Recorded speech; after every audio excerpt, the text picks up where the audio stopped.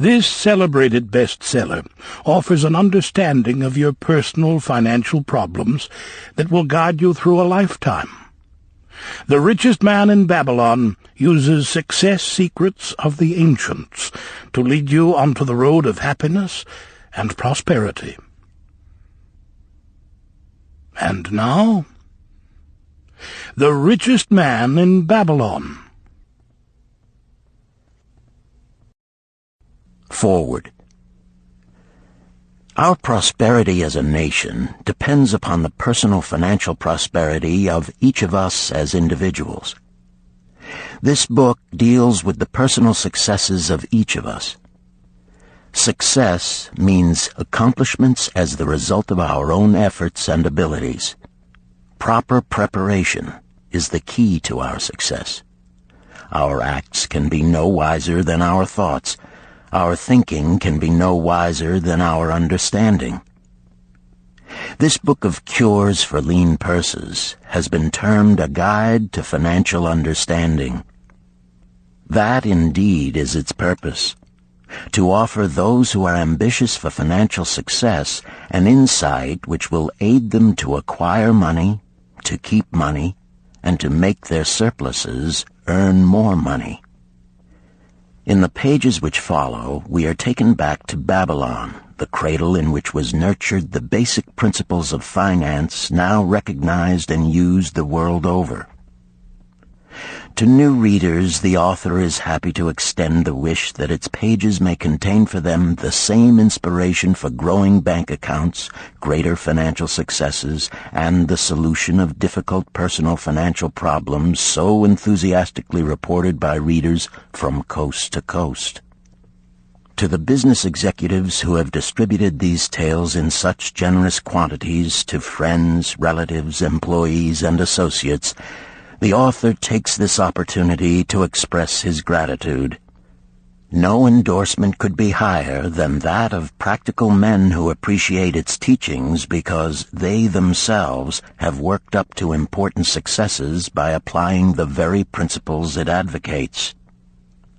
Babylon became the wealthiest city of the ancient world because its citizens were the richest people of their time. They appreciated the value of money. They practiced sound financial principles in acquiring money, keeping money, and making their money earn more money. They provided for themselves what we all desire: incomes for the future. GSC. Chapter 1. The Man Who Desired Gold. Banseer, the chariot builder of Babylon, was thoroughly discouraged. From his seat upon the low wall surrounding his property, he gazed sadly at his simple home and the open workshop in which stood a partially completed chariot. His wife frequently appeared at the open door. Her furtive glances in his direction reminded him that the meal bag was almost empty and he should be at work finishing the chariot, hammering and hewing, polishing and painting, stretching taut the leather over the wheel rims, preparing it for delivery so he could collect from his wealthy customer. Nevertheless, his fat, muscular body sat stolidly upon the wall. His slow mind was struggling patiently with a problem for which he could find no answer. The hot tropical sun, so typical of this valley of the Euphrates, beat down upon him mercilessly.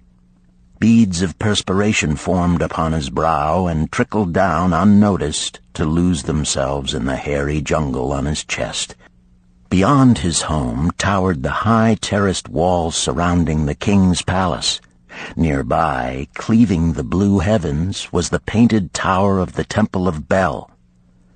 In the shadow of such grandeur was his simple home and many others far less neat and well cared for.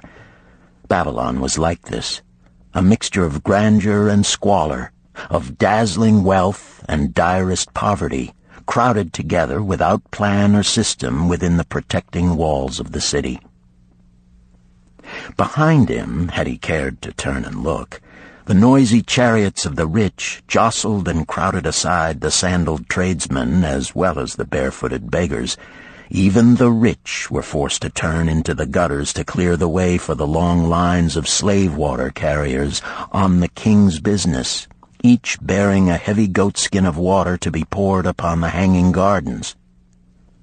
Bansir was too engrossed in his own problem to hear or heed the confused hubbub of the busy city. It was the unexpected twanging of the strings from a familiar lyre that aroused him from his reverie. He turned and looked into the sensitive, smiling face of his best friend, Kabai, the musician. "May the gods bless thee with great liberality, my good friend," began Kabai with an elaborate salute. "Yet it does appear they have already been so generous thou needst not to labor. I rejoice with thee in thy good fortune. More, I would even share it with thee. Pray, from thy purse, which must be bulging, else thou wouldst be busy in yon shop, extract but 2 humble shekels and lend them to me until after the nobleman's feast this night.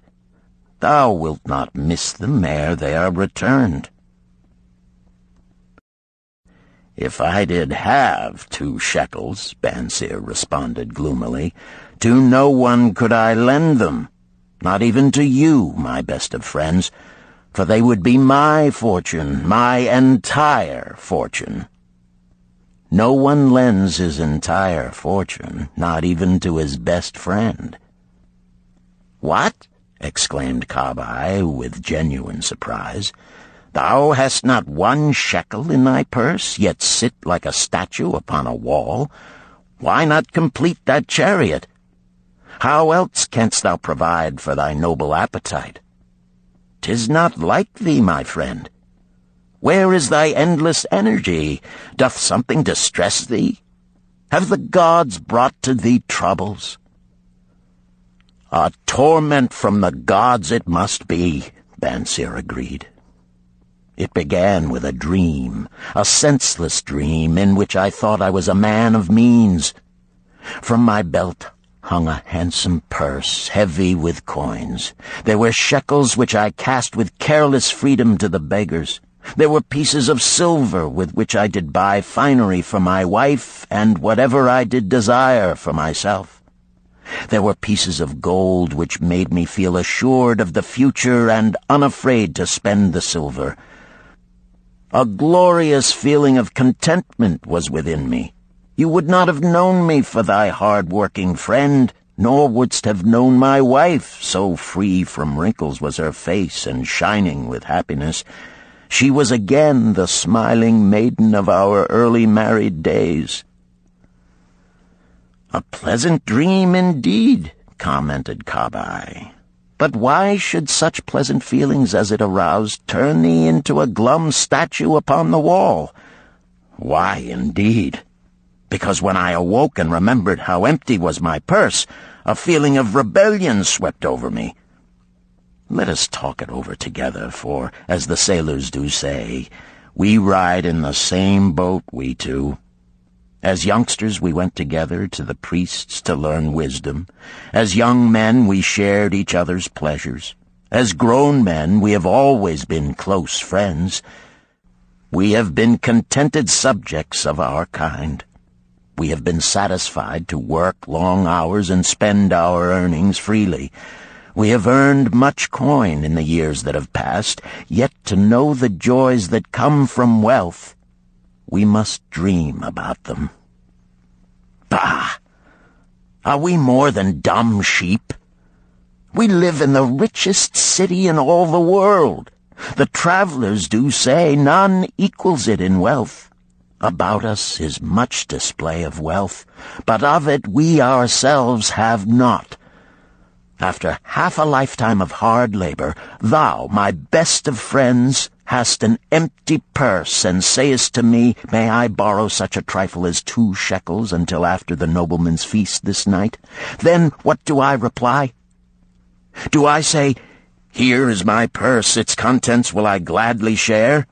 No, I admit that my purse is as empty as thine. What is the matter? Why cannot we acquire silver and gold, more than enough for food and robes? Consider also our sons, Bansir continued. Are they not following in the footsteps of their fathers? Need they and their families, and their sons' families, live all their lives in the midst of such treasures of gold, and yet, like us, be content to banquet upon sour goat's milk and porridge? Never in all the years of our friendship didst thou talk like this before, Bansir. Kabai was puzzled. Never in all those years did I think like this before. From early dawn until darkness stopped me, I have labored to build the finest chariots any man could make, soft-heartedly hoping some day the gods would recognize my worthy deeds and bestow upon me great prosperity. This they have never done. At last I realize this they will never do. Therefore my heart is sad. I wish to be a man of means. I wish to own lands and cattle, to have fine robes and coins in my purse. I am willing to work for these things with all the strength in my back, with all the skill in my hands, with all the cunning in my mind. But I wish my labors to be fairly rewarded. What is the matter with us? Again, I ask you, why cannot we have our just share of the good things so plentiful for those who have the gold with which to buy them? Would I knew the answer, Kabai replied. No better than thou am I satisfied. My earnings from my lyre are quickly gone. Often must I plan and scheme that my family be not hungry. Also within my breast is a deep longing for a lyre large enough that it may truly sing the strains of music that do surge through my mind. With such an instrument could I make music finer than even the king has ever heard before. Such a lyre thou shouldst have. No man in all Babylon could make it sing more sweetly.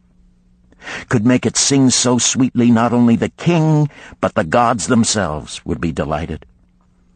But how mayest thou secure it while we both of us are as poor as the king's slaves? Listen to the bell. Here they come. He pointed to the long column of half-naked, sweating water-bearers plodding laboriously up the narrow street from the river. 5 abreast they marched, each bent under a heavy goatskin of water. A fine figure of a man he who doth lead them, Kabai indicated the wearer of the bell who marched in front without a load. A prominent man in his own country, 'tis easy to see. There are many good figures in the line, Bansir agreed, as good men as we. Tall, blond men from the north, laughing black men from the south, little brown men from the nearer countries, all marching together from the river to the gardens, back and forth, day after day, year after year, naught of happiness to look forward to, beds of straw upon which to sleep, hard grain porridge to eat. Pity the poor brutes, Kabai. Pity them I do, yet thou dost make me see how little better off are we, free men though we call ourselves. That is truth, Kabai, unpleasant thought though it may be. We do not wish to go on year after year living slavish lives, working, getting nowhere. Might we not find out how others acquire gold and do as they do? Kabai inquired. Perhaps there is some secret we might learn if we but sought from those who knew, replied Bansir thoughtfully. This very day, suggested Kabai, I did pass our old friend Arkad, riding in his golden chariot. This I will say, he did not look over my humble head as many in his station might consider his right. Instead, he did wave his hand that all onlookers might see him pay greetings and bestow his smile of friendship upon Kabai, the musician. He is claimed to be the richest man in all Babylon, Bansir mused. So rich, the king is said to seek his golden aid in affairs of the treasury, Kabai replied. So rich, Bansir interrupted. I fear if I should meet him in the darkness of the night, I should lay my hands upon his fat wallet. Nonsense, reproved Kabai. A man's wealth is not in the purse he carries. A fat purse quickly empties if there be no golden stream to refill it. Arkad has an income that constantly keeps his purse full, no matter how liberally he spends. Income, that is the thing, ejaculated Bansir. I wish an income that will keep flowing into my purse whether I sit upon the wall or travel to far lands. Arkad must know how a man can make an income for himself. Dost suppose it is something he could make clear to a mind as slow as mine? Methinks he did teach his knowledge to his son, Nomasir, Kabai responded. Did he not go to Nineveh and, so it is told at the inn, become, without aid from his father, one of the richest men in that city? Kabai, thou bringest to me a rare thought. A new light gleamed in Bansir's eyes. It costs nothing to ask wise advice from a good friend, and Arkad was always that. Never mind though our purses be as empty as the falcon's nest of a year ago. Let that not detain us. We are weary of being without gold in the midst of plenty. We wish to become men of means. Come, let us go to Arkad and ask how we also may acquire incomes for ourselves. Thou speakest with true inspiration, Bansir. Thou bringest to my mind a new understanding. Thou makest me to realize the reason why we have never found any measure of wealth. We never sought it. Thou hast labored patiently to build the staunchest chariots in Babylon. To that purpose was devoted your best endeavors. Therefore, at it thou didst succeed. I strove to become a skillful lyre player, and at it I did succeed. In those things toward which we exerted our best endeavors, we succeeded. The gods were content to let us continue thus. Now at last we see a light, bright like that from the rising sun. It biddeth us to learn more, that we may prosper more. With a new understanding, we shall find honorable ways to accomplish our desires. Let us go to Arkad this very day, Bansir urged. Also, let us ask other friends of our boyhood days who have fared no better than ourselves to join us, that they too may share in his wisdom. Thou wert ever thus thoughtful to thy friends, Bansir. Therefore hast thou many friends. It shall be as thou sayest. We go this day and take them with us.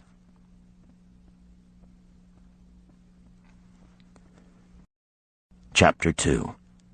The Richest Man in Babylon. In old Babylon there once lived a certain very rich man named Arkad. Far and wide he was famed for his great wealth. Also was he famed for his liberality. He was generous in his charities. He was generous with his family. He was liberal in his own expenses. But nevertheless, each year his wealth increased more rapidly than he spent it. And there were certain friends of younger days who came to him and said, You, Arkad, are more fortunate than we. You have become the richest man in all Babylon, while we struggle for existence.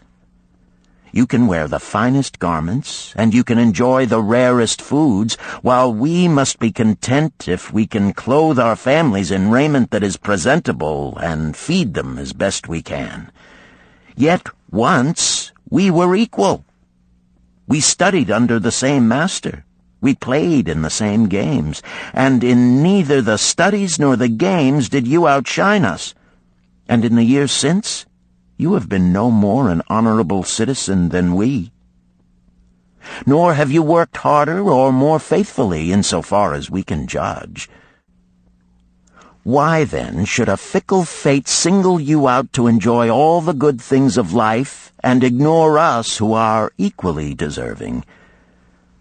Thereupon Arcad remonstrated with them, saying, If you have not acquired more than a bare existence in the years since we were youths, it is because you either have failed to learn the laws that govern the building of wealth, or else you do not observe them. Fickle fate is a vicious goddess who brings no permanent good to anyone. On the contrary, she brings ruin to almost every man upon whom she showers unearned gold. She makes wanton spenders who soon dissipate all they receive and are left beset by overwhelming appetites and desires they have not the ability to gratify. Yet others whom she favors become misers and hoard their wealth, fearing to spend what they have, knowing they do not possess the ability to replace it. They further are beset by fear of robbers and doom themselves to lives of emptiness and secret misery. Others there probably are who can take unearned gold and add to it and continue to be happy and contented citizens, but so few are they, I know of them but by hearsay. Think you of the men who have inherited sudden wealth, and see if these things are not so. His friends admitted that of the men they knew who had inherited wealth, these words were true, and they besought him to explain to them how he had become possessed of so much prosperity, so he continued. In my youth, I looked about me and saw all the good things there were to bring happiness and contentment, and I realized that wealth increased the potency of all these. Wealth is a power. With wealth, many things are possible. One may ornament the home with the richest of furnishings. One may sail the distant seas. One may feast on the delicacies of far lands. One may buy the ornaments of the gold worker and the stone polisher. One may even build mighty temples for the gods. One may do all these things and many others in which there is delight for the senses and gratification for the soul. And when I realized all this, I decided to myself that I would claim my share of the good things of life. I would not be one of those who stand afar off, enviously watching others enjoy. I would not be content to clothe myself in the cheapest raiment that looked respectable. I would not be satisfied with the lot of a poor man. On the contrary, I would make myself a guest at this banquet of good things. Being, as you know, the son of a humble merchant, one of a large family with no hope of an inheritance, and not being endowed, as you have so frankly said, with superior powers or wisdom, I decided that if I was to achieve what I desired, time and study would be required. As for time, all men have it in abundance. You, each of you, have let slip by sufficient time to have made yourselves wealthy. Yet you admit you have nothing to show except your good families, of which you can be justly proud. As for study, did not our wise teacher teach us that learning was of two kinds? The one kind being the things we learned and knew, and the other being the training that taught us how to find out what we did not know. Therefore did I decide to find out how one might accumulate wealth, and, when I had found out, to make this my task and do it well. For is it not wise that we should enjoy while we dwell in the brightness of the sunshine? For sorrows enough shall descend upon us when we depart for the darkness of the world of spirit.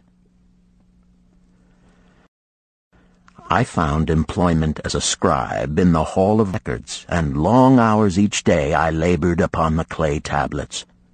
Week after week, and month after month I labored, yet for my earnings I had naught to show.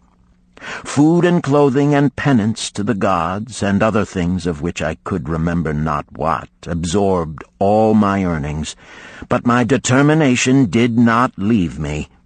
And one day Algamish, the moneylender, came to the house of the city master and ordered a copy of the 9th law, and he said to me, I must have this in 2 days, and if the task is done by that time, 2 coppers will I give to thee. So I labored hard, but the law was long, and when Algamish returned, the task was unfinished. He was angry, and had I been his slave, he would have beaten me. But knowing the city master would not permit him to injure me, I was unafraid. So I said to him, Algamish, you are a very rich man. Tell me how I may also become rich, and all night I will carve upon the clay, and when the sun rises, it shall be completed. He smiled at me and replied, You are a forward knave, but we will call it a bargain. All that night I carved, though my back pained and the smell of the wick made my head ache until my eyes could hardly see. But when he returned at sunup, the tablets were complete. Now, I said, tell me what you promised. You have fulfilled your part of our bargain, my son, he said to me kindly, and I am ready to fulfill mine. I will tell you these things you wish to know, because I am becoming an old man, and an old tongue loves to wag. And when youth comes to age for advice, he receives the wisdom of years. But too often does youth think that age knows only the wisdom of days that are gone, and therefore profits not. But remember this, the sun that shines today is the sun that shone when thy father was born, and will still be shining when thy last grandchild shall pass into the darkness. The thoughts of youth, he continued, are bright lights that shine forth like the meteors that oft make brilliant the sky. But the wisdom of age is like the fixed stars that shine so unchanged that the sailor may depend upon them to steer his course. Mark you well my words, for if you do not, you will fail to grasp the truth that I will tell you, and you will think that your night's work has been in vain. Then he looked at me shrewdly from under his shaggy brows and said in a low, forceful tone, I've found the road to wealth when I decided that a part of all I earned was mine to keep. And so will you. Then he continued to look at me with a glance that I could feel pierce me, but said no more. Is that all? I asked. That was sufficient to change the heart of a sheep-herder into the heart of a money-lender, he replied. But all I earn is mine to keep, is it not? I demanded. Far from it, he replied. Do you not pay the garment maker? Do you not pay the sandal maker? Do you not pay for the things you eat? Can you live in Babylon without spending? What have you to show for your earnings of the past month? What for the past year?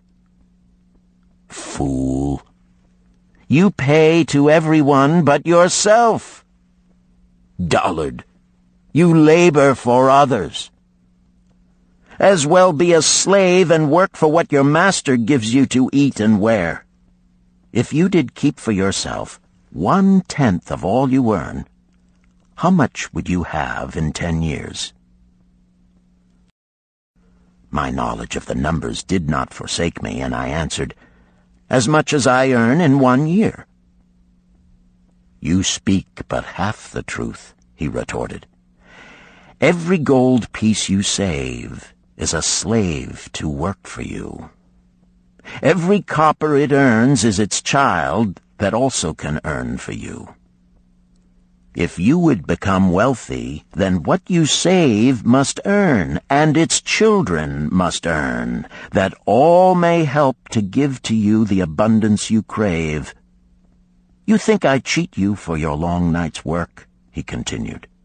"But I am paying you 1,000 times over if you have the intelligence to grasp the truth I offer you. A part of all you earn is yours to keep. It should not be less than 1/10, no matter how little you earn. It can be as much more as you can afford. Pay yourself first. Do not buy from the clothes maker and the sandal maker more than you can pay out of the rest and still have enough for food and charity and penance to the gods. Wealth, like a tree, grows from a tiny seed. The first copper you save is the seed from which your tree of wealth shall grow. The sooner you plant that seed, the sooner shall the tree grow. And the more faithfully you nourish and water that tree with consistent savings, the sooner may you bask in contentment beneath its shade." So saying, he took his tablets and went away. I thought much about what he had said to me, and it seemed reasonable, so I decided that I would try it. Each time I was paid, I took 1 from each 10 pieces of copper and hid it away. And strange as it may seem, I was no shorter of funds than before. I noticed little difference as I managed to get along without it.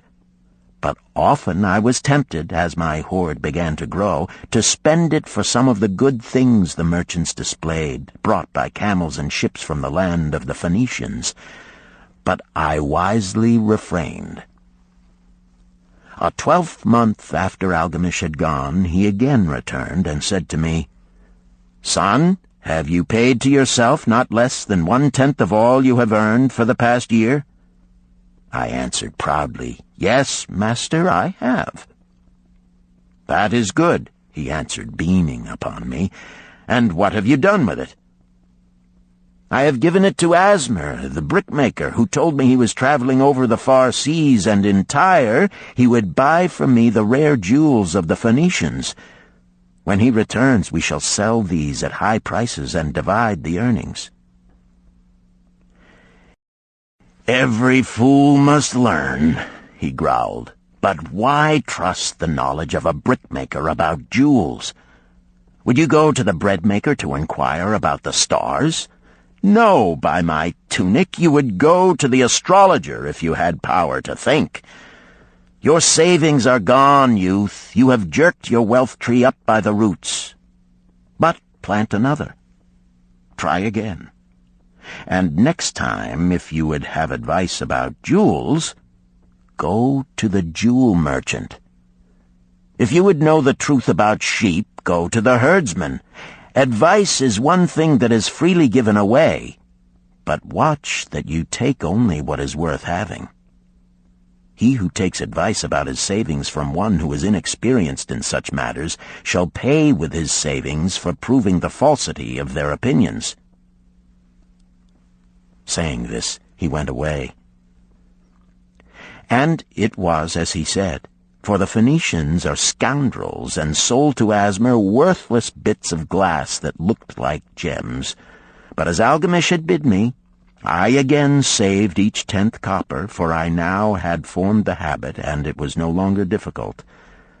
Again, 12 months later, Algamish came to the room of the scribes and addressed me. "What progress have you made since last I saw you?" "I have paid myself faithfully," I replied, "and my savings I have entrusted to Agar, the shield-maker, to buy bronze, and each 4th month he does pay me the rental." "That is good. And what do you do with the rental?" I do have a great feast with honey and fine wine and spiced cake. Also I have bought me a scarlet tunic, and some day I shall buy me a young ass upon which to ride." To which Algamish laughed, "You do eat the children of your savings. Then how do you expect them to work for you? And how can they have children that will also work for you? First get thee an army of golden slaves, and then many a rich banquet may you enjoy without regret." So saying, he again went away. Nor did I again see him for 2 years, when he once more returned, and his face was full of deep lines, and his eyes drooped, for he was becoming a very old man. And he said to me, "Arcad, hast thou yet achieved the wealth thou dreamed of?" And I answered, "Not yet all that I desire, but some I have, and it earns more, and its earnings earn more." "And do you still take the advice of brickmakers?" "About brickmaking they give me good advice," I retorted. "Arcad," he continued, "you have learned your lessons well. You first learned to live upon less than you could earn. Next, you learned to seek advice from those who were competent through their own experiences to give it. And lastly, you have learned to make gold work for you. You have taught yourself how to acquire money, how to keep it, and how to use it. Therefore, you are competent for a responsible position. I am becoming an old man. My sons think only of spending and give no thought to earning. My interests are great, and I fear too much for me to look after. If you will go to Nippur and look after my lands there, I shall make you my partner, and you shall share in my estate." So I went to Nippur and took charge of his holdings, which were large, and because I was full of ambition and because I had mastered the 3 laws of successfully handling wealth, I was enabled to increase greatly the value of his properties. So I prospered much, and when the spirit of Algamish departed for the sphere of darkness, I did share in his estate as he had arranged under the law. So spake Arcad, and when he had finished his tale, one of his friends said, "You were indeed fortunate that Algamish made you an heir." "Fortunate only in that I had the desire to prosper before I first met him. For 4 years did I not prove my definiteness of purpose by keeping 1/10 of all I earned? Would you call a fisherman lucky who for years so studied the habits of the fish that with each changing wind he could cast his nets about them? Opportunity is a haughty goddess who wastes no time with those who are unprepared. You had strong willpower to keep on after you lost your first year's savings. You are unusual in that way," spoke up another. "Willpower," retorted Arcad. "What nonsense! Do you think willpower gives a man the strength to lift a burden the camel cannot carry, or to draw a load the oxen cannot budge? Willpower is but the unflinching purpose to carry a task you set for yourself to fulfillment. If I set for myself a task, be it ever so trifling, I shall see it through. How else shall I have confidence in myself to do important things? Should I say to myself, for 100 days as I walk across the bridge into the city, I will pick from the road a pebble and cast it into the stream? I would do it. If on the 7th day I passed by without remembering, I would not say to myself, tomorrow I will cast 2 pebbles which will do as well.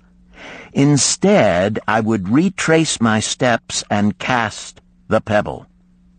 Nor on the 20th day would I say to myself, Arcad, this is useless. What does it avail you to cast a pebble every day?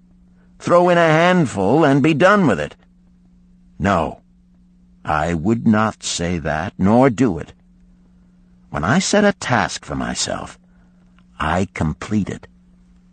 Therefore, I am careful not to start difficult and impractical tasks, because I love leisure." And then another friend spoke up and said, "If what you tell is true, and it does seem, as you have said, reasonable, then being so simple, if all men did it, there would not be enough wealth to go around." "Wealth grows wherever men exert energy," Arcad replied. "If a rich man builds him a new palace, is the gold he pays out gone? No, the brickmaker has part of it, and the laborer has part of it, and the artist has part of it, and everyone who labors upon the house has part of it. Yet, when the palace is completed, is it not worth all it cost? And is the ground upon which it stands not worth more because it is there? And is the ground that adjoins it not worth more because it is there? Wealth grows in magic ways. No man can prophesy the limit of it. Have not the Phoenicians built great cities on barren coasts with the wealth that comes from their ships of commerce on the seas? "What then do you advise us to do that we also may become rich?" asked still another of his friends. "The years have passed, and we are no longer young men, and we have nothing put by."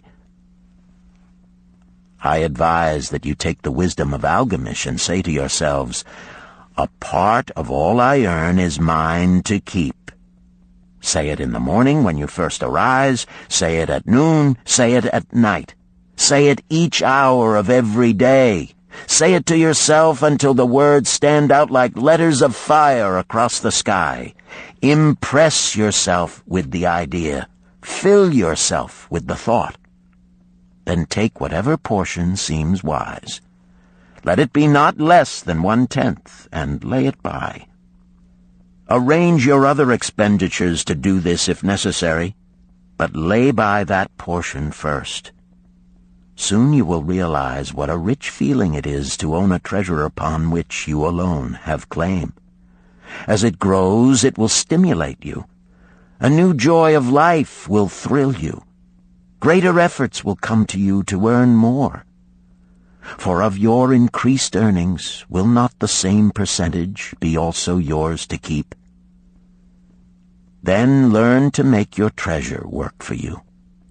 Make it your slave. Make its children and its children's children work for you. Ensure an income for thy future. Look thou at the aged, and forget not that in the days to come thou also will be numbered among them. Therefore invest thy treasure with greatest caution that it be not lost.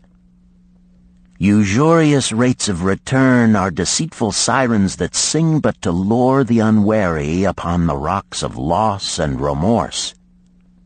Provide also that thy family may not want should the gods call thee to their realms. For such protection it is always possible to make provision with small payments at regular intervals.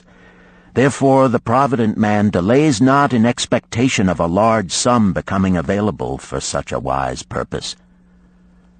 Counsel with wise men. Seek the advice of men whose daily work is handling money. Let them save you from such an error as I myself made in entrusting my money to the judgment of Asmer, the brickmaker. A small return and a safe one is far more desirable than risk. Enjoy life while you are here. Do not overstrain or try to save too much. If 1/10 of all you earn is as much as you can comfortably keep, be content to keep this portion. Live otherwise according to your income, and let not yourself get niggardly and afraid to spend. Life is good, and life is rich with things worthwhile and things to enjoy. His friends thanked him and went away. Some were silent because they had no imagination and could not understand. Some were sarcastic because they thought that one so rich should divide with old friends not so fortunate. But some had in their eyes a new light. They realized that Algamish had come back each time to the room of the scribes because he was watching a man work his way out of darkness into light. When that man had found the light, a place awaited him. No one could fill that place until he had for himself worked out his own understanding, until he was ready for opportunity. These latter were the ones who, in the following years, frequently revisited Arcad, who received them gladly. He counseled with them and gave them freely of his wisdom, as men of broad experience are always glad to do, and he assisted them in so investing their savings that it would bring in a good interest with safety and would neither be lost nor entangled in investments that paid no dividends. The turning point in these men's lives came upon that day when they realized the truth that had come from Algamish to Arcad, and from Arcad to them. A part of all you earn is yours to keep.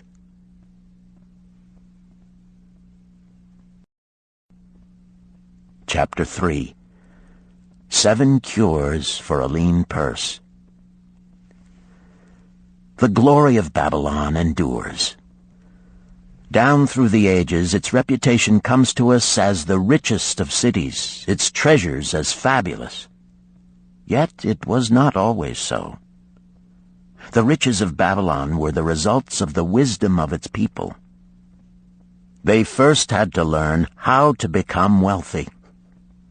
When the good King Sargon returned to Babylon after defeating his enemies, the Elamites, he was confronted with a serious situation. The royal chancellor explained it to the king thus: "After many years of great prosperity brought to our people because your majesty built the great irrigation canals and the mighty temples of the gods, now that these works are completed, the people seem unable to support themselves. The laborers are without employment. The merchants have few customers. The farmers are unable to sell their produce. The people have not enough gold to buy food." "But where has all the gold gone that we spent for these great improvements?" demanded the king. "It has found its way, I fear," responded the chancellor, "into the possession of a few very rich men of our city. It filtered through the fingers of most of our people as quickly as the goat's milk goes through the strainer. Now that the stream of gold has ceased to flow, most of our people have nothing to show for their earnings." The king was thoughtful for some time. Then he asked, "Why should so few men be able to acquire all the gold?" "Because they know how," replied the chancellor. "One may not condemn a man for succeeding because he knows how. Neither may one with justice take away from a man what he has fairly earned to give to men of less ability." "But why," demanded the king, "should not all the people learn how to accumulate gold and therefore become themselves rich and prosperous?" "Quite possible, Your Excellency. But who can teach them? Certainly not the priests, because they know naught of money-making." "Who knows best in all our city how to become wealthy, Chancellor?" asked the king. "Thy question answers itself, Your Majesty. Who has amassed the greatest wealth in Babylon?" "Well said, my able Chancellor. It is Arcad. He is the richest man in Babylon. Bring him before me on the morrow." Upon the following day, as the king had decreed, Arcad appeared before him, straight and sprightly, despite his 80 years and 10. "Arcad," spoke the king, "is it true thou art the richest man in Babylon?" "So it is reported, Your Majesty, and no man disputes it." "How becamest thou so wealthy?" "By taking advantage of opportunities available to all citizens of our good city." thou hadst nothing to start with? Only a great desire for wealth. Besides this, nothing. Arcad, continued the king, our city is in a very unhappy state because a few men know how to acquire wealth and therefore monopolize it, while the mass of our citizens lack the knowledge of how to keep any part of the gold they receive.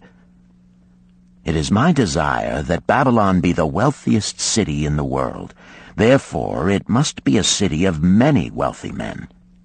Therefore, we must teach all the people how to acquire riches. Tell me, Arcad, is there any secret to acquiring wealth? Can it be taught? It is practical, Your Majesty.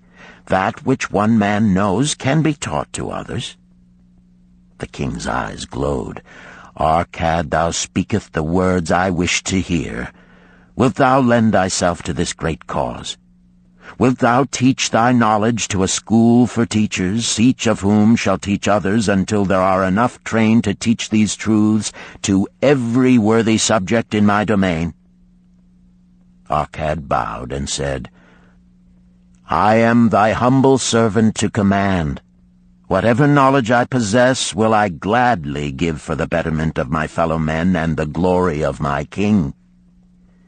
Let your good chancellor arrange for me a class of 100 men, and I will teach them those 7 cures which did fatten my purse, than which there was none leaner in all Babylon.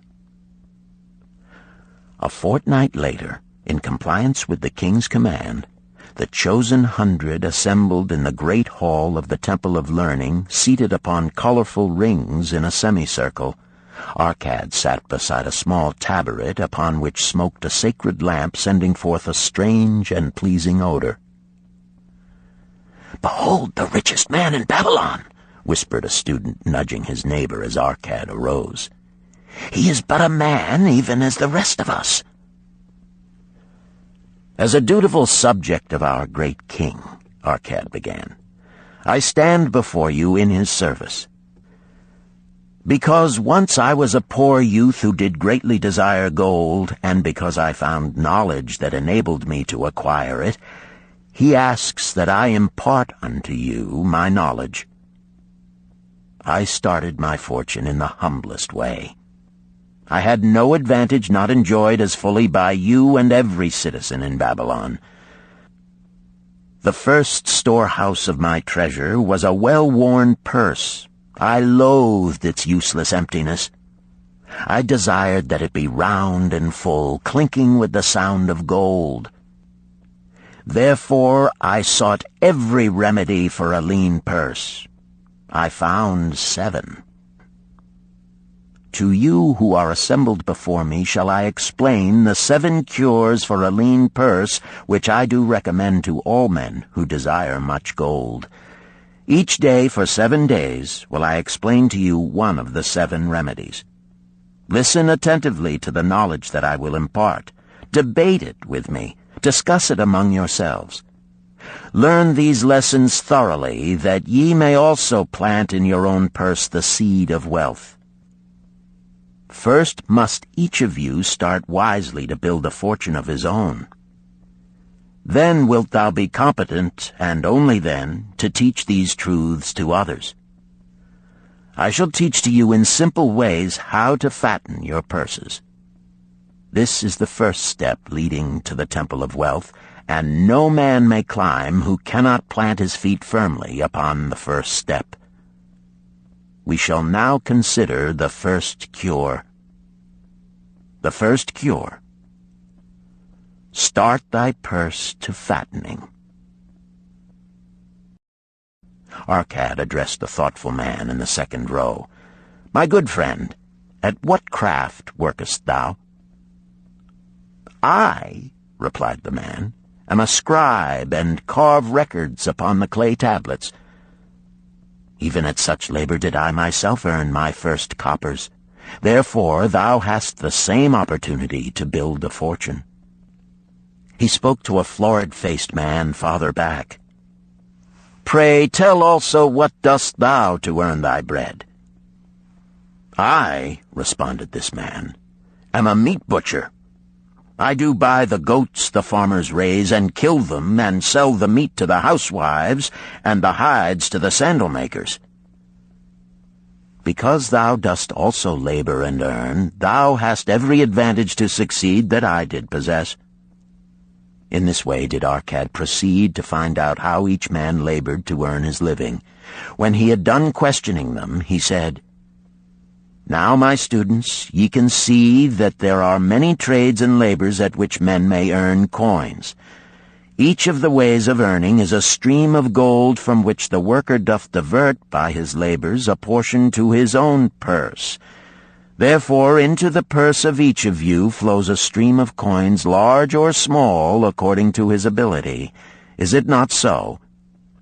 Thereupon they agreed that it was so. "Then," continued Arcad, "if each of you desireth to build for himself a fortune, is it not wise to start by utilizing that source of wealth which he already has established?" To this they agreed. Then Arcad turned to a humble man who had declared himself an egg merchant. "If thou select one of thy baskets, and put into it each morning 10 eggs, and take out from it each evening 9 eggs, what will eventually happen?" "It will become in time overflowing." "Why?" "Because each day I put in 1 more egg than I take out." Arcad turned to the class with a smile. "Does any man here have a lean purse?" First they looked amused, then they laughed. Lastly, they waved their purses in jest. "All right," he continued. "Now I shall tell thee the first remedy I learned to cure a lean purse. Do exactly as I have suggested to the egg merchant. For every 10 coins thou placest within thy purse, take out for use but 9. Thy purse will start to fatten at once, and its increasing weight will feel good in thy hand and bring satisfaction to thy soul. Deride not what I say because of its simplicity. Truth is always simple. I told thee I would tell how I built my fortune. This was my beginning. I, too, carried a lean purse and cursed it because there was naught within to satisfy my desires. But when I began to take out from my purse but 9 parts of 10 I put in, it began to fatten. So will thine. Now I will tell a strange truth, the reason for which I know not. When I ceased to pay out more than 9/10 of my earnings, I managed to get along just as well. I was not shorter than before. Also, ere long did coins come to me more easily than before. Surely it is a law of the gods that unto him who keepeth and spendeth not a certain part of all his earnings shall gold come more easily. Likewise him whose purse is empty does gold avoid. Which desirest thou the most? Is it the gratification of thy desires of each day, a jewel, a bit of finery, better raiment, more food, things quickly gone and forgotten? Or is it substantial belongings, gold, lands, herds, merchandise, income-bringing investments? The coins thou takest from thy purse bring the first. The coins thou leavest within it will bring the latter. This, my students, was the first cure I did discover for my lean purse. For each 10 coins I put in, to spend but 9. Debate this among yourselves. If any man proves it untrue, tell me upon the morrow when we shall meet again. The second cure. Control thy expenditures. Some of your members, my students, have asked me this. How can a man keep 1/10 of all he earns in his purse when all the coins he earns are not enough for his necessary expenses? So did Arcad address his students upon the second day. "Yesterday, how many of thee carried lean purses?" "All of us," answered the class. "Yet thou do not all earn the same. Some earn much more than others. Some have much larger families to support. Yet all purses were equally lean. Now I will tell thee an unusual truth about men and sons of men. It is this, that what each of us calls our necessary expenses will always grow to equal our incomes unless we protest to the contrary. Confuse not the necessary expenses with thy desires. Each of you, together with your good families, have more desires than your earnings can gratify. Therefore are thy earnings spent to gratify these desires in so far as they will go. Still thou retainest many ungratified desires. All men are burdened with more desires than they can gratify. Because of my wealth, thinkest thou I may gratify every desire? 'Tis a false idea.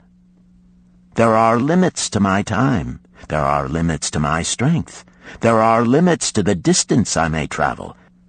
There are limits to what I may eat. There are limits to the zest with which I may enjoy. I say to you that just as weeds grow in a field wherever the farmer leaves space for their roots, even so freely do desires grow in men whenever there is a possibility of their being gratified. Thy desires are a multitude, and those that thou mayest gratify are but few. Study thoughtfully thy accustomed habits of living. Herein may be most often found certain accepted expenses that may wisely be reduced or eliminated. Let thy motto be 100% of appreciated value demanded for each coin spent. Therefore, engrave upon the clay each thing for which thou desireth to spend. Select those that are necessary and others that are possible through the expenditure of 9/10 of thy income. Cross out the rest and consider them but a part of that great multitude of desires that must go unsatisfied, and regret them not. Budget then thy necessary expenses. Touch not the 1/10 that is fattening thy purse. Let this be thy great desire that is being fulfilled. Keep working with thy budget. Keep adjusting it to help thee. Make it thy first assistant in defending thy fattening purse. Hereupon one of the students, wearing a robe of red and gold, arose and said, "I am a free man. I believe that it is my right to enjoy the good things of life. Therefore do I rebel against the slavery of a budget which determines just how much I may spend and for what. I feel it would take much pleasure from my life and make me little more than a pack-ass to carry a burden."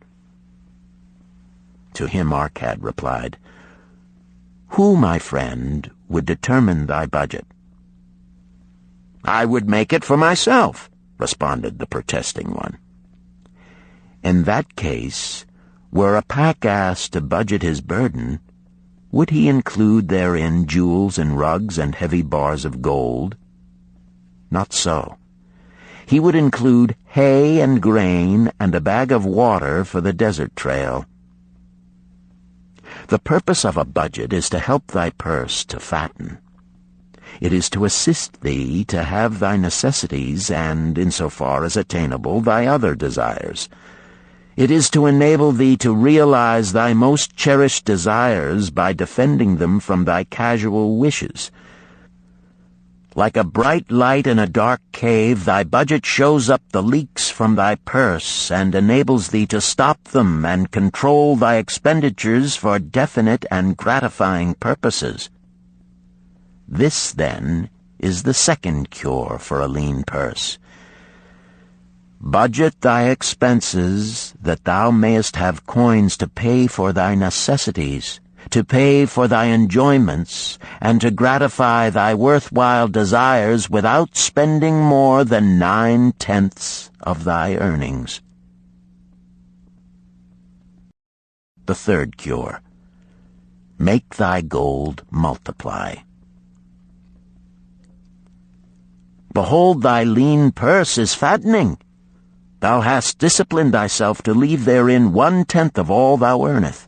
Thou hast controlled thy expenditures to protect thy growing treasure. Next, we will consider means to put thy treasure to labor and to increase. Gold in a purse is gratifying to own, and satisfieth a miserly soul, but earns nothing. The gold we may retain from our earnings is but the start. The earnings it will make shall build our fortunes. So spoke our cat upon the third day to his class. How, therefore, may we put our gold to work? My first investment was unfortunate, for I lost all. Its tale I will relate later. My first profitable investment was a loan I made to a man named Agar, a shield maker.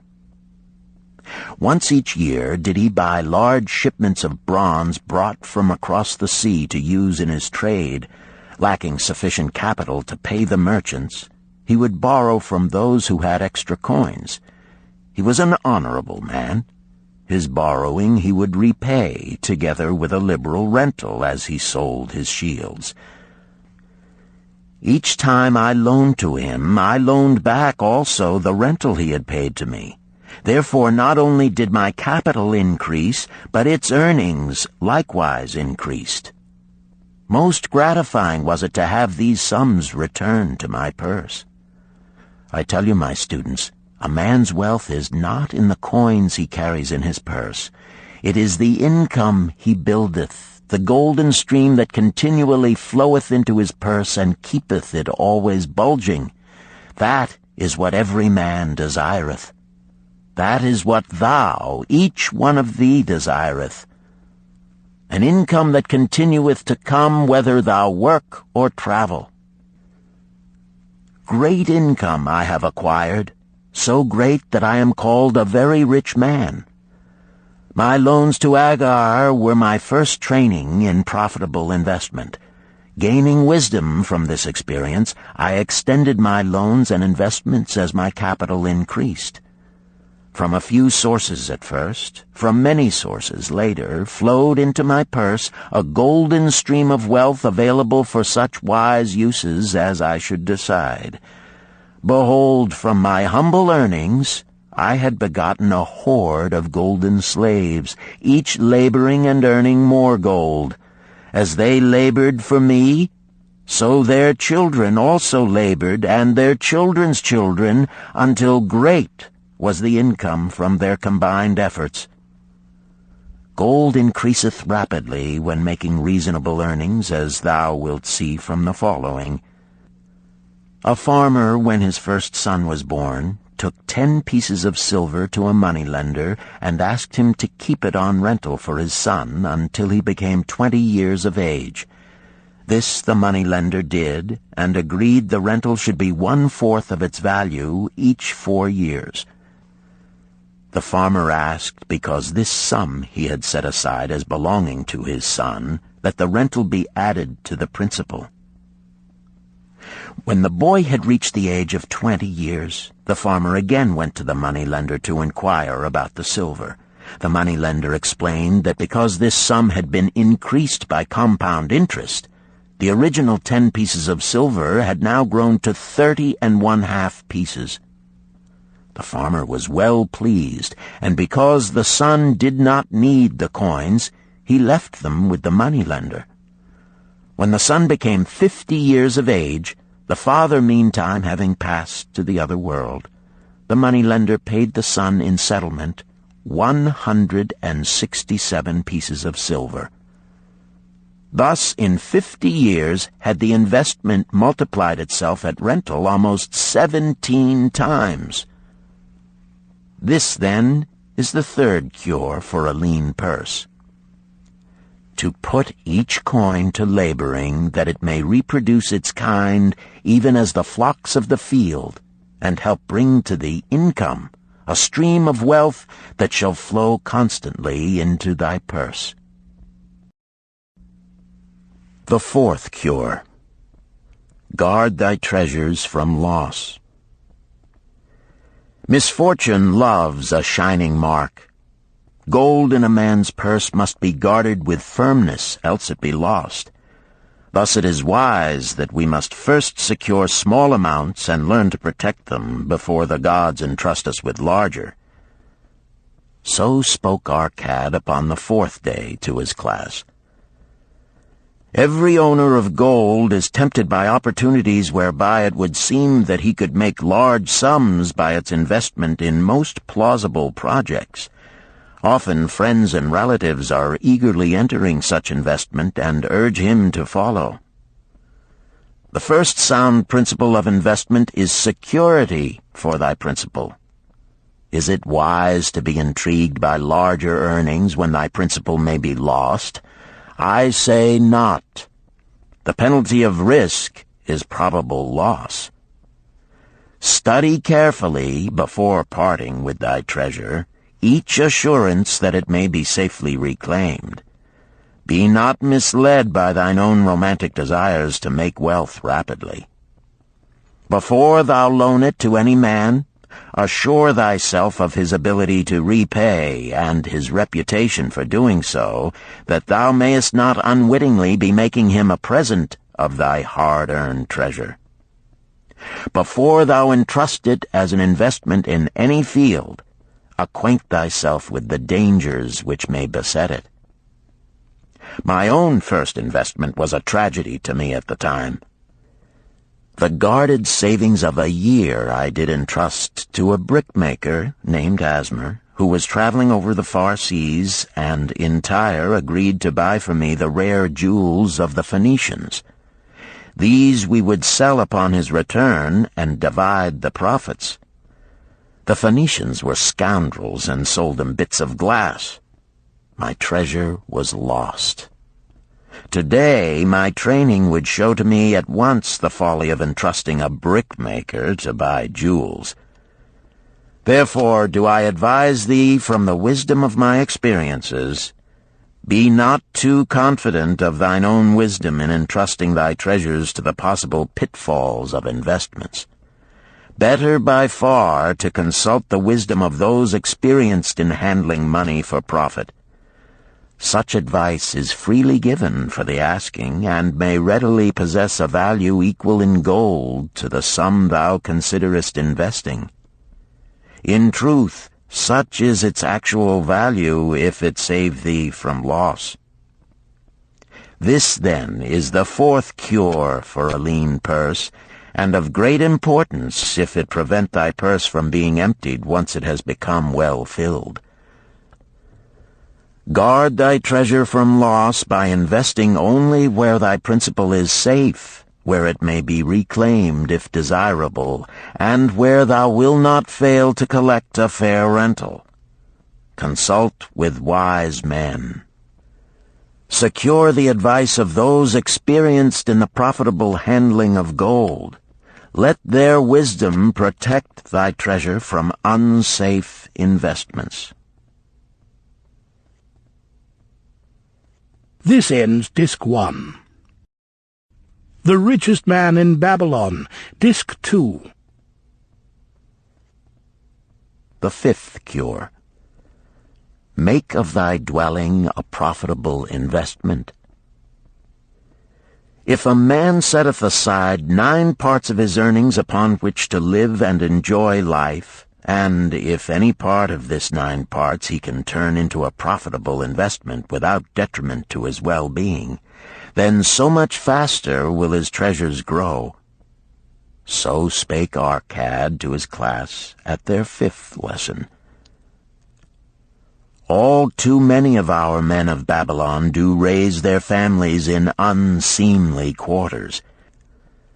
They do pay to exacting landlords liberal rentals for rooms where their wives have not a spot to raise the blooms that gladden a woman's heart, and their children have no place to play their games except in the unclean alleys.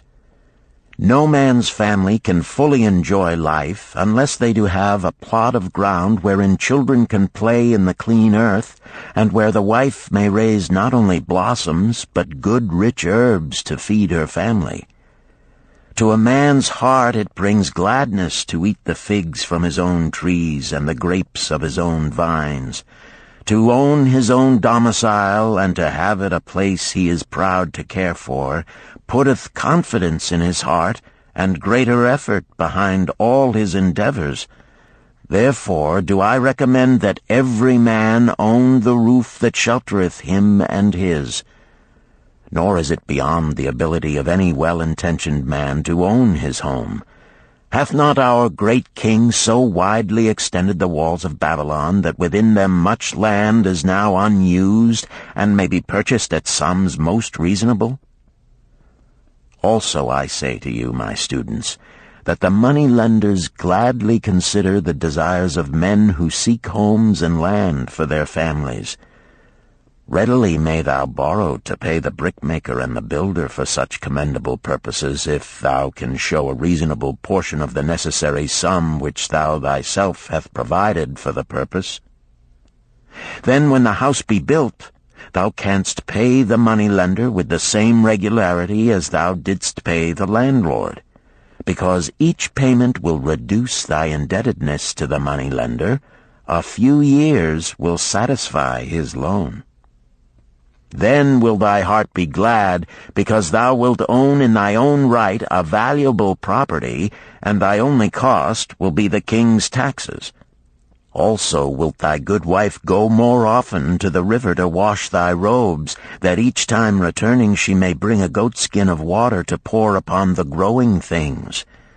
Thus come many blessings to the man who owneth his own house, and greatly will it reduce his cost of living, making available more of his earnings for pleasures and the gratification of his desires. This, then, is the fifth cure for a lean purse. Own thy own home. The sixth cure. Ensure a future income.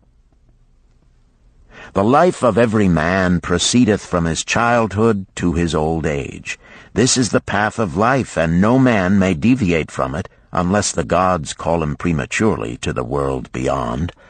Therefore do I say that it behooves a man to make preparation for a suitable income in the days to come, when he is no longer young, and to make preparations for his family, should he be no longer with them to comfort and support them. This lesson shall instruct thee in providing a full purse when time has made thee less able to earn. So Arcad addressed his class upon the sixth day. The man who, because of his understanding of the laws of wealth, acquireth a growing surplus, should give thought to those future days. He should plan certain investments or provisions that may endure safely for many years, yet will be available when the time arrives which he has so wisely anticipated. There are diverse ways by which a man may provide with safety for his future. He may provide a hiding place and there bury a secret treasure. Yet no matter with what skill it be hidden, it may nevertheless become the loot of thieves. For this reason I recommend not this plan. A man may buy houses or lands for this purpose. If wisely chosen as to their usefulness and value in the future, they are permanent in their value and their earnings, or their sale will provide well for his purpose. A man may loan a small sum to the moneylender and increase it at regular periods. The rental which the moneylender adds to this will largely add to its increase. I do know a sandal-maker named Ansan, who explained to me not long ago that each week for 8 years he had deposited with his moneylender 2 pieces of silver. The moneylender had but recently given him an accounting over which he greatly rejoiced. The total of his small deposits with their rental at the customary rate of 1/4 their value for each 4 years had now become 1,040 pieces of silver. I did gladly encourage him further by demonstrating to him with my knowledge of the numbers that in 12 years more, if he would keep his regular deposits of but 2 pieces of silver each week, the moneylender would then owe him 4,000 pieces of silver, a worthy competence for the rest of his life. Surely when such a small payment made with regularity doth produce such profitable results, no man can afford not to insure a treasure for his old age and the protection of his family, no matter how prosperous his business and his investments may be. I would that I might say more about this. In my mind rests a belief that someday wise-thinking men will devise a plan to insure against death, whereby many men pay in but a trifling sum regularly, the aggregate making a handsome sum for the family of each member who passeth to the beyond. This do I see as something desirable and which I could highly recommend. But today it is not possible, because it must reach beyond the life of any man or any partnership to operate. It must be as stable as the king's throne. Some day do I feel that such a plan shall come to pass, and be a great blessing to many men, because even the first small payment will make available a snug fortune for the family of a member, should he pass on. But because we live in our own day, and not in the days which are to come, must we take advantage of those means and ways of accomplishing our purposes. Therefore do I recommend to all men that they, by wise and well-thought-out methods, do provide against a lean purse in their mature years. For a lean purse to a man no longer able to earn, or to a family without its head, is a sore tragedy. This, then, is the 6th cure for a lean purse. Provide in advance for the needs of thy growing age and the protection of thy family. The 7th cure. Increase thy ability to earn. This day do I speak to thee, my students, of one of the most vital remedies for a lean purse. Yet I will not talk of gold, but of yourselves, of the men beneath the robes of many colors who do sit before me. I will talk to you of those things within the minds and lives of men which do work for or against their success. So did Arcad address his class upon the 7th day. Not long ago came to me a young man seeking to borrow. When I questioned him the cause of his necessity, he complained that his earnings were insufficient to pay his expenses. Thereupon I explained to him, this being the case, he was a poor customer for the moneylender, as he possessed no surplus earning capacity to repay the loan. What you need, young man, I told him, is to earn more coins. What dost thou to increase thy capacity to earn? All that I can do, he replied. 6 times within 2 moons have I approached my master to request my pay be increased, but without success. No man can go oftener than that. We may smile at his simplicity, yet he did possess one of the vital requirements to increase his earnings. Within him was a strong desire to earn more, a proper and commendable desire. Preceding accomplishment must be desire. Thy desires must be strong and definite. General desires are but weak longings. For a man to wish to be rich is of little purpose. For a man to desire 5 pieces of gold is a tangible desire which he can press to fulfillment. After he has backed his desire for 5 pieces of gold with strength of purpose to secure it, next he can find similar ways to obtain 10 pieces, and then 20 pieces, and later 1,000 pieces, and, behold, he has become wealthy. In learning to secure his one definite small desire, he hath trained himself to secure a larger one. This is the process by which wealth is accumulated, first in small sums, then in larger ones as a man learns and becomes more capable. Desires must be simple and definite. They defeat their own purpose should they be too many, too confusing, or beyond a man's training to accomplish. As a man perfecteth himself in his calling, even so doth his ability to earn increase. In those days when I was a humble scribe carving upon the clay for a few coppers each day, I observed that other workers did more than I, and were paid more. Therefore did I determine that I would be exceeded by none. Nor did it take long for me to discover the reason for their greater success. More interest in my work, more concentration upon my task, more persistence in my effort, and, behold, few men could carve more tablets in a day than I. With reasonable promptness my increased skill was rewarded, nor was it necessary for me to go 6 times to my master to request recognition. The more of wisdom we know, the more we may earn. That man who seeks to learn more of his craft shall be richly rewarded. If he is an artisan, he may seek to learn the methods and the tools of those most skillful in the same line.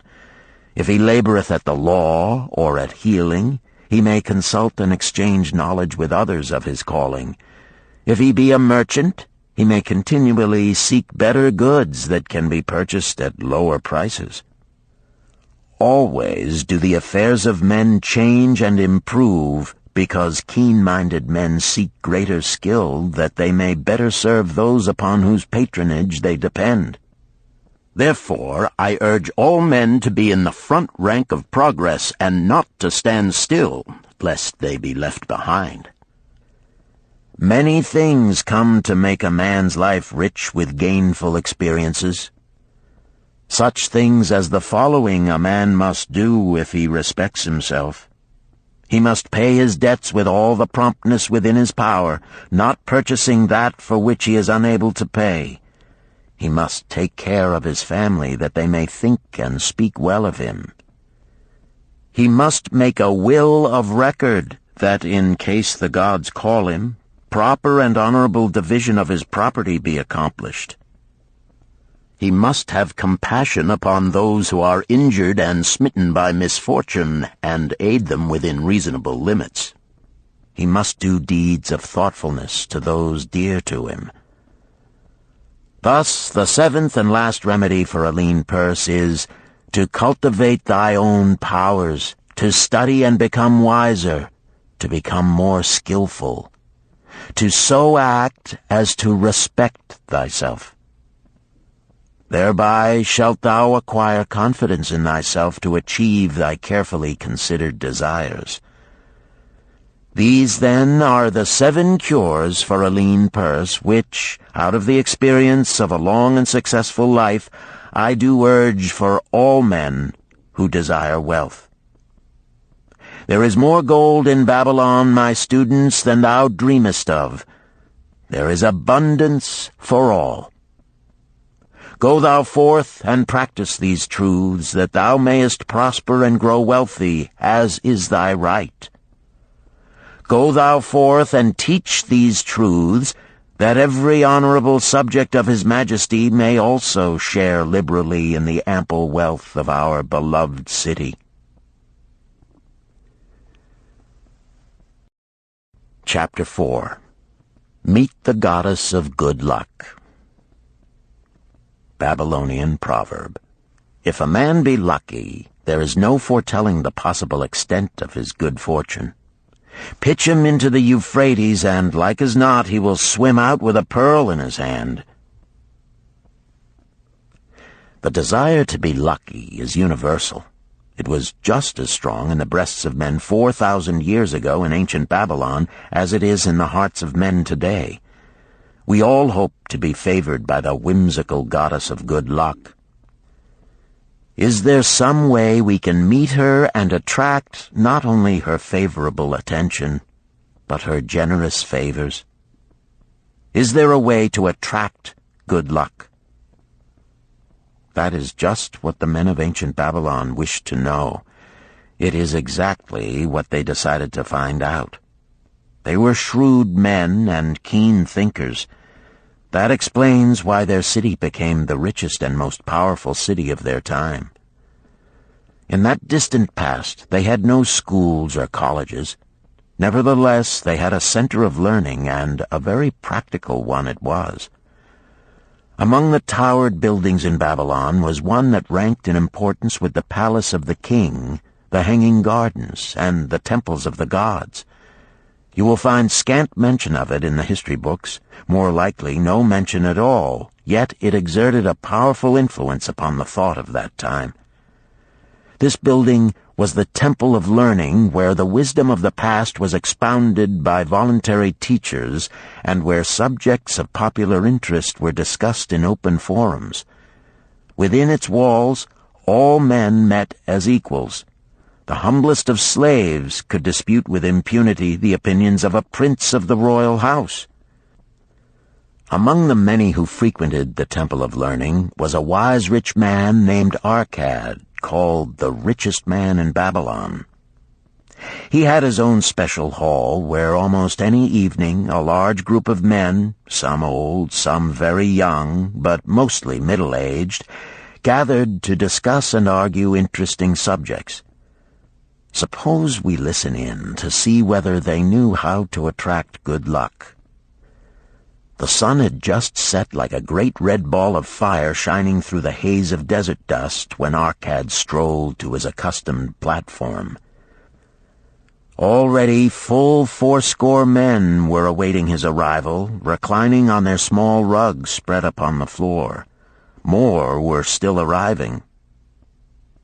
"What shall we discuss this night?" Arcad inquired. After a brief hesitation, a tall cloth weaver addressed him, arising as was the custom.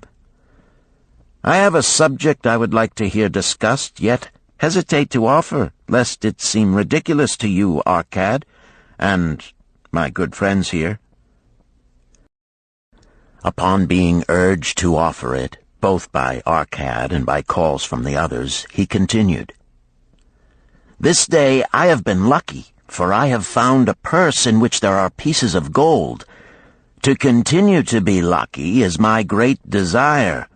Feeling that all men share with me this desire, I do suggest we debate how to attract good luck, that we may discover ways it can be enticed to one." "A most interesting subject has been offered," Arcad commented. "One most worthy of our discussion. To some men, good luck bespeaks but a chance happening that, like an accident, may befall one without purpose or reason. Others do believe that the instigator of all good fortune is our most bounteous goddess Ashtar, ever anxious to reward with generous gifts those who please her. Speak up, my friends, what say you? Shall we seek to find if there be means by which good luck may be enticed to visit each and all of us?" "Yea, and much of it," responded the growing group of eager listeners. Thereupon Arcad continued, "To start our discussion, let us first hear from those among us who have enjoyed experiences similar to that of the cloth weaver in finding or receiving, without effort upon their part, valuable treasures or jewels." There was a pause in which all looked about, expecting someone to reply, but no one did. "What? No one?" Arcad asked. then rare indeed must be this kind of good luck.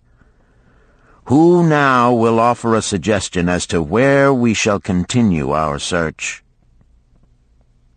"That I will do," spoke a well-robed young man, arising. "When a man speaketh of luck, is it not natural that his thoughts turn to the gaming tables? Is it not there we find many men courting the favor of the goddess in hope she will bless them with rich winnings?"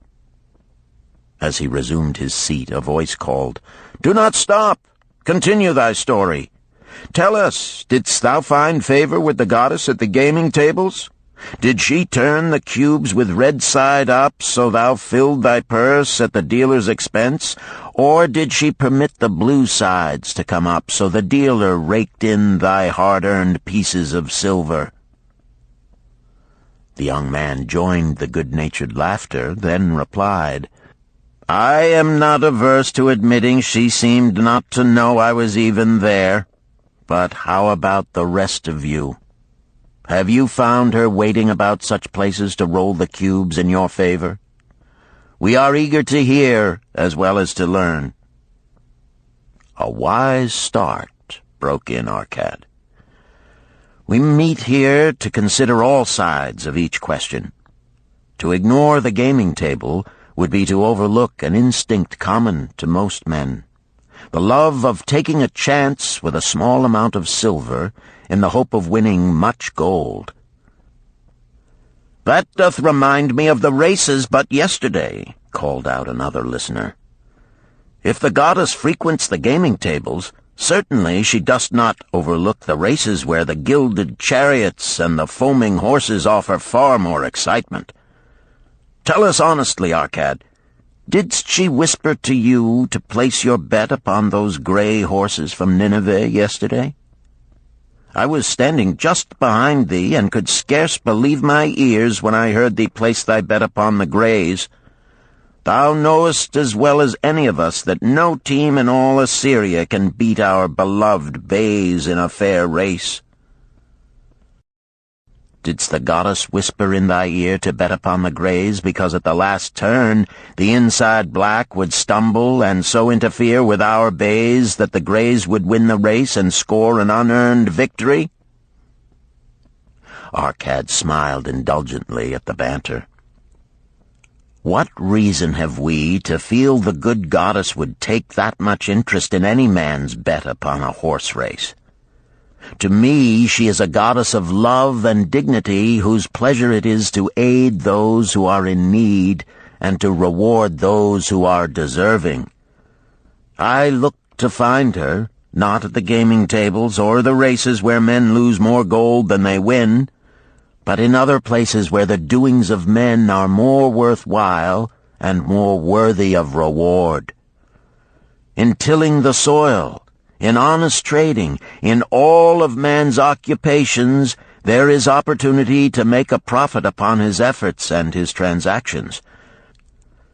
Perhaps not all the time will he be rewarded, because sometimes his judgment may be faulty, and other times the winds and the weather may defeat his efforts. Yet, if he persists, he may usually expect to realize his profit. This is so because the chances of profit are always in his favor.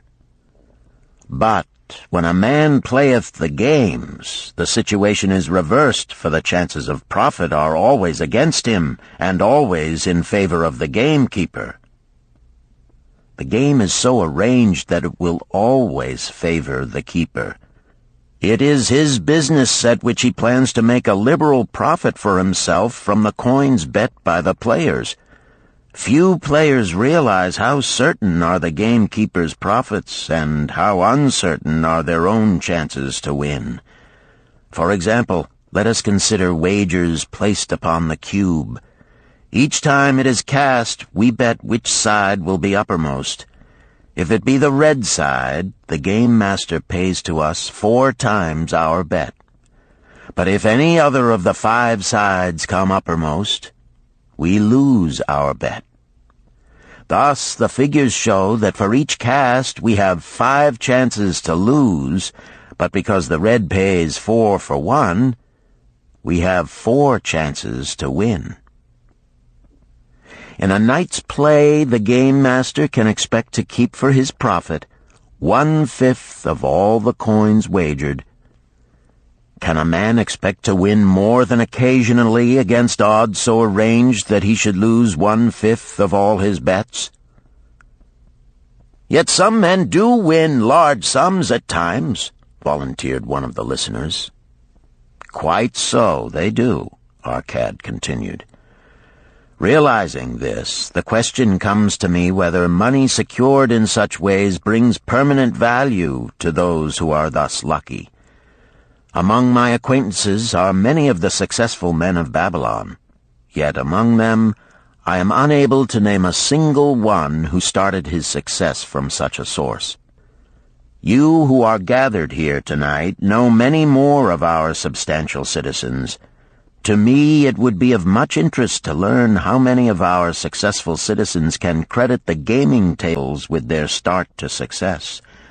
Suppose each of you tell of those you know. What say you? After a prolonged silence, a wag ventured, "Wouldst thy inquiry include the gamekeepers?" "If you think of no one else," Arcad responded.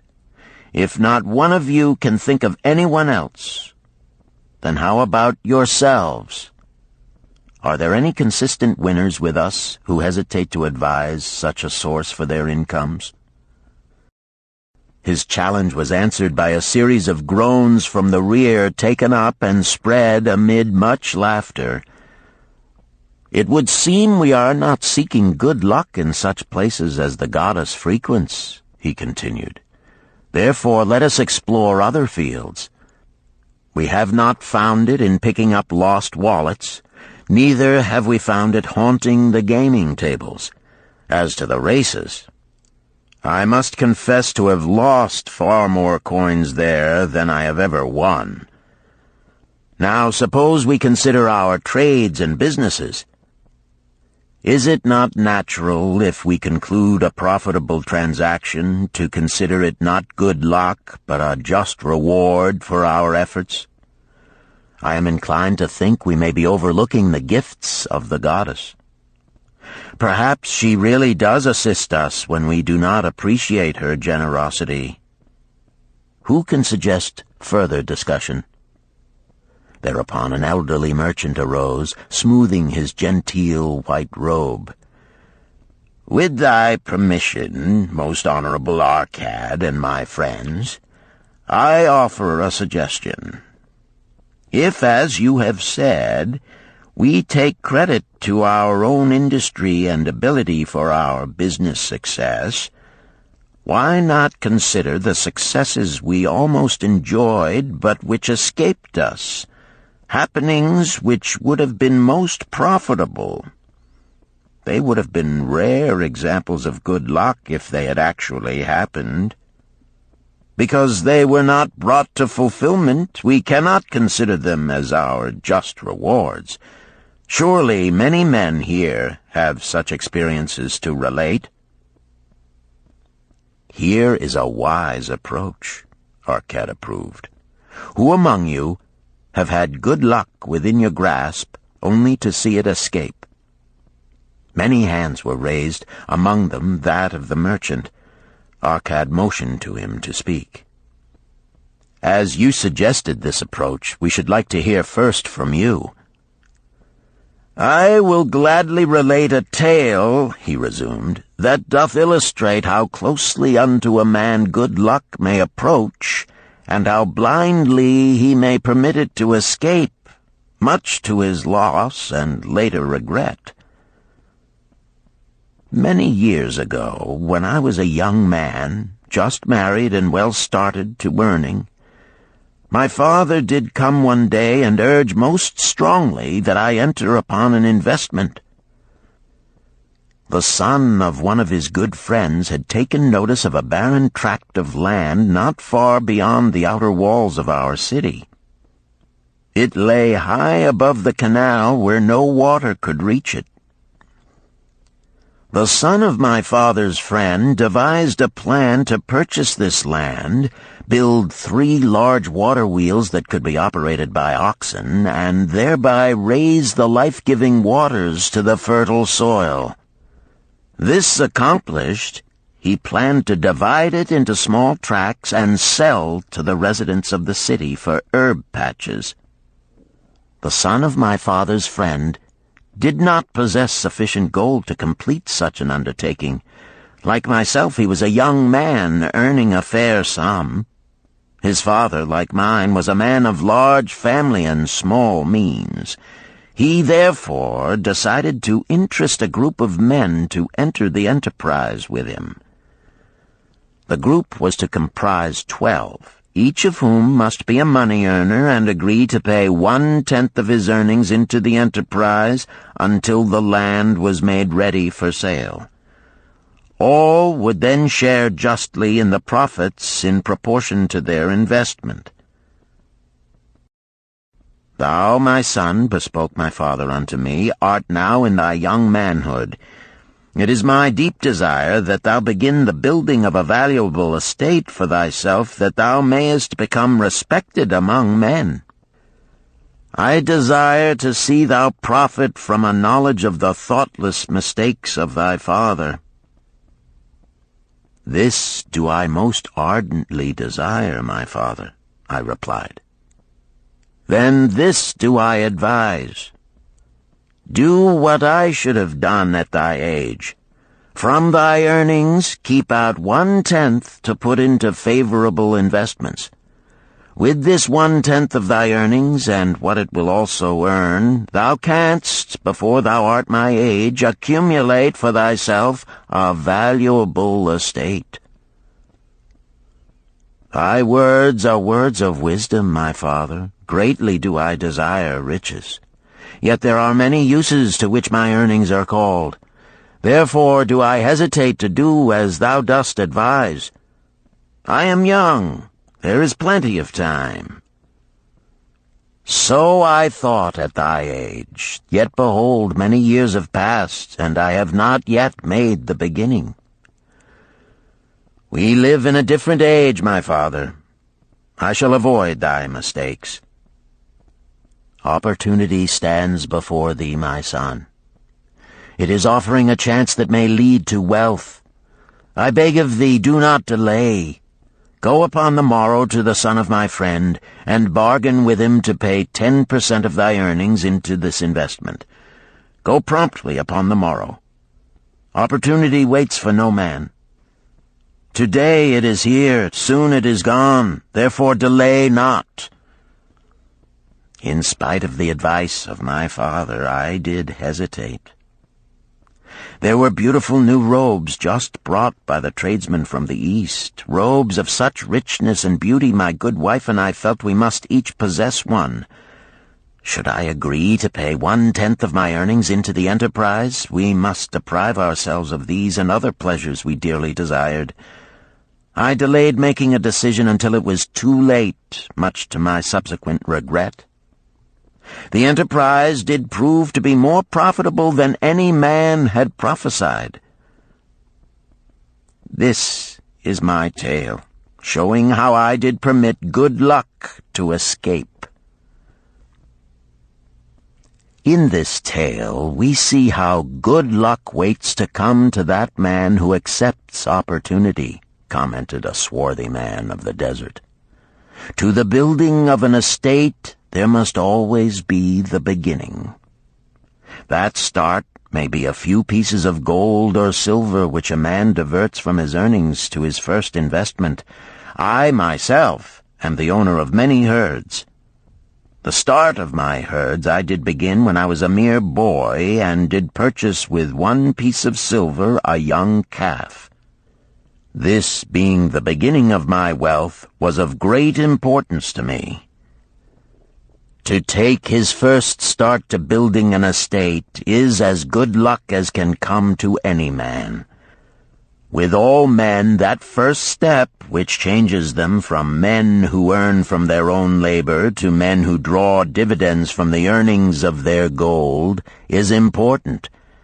Some fortunately take it when young and thereby outstrip in financial success those who do take it later, or those unfortunate men, like the father of this merchant, who never take it. Had our friend the merchant taken this step in his early manhood when this opportunity came to him, this day he would be blessed with much more of this world's goods. Should the good luck of our friend the cloth weaver cause him to take such a step at this time, it will indeed be but the beginning of much greater good fortune. "Thank you. I like to speak also," a stranger from another country arose. "I am a Syrian. Not so well do I speak your tongue. I wish to call this friend, the merchant, a name. Maybe you think it not polite, this name. Yet I wish to call him that. But, alas, I not know your word for it. If I do call it in Syrian, you will not understand. Therefore, please, some good gentleman, tell me that right name you call man who puts off doing those things that mighty good for him." "Procrastinator!" called a voice. "That's him!" shouted the Syrian, waving his hands excitedly. "He accepts not opportunity when she comes. He waits. He says, I have much business right now.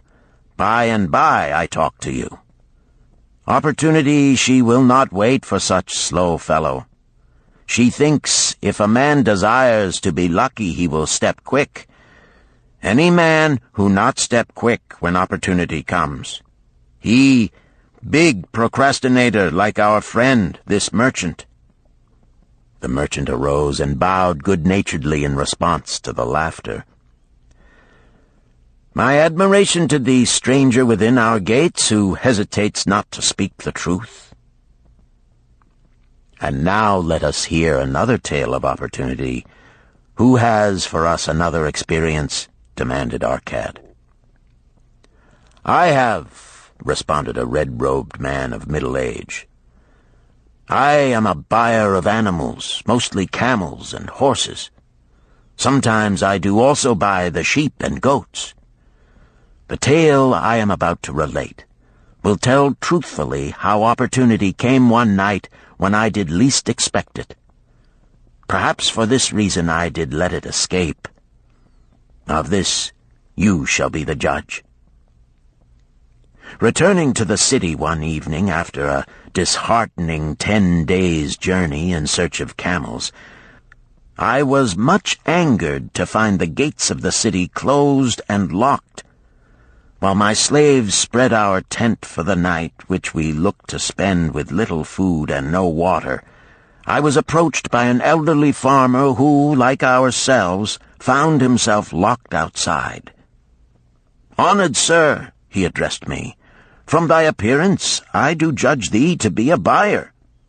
If this be so, much would I like to sell to thee the most excellent flock of sheep just driven up. Alas, my good wife lies very sick with the fever. I must return with all haste.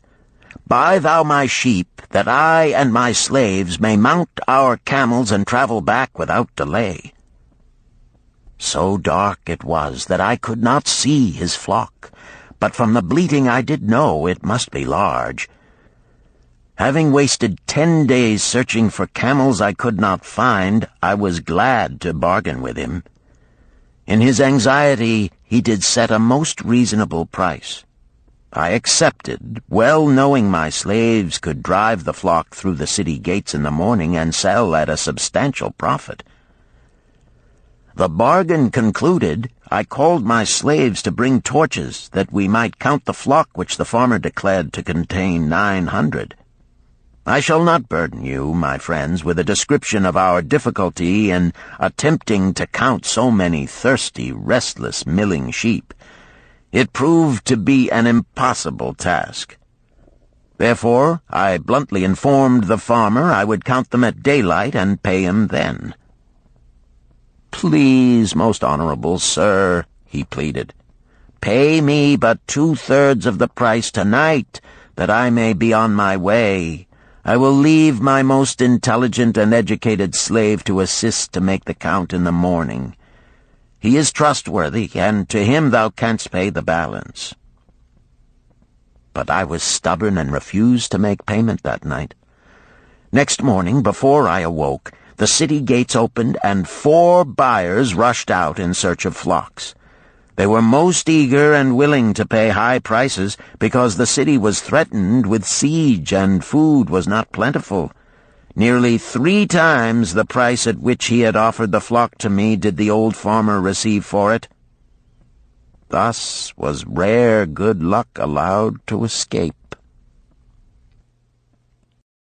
"Here is a tale most unusual," commented Arcad. "What wisdom doth it suggest?" "The wisdom of making a payment immediately when we are convinced our bargain is wise," suggested a venerable saddle-maker. "If the bargain be good, then dost thou need protection against thy own weaknesses as much as against any other man. We mortals are changeable. Alas, I must say more apt to change our minds when right than wrong. Wrong, we are stubborn indeed. Right, we are prone to vacillate and let opportunity escape. My first judgment is my best. Yet always have I found it difficult to compel myself to proceed with a good bargain when made. Therefore, as a protection against my own weaknesses, I do make a prompt deposit thereon. This doth save me from later regrets for the good luck that should have been mine." "Thank you. Again I like to speak." The Syrian was upon his feet once more. "These tales much alike. Each time opportunity fly away for same reason. Each time she come to procrastinator, bringing good plan. Each time they hesitate, not say, right now, best time, I do it quick. How can men succeed that way?" "Wise are thy words, my friend," responded the buyer. "Good luck fled from procrastination in both these tales. Yet this is not unusual. The spirit of procrastination is within all men. We desire riches, yet how often, when opportunity doth appear before us, that spirit of procrastination from within doth urge various delays in our acceptance. In listening to it, we do become our own worst enemies. In my younger days, I did not know it by this long word our friend from Syria doth enjoy. I did think at first it was my own poor judgment that did cause me loss at many profitable trades. Later I did credit it to my stubborn disposition. At last I did recognize it for what it was, a habit of needless delaying where action was required, action prompt and decisive. How I did hate it when its true character stood revealed. With the bitterness of a wild ass hitched to a chariot, I did break loose from this enemy to my success. "Thank you. I like ask question from Mr. Merchant," the Syrian was speaking. "You wear fine robes, not like those of poor man. You speak like successful man. Tell us, do you listen now when procrastination whispers in your ear?" "Like our friend the buyer, I also had to recognize and conquer procrastination," responded the merchant. "To me, it proved to be an enemy ever watching and waiting to thwart my accomplishments. The tale I did relate is but one of many similar instances I could tell to show how it drove away my opportunities. 'Tis not difficult to conquer once understood. No man willingly permits the thief to rob his bins of grain, nor does any man willingly permit an enemy to drive away his customers and rob him of his profits. When once I did recognize that such acts as these my enemy was committing, with determination I conquered him. So must every man master his own spirit of procrastination before he can expect to share in the rich treasures of Babylon. What sayest, Arcad? Because thou art the richest man in Babylon, many do proclaim thee to be the luckiest. Dost agree with me that no man can arrive at a full measure of success until he hath completely crushed the spirit of procrastination within him? It is even as thou sayest, Arcad admitted. During my long life, I have watched generation following generation, marching forward along those avenues of trade, science, and learning that lead to success in life. Opportunities came to all these men. Some grasped theirs and moved steadily to the gratification of their deepest desires, but the majority hesitated, faltered, and fell behind. Arcad turned to the cloth weaver. Thou didst suggest that we debate good luck. Let us hear what thou now thinkest upon the subject. I do see good luck in a different light. I had thought of it as something most desirable that might happen to a man without effort upon his part. Now I do realize such happenings are not the sort of thing one may attract to himself. From our discussion have I learned that to attract good luck to oneself, it is necessary to take advantage of opportunities. Therefore, in the future, I shall endeavor to make the best of such opportunities as do come to me. Thou hast well grasped the truths brought forth in our discussion, Arcad replied. Good luck, we do find, often follows opportunity, but seldom comes otherwise. Our merchant friend would have found great good luck had he accepted the opportunity the good goddess did present to him. Our friend the buyer likewise would have enjoyed good luck had he completed the purchase of the flock and sold at such a handsome profit.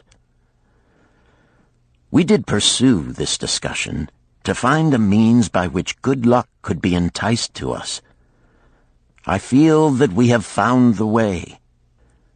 Both the tales did illustrate how good luck follows opportunity. Herein lies a truth that many similar tales of good luck, won or lost, could not change.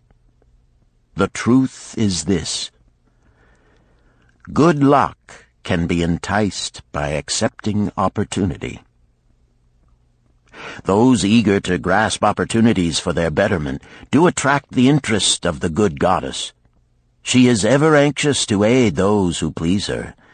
Men of action please her best. Action will lead thee forward to the successes thou dost desire. Men of action are favored by the goddess of good luck.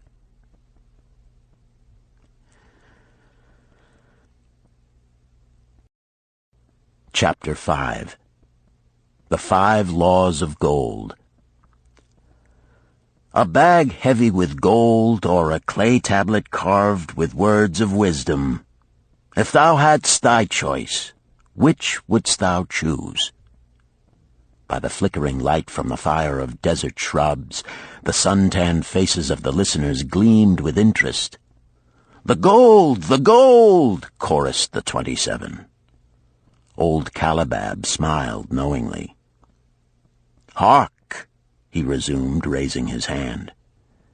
"Hear the wild dogs out there in the night? They howl and wail because they are lean with hunger. Yet feed them, and what do they? Fight and strut. Then fight and strut some more, giving no thought to the morrow that will surely come. Just so it is with the sons of men. Give them a choice of gold and wisdom. What do? Ignore the wisdom and waste the gold. On the morrow they wail because they have no more gold. Gold is reserved for those who know its laws and abide by them." Calabab drew his white robe close about his lean legs, for a cool night wind was blowing.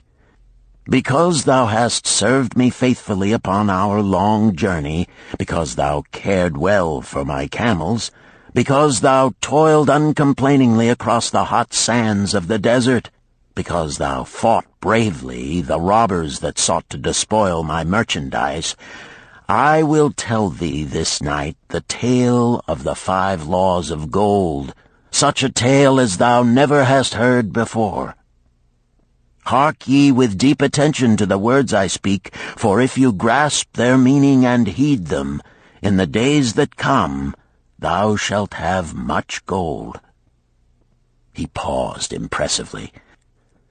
Above, in a canopy of blue, the stars shone brightly in the crystal-clear skies of Babylonia.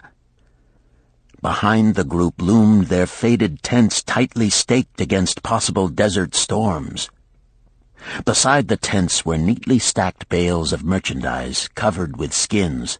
Nearby, the camel herd sprawled in the sand, some chewing their cuds contentedly, others snoring in hoarse discord. "Thou hast told us many good tales, Calab," spoke up the chief packer. "We look to thy wisdom to guide us upon the morrow when our service with thee shall be at an end.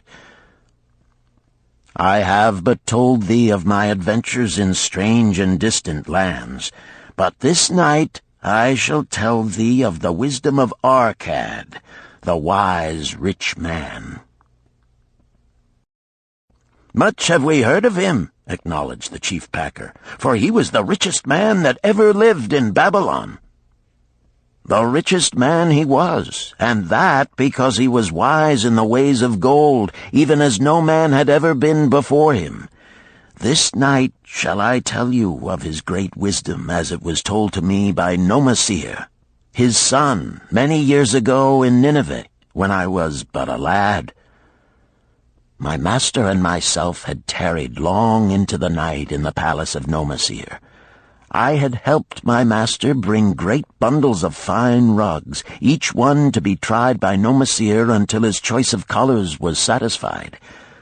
At last he was well pleased, and commanded us to sit with him and to drink a rare vintage, odorous to the nostrils and most warming to my stomach, which was unaccustomed to such a drink. Then did he tell us this tale of the great wisdom of Arkad, his father, even as I shall tell it to you. In Babylon it is the custom, as you know, that the sons of wealthy fathers live with their parents in expectation of inheriting the estate. Arkad did not approve of this custom. Therefore, when Nomasir reached the man's estate, he sent for the young man and addressed him. "My son, it is my desire that thou succeed to my estate. Thou must, however, first prove that thou art capable of wisely handling it. Therefore, I wish that thou go out into the world and show thy ability both to acquire gold and to make thyself respected among men. To start thee well, I will give thee 2 things of which I myself was denied when I started as a poor youth to build up a fortune. First, I give thee this bag of gold. If thou use it wisely, it will be the basis of thy future success. Second, I give thee this clay tablet upon which is carved the 5 laws of gold. If thou dost but interpret them in thy own acts, they shall bring thee competence and security. 10 years from this day come thou back to the house of thy father and give account of thyself. If thou prove worthy, I will then make thee the heir to my estate. Otherwise I will give it to the priests that they may barter for my soul the kind consideration of the gods." So Nomasir went forth to make his own way, taking his bag of gold, the clay tablet carefully wrapped in silken cloth, his slave, and the horses upon which they rode. The 10 years passed, and Nomasir, as he had agreed, returned to the house of his father, who provided a great feast in his honor, to which he invited many friends and relatives. After the feast was over, the father and mother mounted their throne-like seats at one side of the great hall, and Nomasir stood before them to give an account of himself as he had promised his father. It was evening. The room was hazy with smoke from the wicks of the oil lamps that but dimly lighted it. Slaves in white woven jackets and tunics fanned the humid air rhythmically with long-stemmed palm leaves.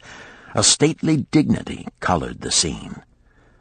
The wife of Nomasir and his 2 young sons, with friends and other members of the family, sat upon rugs behind him, eager listeners. "My father," he began deferentially, "I bow before thy wisdom. 10 years ago, when I stood at the gates of manhood, thou bade me go forth and become a man among men, instead of remaining a vassal to thy fortune. Thou gave me liberally of thy gold. Thou gave me liberally of thy wisdom. Of the gold, alas, I must admit of a disastrous handling. It fled indeed from my inexperienced hands, even as a wild hare flees at the first opportunity from the youth who captures it." The father smiled indulgently. "Continue, my son. Thy tale interests me in all its details." I decided to go to Nineveh, as it was a growing city, believing that I might find there opportunities. I joined a caravan, and among its members made numerous friends. 2 well-spoken men who had a most beautiful white horse, as fleet as the wind, were among these. As we journeyed, they told me in confidence that in Nineveh was a wealthy man who owned a horse so swift that it had never been beaten. Its owner believed that no horse living could run with greater speed. Therefore would he wager any sum, however large, that his horse could outspeed any horse in all Babylonia. Compared to their horse, so my friend said, it was but a lumbering ass that could be beaten with ease. They offered, as a great favor, to permit me to join them in a wager. I was quite carried away with the plan. Our horse was badly beaten, and I lost much of my gold. The father laughed. Later, I discovered that this was a deceitful plan of these men, and they constantly journeyed with caravans seeking victims.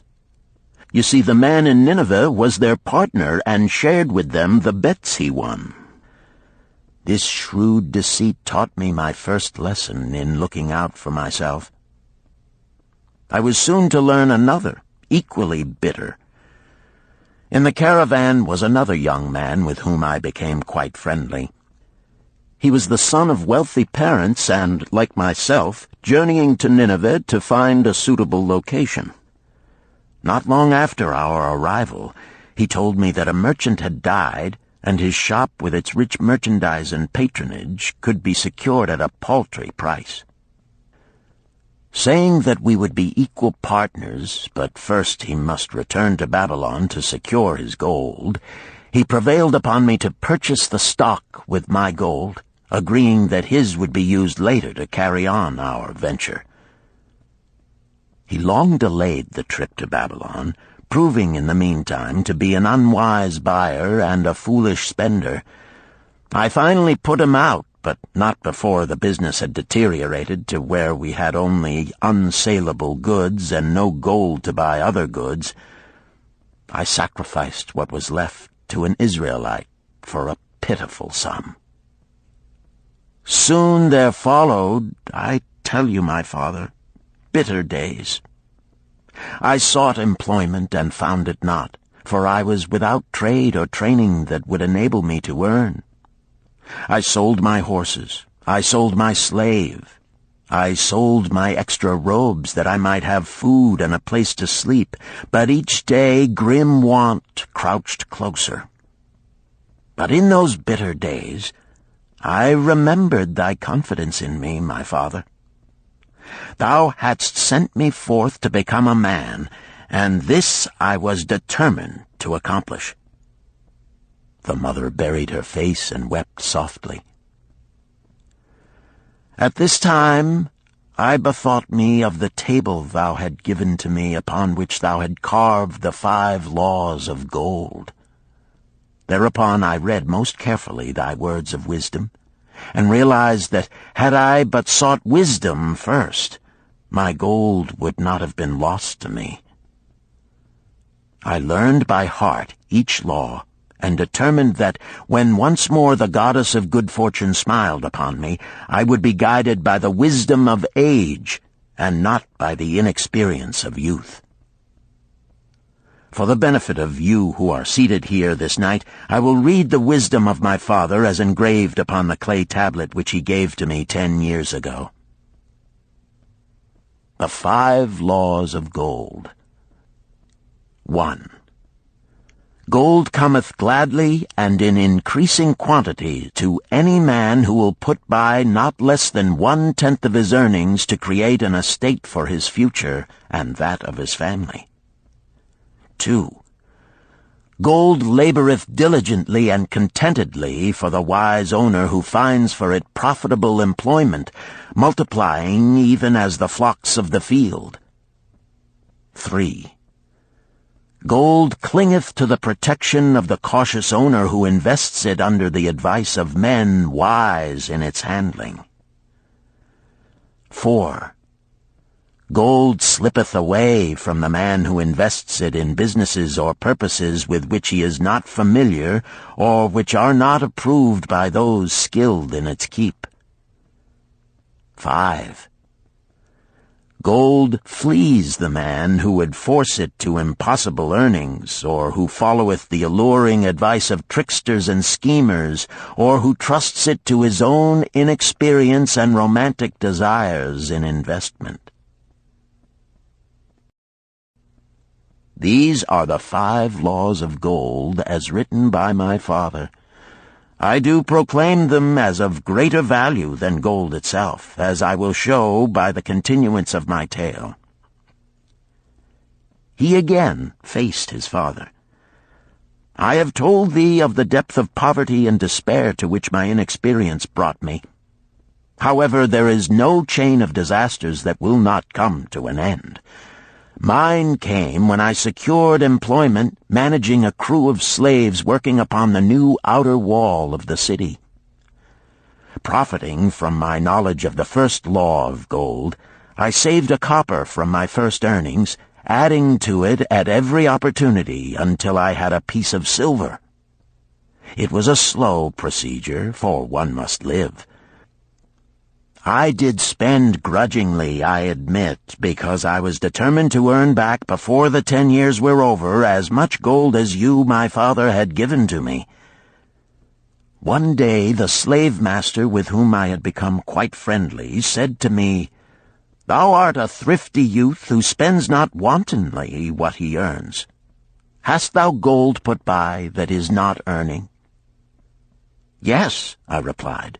"It is my greatest desire to accumulate gold, to replace that which my father gave to me and which I have lost. 'Tis a worthy ambition, I will grant, and do you know that the gold which you have saved can work for you and earn much more gold?" "Alas, my experience has been bitter, for my father's gold has fled from me, and I am in much fear lest my own do the same." "If thou hast confidence in me, I will give thee a lesson in the profitable handling of gold," he replied. "Within a year the outer wall will be complete and ready for the great gates of bronze that will be built at each entrance to protect the city from the king's enemies.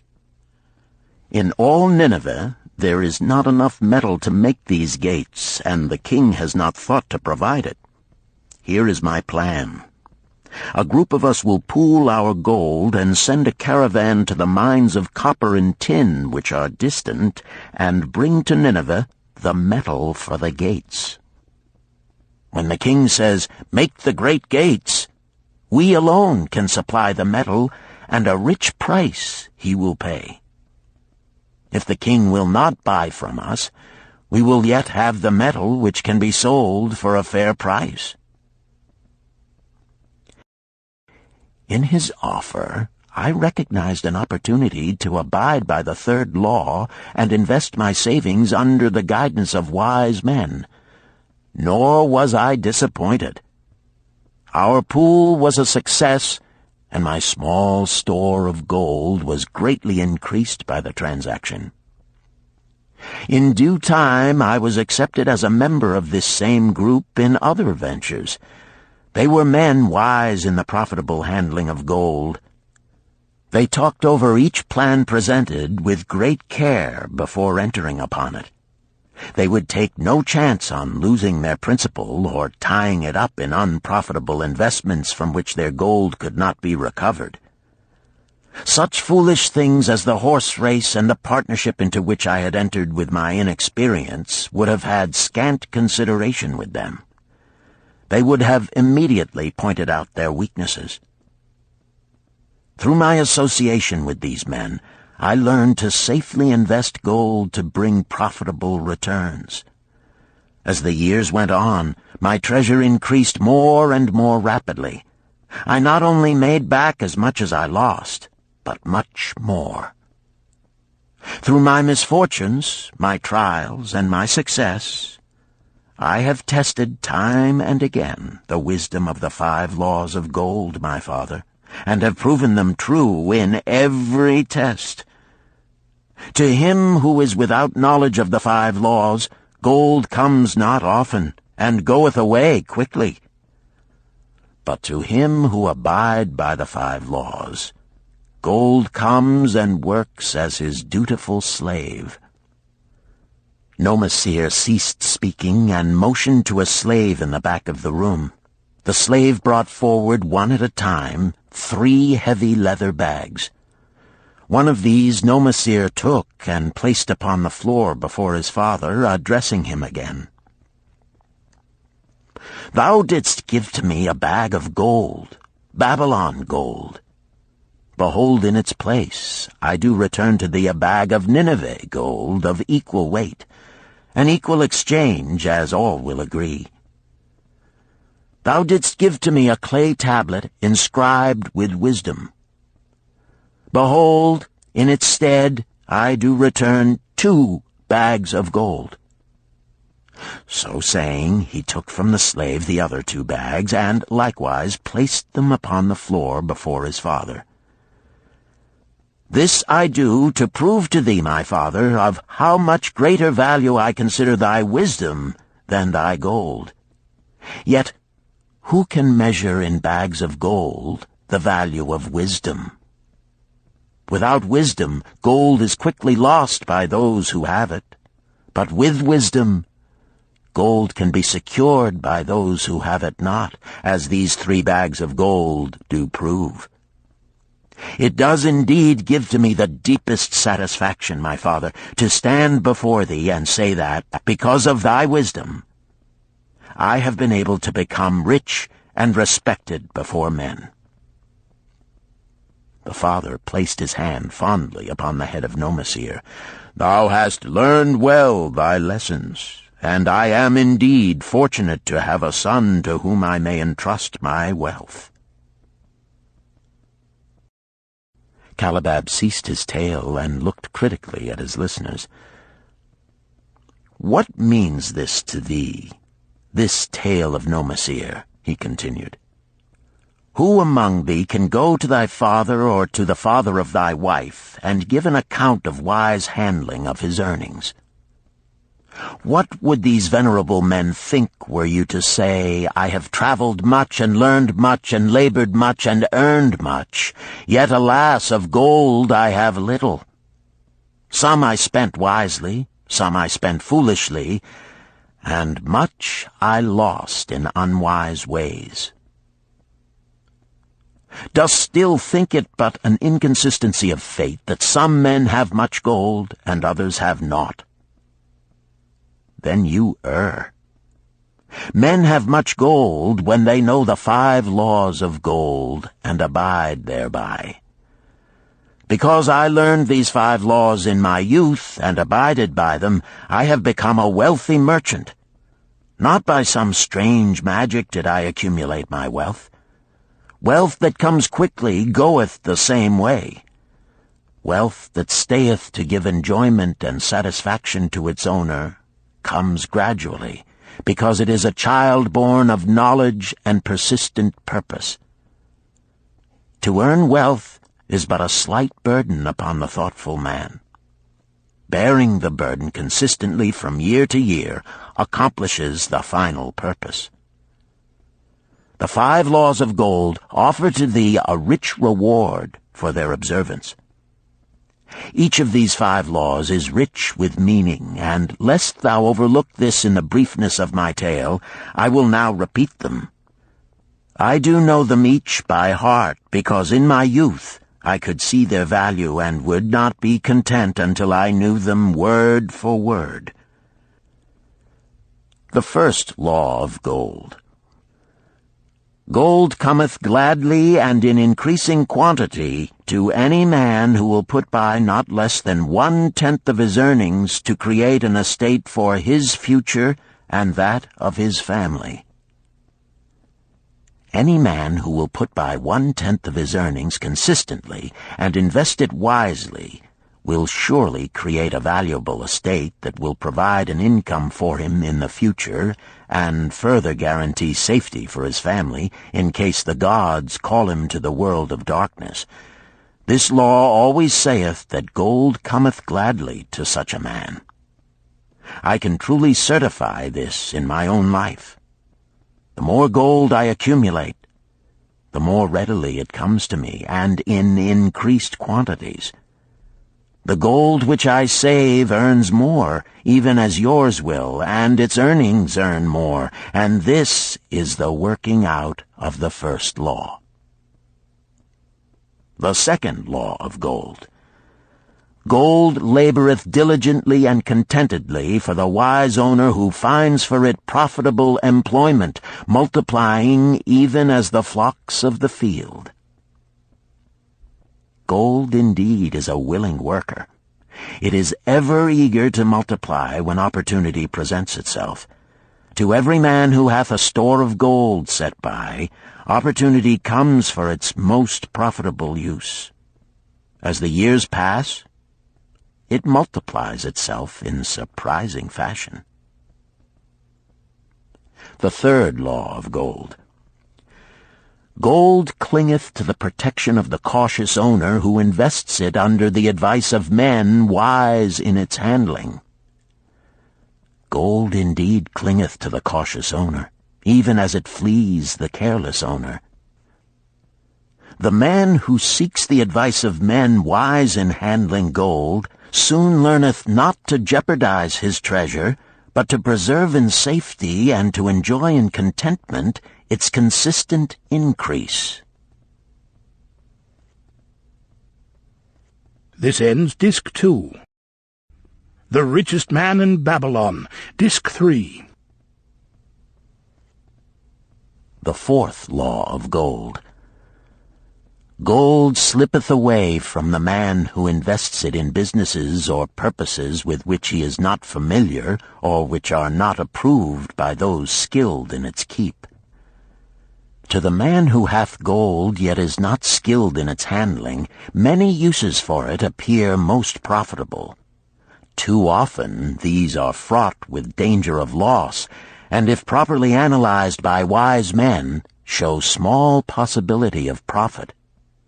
Therefore, the inexperienced owner of gold who trusts to his own judgment and invests it in businesses or purposes with which he is not familiar, too often finds his judgment imperfect and pays with his treasure for his inexperience. Wise indeed is he who investeth his treasures under the advice of men skilled in the ways of gold. the 5th law of gold. Gold flees the man who would force it to impossible earnings, or who followeth the alluring advice of tricksters and schemers, or who trusts it to his own inexperience and romantic desires in investment. Fanciful propositions that thrill like adventure tales always come to the new owner of gold. These appear to endow his treasure with magic powers that will enable it to make impossible earnings. Yet heed ye the wise men, for verily they know the risks that lurk behind every plan to make great wealth suddenly. Forget not the rich men of Nineveh, who would take no chance of losing their principal or tying it up in unprofitable investments. This ends my tale of the 5 laws of gold. In telling it to thee, I have told the secrets of my own success. Yet they are not secrets, but truths which every man must first learn and then follow, who wishes to step out of the multitude that, like yon wild dogs, must worry each day for food to eat. Tomorrow we enter Babylon. Look, see the fire that burns eternal above the temple of Bel? We are already in sight of the golden city. Tomorrow each of thee shall have gold, the gold thou hast so well earned by thy faithful services. 10 years from this night, what can you tell about this gold? If there be men among you who, like Nomasir, will use a portion of their gold to start for themselves an estate and be thenceforth wisely guided by the wisdom of Arkad, 10 years from now, 'tis a safe wager, like the son of Arkad, they will be rich and respected among men. Our wise acts accompany us through life to please us and to help us. Just as surely our unwise acts follow us to plague and torment us. Alas, they cannot be forgotten. In the front rank of the torments that do follow us are the memories of the things we should have done, of the opportunities which came to us, and we took not. Rich are the treasures of Babylon, so rich no man can count their value in pieces of gold. Each year they grow richer and more valuable. Like the treasures of every land, they are a reward, a rich reward, awaiting those men of purpose who determine to secure their just share. In the strength of thine own desires is a magic power. Guide this power with thy knowledge of the 5 laws of gold, and thou shalt share the treasures of Babylon.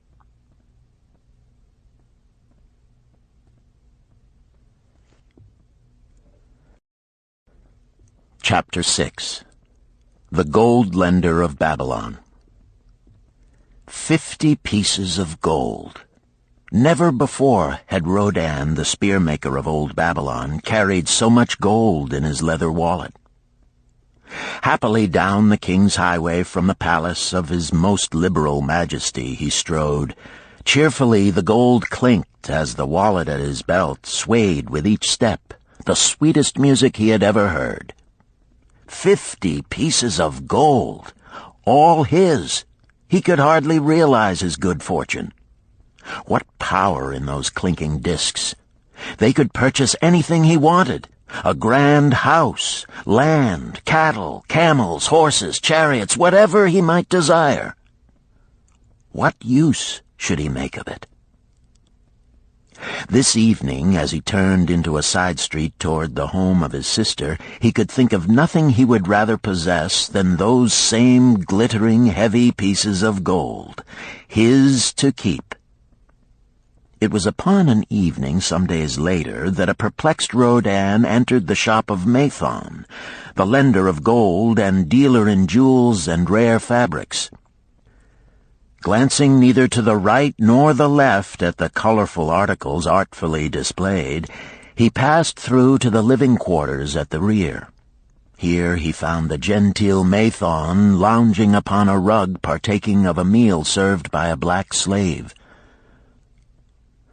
I would counsel with thee, for I know not what to do." Rodan stood stolidly, feet apart, hairy breast exposed by the gaping front of his leather jacket. Mathon's narrow, sallow face smiled a friendly greeting. "What indiscretions hast thou done that thou shouldst seek the lender of gold? Hast been unlucky at the gaming table? Or hath some plump dame entangled thee? For many years have I known thee, yet never hast thou sought me to aid thee in thy troubles. No, no, not such as that. I seek no gold. Instead I crave thy wise advice. Hear, hear, what this man doth say. No one comes to the lender of gold for advice. My ears must play me false. They listen true. Can this be so? Rodan, the spear-maker, doth display more cunning than all the rest, for he comes to Mathon not for gold, but for advice. Many men come to me for gold to pay for their follies, but as for advice, they want it not. Yet who is more able to advise than the lender of gold to whom many men come in trouble? Thou shalt eat with me, Rodan, he continued. Thou shalt be my guest for the evening. Ando, he commanded of the black slave, draw up a rug for my friend Rodan, the spear-maker, who comes for advice. He shall be mine honored guest. Bring to him much food, and get for him my largest cup. Choose well of the best wine, that he may have satisfaction in the drinking. Now tell me, what troubles thee? It is the king's gift. The king's gift? The king did make thee a gift, and it gives thee trouble? What manner of gift? Because he was much pleased with the design I did submit to him for a new point on the spears of the royal guard, he did present me with 50 pieces of gold, and now I am much perplexed. I am beseeched each hour the sun doth travel across the sky by those who would share it with me. That is natural. More men want gold than have it, and would wish one who comes by it easily to divide. But can you not say no? Is thy will not as strong as thy fist? To many I can say no, yet sometimes it would be easier to say yes. Can one refuse to share with one's sister to whom he is deeply devoted? Surely thy own sister would not wish to deprive thee of enjoying thy reward? But it is for the sake of Araman, her husband, whom she wishes to see a rich merchant. She does feel that he has never had a chance, and she beseeches me to loan to him this gold, that he may become a prosperous merchant and repay me from his profits. My friend, resumed Mathon, 'tis a worthy subject thou bringest to discuss. Gold bringeth unto its possessor responsibility and a changed position with his fellow men. It bringeth fear lest he lose it, or it be tricked away from him. It bringeth a feeling of power and ability to do good. Likewise, it bringeth opportunities whereby his very good intentions may bring him into difficulties. Didst ever hear of the farmer of Nineveh who could understand the language of animals? I wot not, for 'tis not the kind of tale men like to tell over the bronze-caster's forge. I will tell it to thee, for thou shouldst know that to borrowing and lending there is more than the passing of gold from the hands of one to the hands of another. This farmer, who could understand what the animals said to each other, did linger in the farmyard each evening just to listen to their words. One evening he did hear the ox bemoaning to the ass the hardness of his lot. I do labor pulling the plow from morning until night, no matter how hot the day, or how tired my legs, or how the bow doth chafe my neck, still must I work. But you are a creature of leisure. You are trapped with a colorful blanket and do nothing more than carry our master about where he wishes to go. When he goes nowhere, you do rest and eat the green grass all the day." Now the ass, in spite of his vicious heels, was a goodly fellow and sympathized with the ox. "My good friend," he replied, "you do work very hard, and I would help ease your lot. Therefore will I tell you how you may have a day of rest. In the morning, when the slave comes to fetch you to the plow, lie upon the ground and bellow much, that he may say you are sick and cannot work." So the ox took the advice of the ass, and the next morning the slave returned to the farmer and told him the ox was sick and could not pull the plow. "Then," said the farmer, "hitch the ass to the plow, for the plowing must go on." All that day, the ass, who had only intended to help his friend, found himself compelled to do the ox's task. When night came and he was released from the plow, his heart was bitter, and his legs were weary, and his neck was sore where the bow had chafed it. The farmer lingered in the barnyard to listen. The ox began first. "You are my good friend. Because of your wise advice, I have enjoyed a day of rest." "And I," retorted the ass, "am like many another simple-hearted one who starts to help a friend and ends up by doing his task for him. Hereafter you draw your own plow, for I did hear the master tell the slave to send for the butcher were you sick again. I wish he would, for you are a lazy fellow." Thereafter they spoke to each other no more. This ended their friendship. Canst thou tell the moral to this tale, Rodan? "'Tis a good tale," responded Rodan, "but I see not the moral." "I thought not that you would, but it is there, and simple too. Just this: if you desire to help thy friend, do so in a way that will not bring thy friend's burdens upon thyself." "I had not thought of that. It is a wise moral. I wish not to assume the burdens of my sister's husband. But tell me, you lend to many. Do not the borrowers repay?" Mathon smiled the smile of one whose soul is rich with much experience. "Could a loan be well made if the borrower cannot repay? Must not the lender be wise and judge carefully whether his gold can perform a useful purpose to the borrower and return to him once more? Or whether it will be wasted by one unable to use it wisely and leave him without his treasure, and leave the borrower with a debt he cannot repay? I will show to thee the tokens in my token chest, and let them tell thee some of their stories."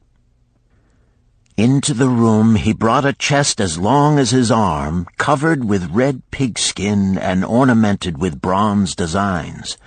He placed it upon the floor and squatted before it, both hands upon the lid. "From each person to whom I lend, I do exact a token for my token chest, to remain there until the loan is repaid. When they repay, I give it back. But if they never repay, it will always remind me of one who was not faithful to my confidence. The safest loans, my token box tells me, are to those whose possessions are of more value than the one they desire. They own lands or jewels or camels or other things which could be sold to repay the loan. Some of the tokens given to me are jewels of more value than the loan. Others are promises that if the loan be not repaid as agreed, they will deliver to me certain property settlement. On loans like those I am assured that my gold will be returned with the rental thereon, for the loan is based on property. In another class are those who have the capacity to earn. They are such as you, who labor or serve and are paid. They have income. And if they are honest and suffer no misfortune, I know that they also can repay the gold I loan them and the rental to which I am entitled. Such loans are based on human effort. Others are those who have neither property nor assured earning capacity. Life is hard, and there will always be some who cannot adjust themselves to it. Alas for the loans I make them! Even though they be no larger than a pence, my token box may censure me in the years to come unless they be guaranteed by good friends of the borrower who know him honorable. Mathon released the clasp and opened the lid. Rodan leaned forward eagerly. At the top of the chest, a bronze neckpiece lay upon a scarlet cloth. Mathon picked up the piece and patted it affectionately. "This shall always remain in my token chest, because the owner has passed on into the great darkness. I treasure it, his token, and I treasure his memory, for he was my good friend. We traded together with much success until out of the East he brought a woman to wed, beautiful, but not like our women, a dazzling creature. He spent his gold lavishly to gratify her desires. He came to me in distress when his gold was gone. I counseled with him. I told him I would help him to once more master his own affairs. He swore by the sign of the great bull that he would. But it was not to be.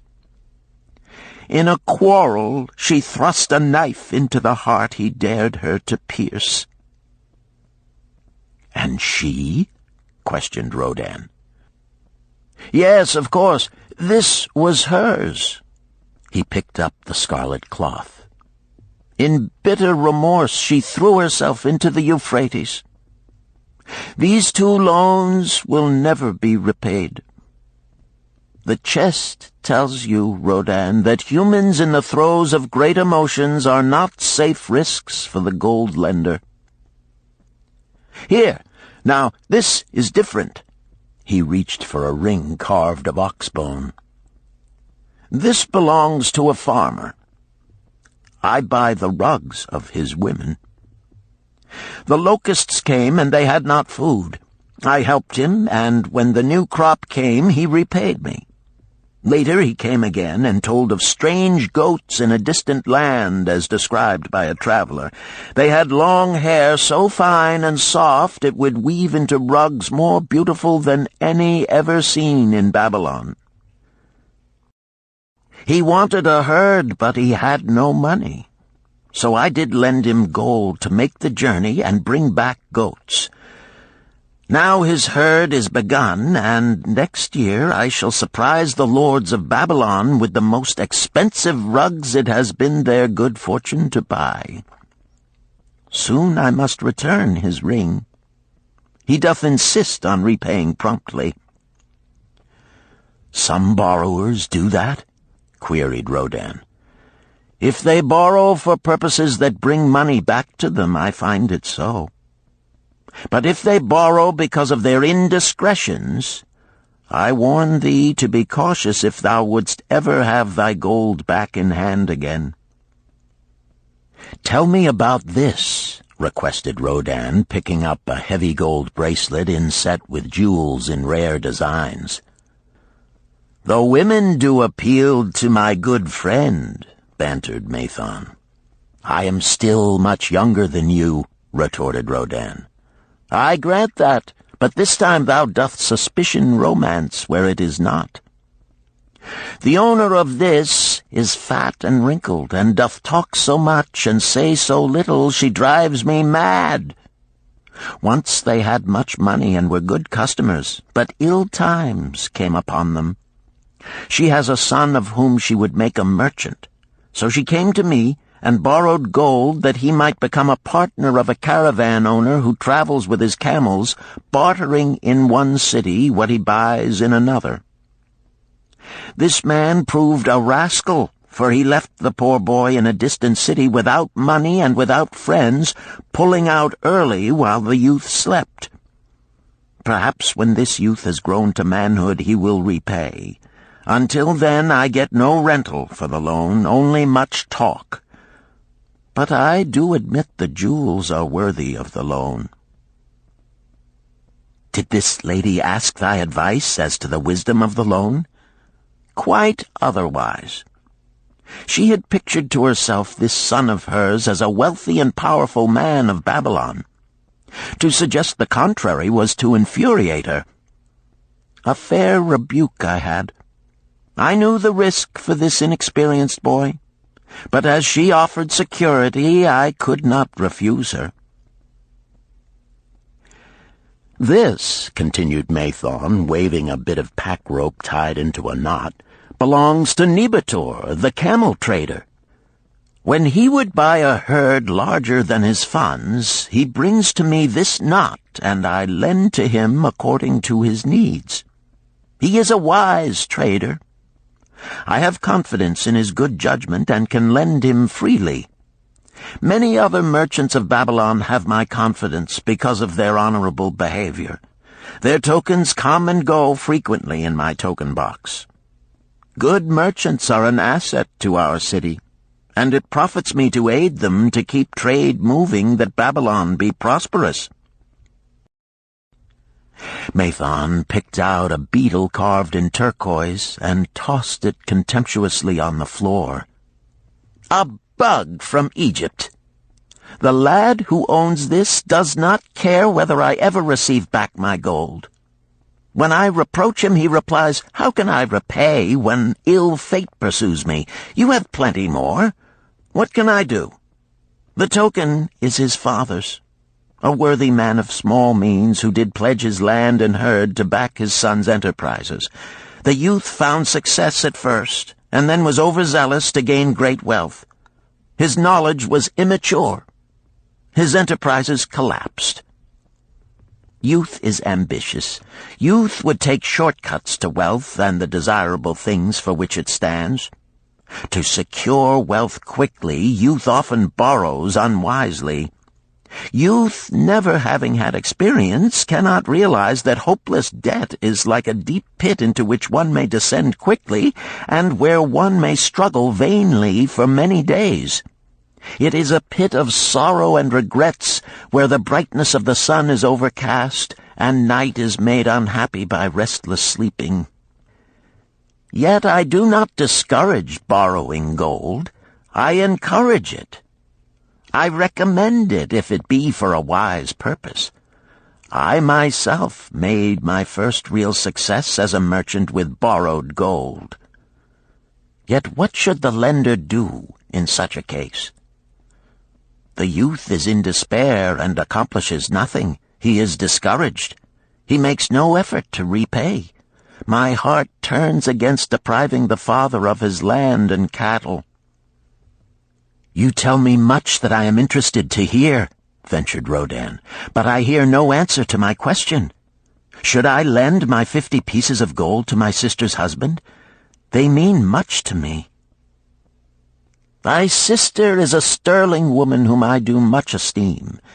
Should her husband come to me and ask to borrow 50 pieces of gold, I should ask him for what purpose he would use it.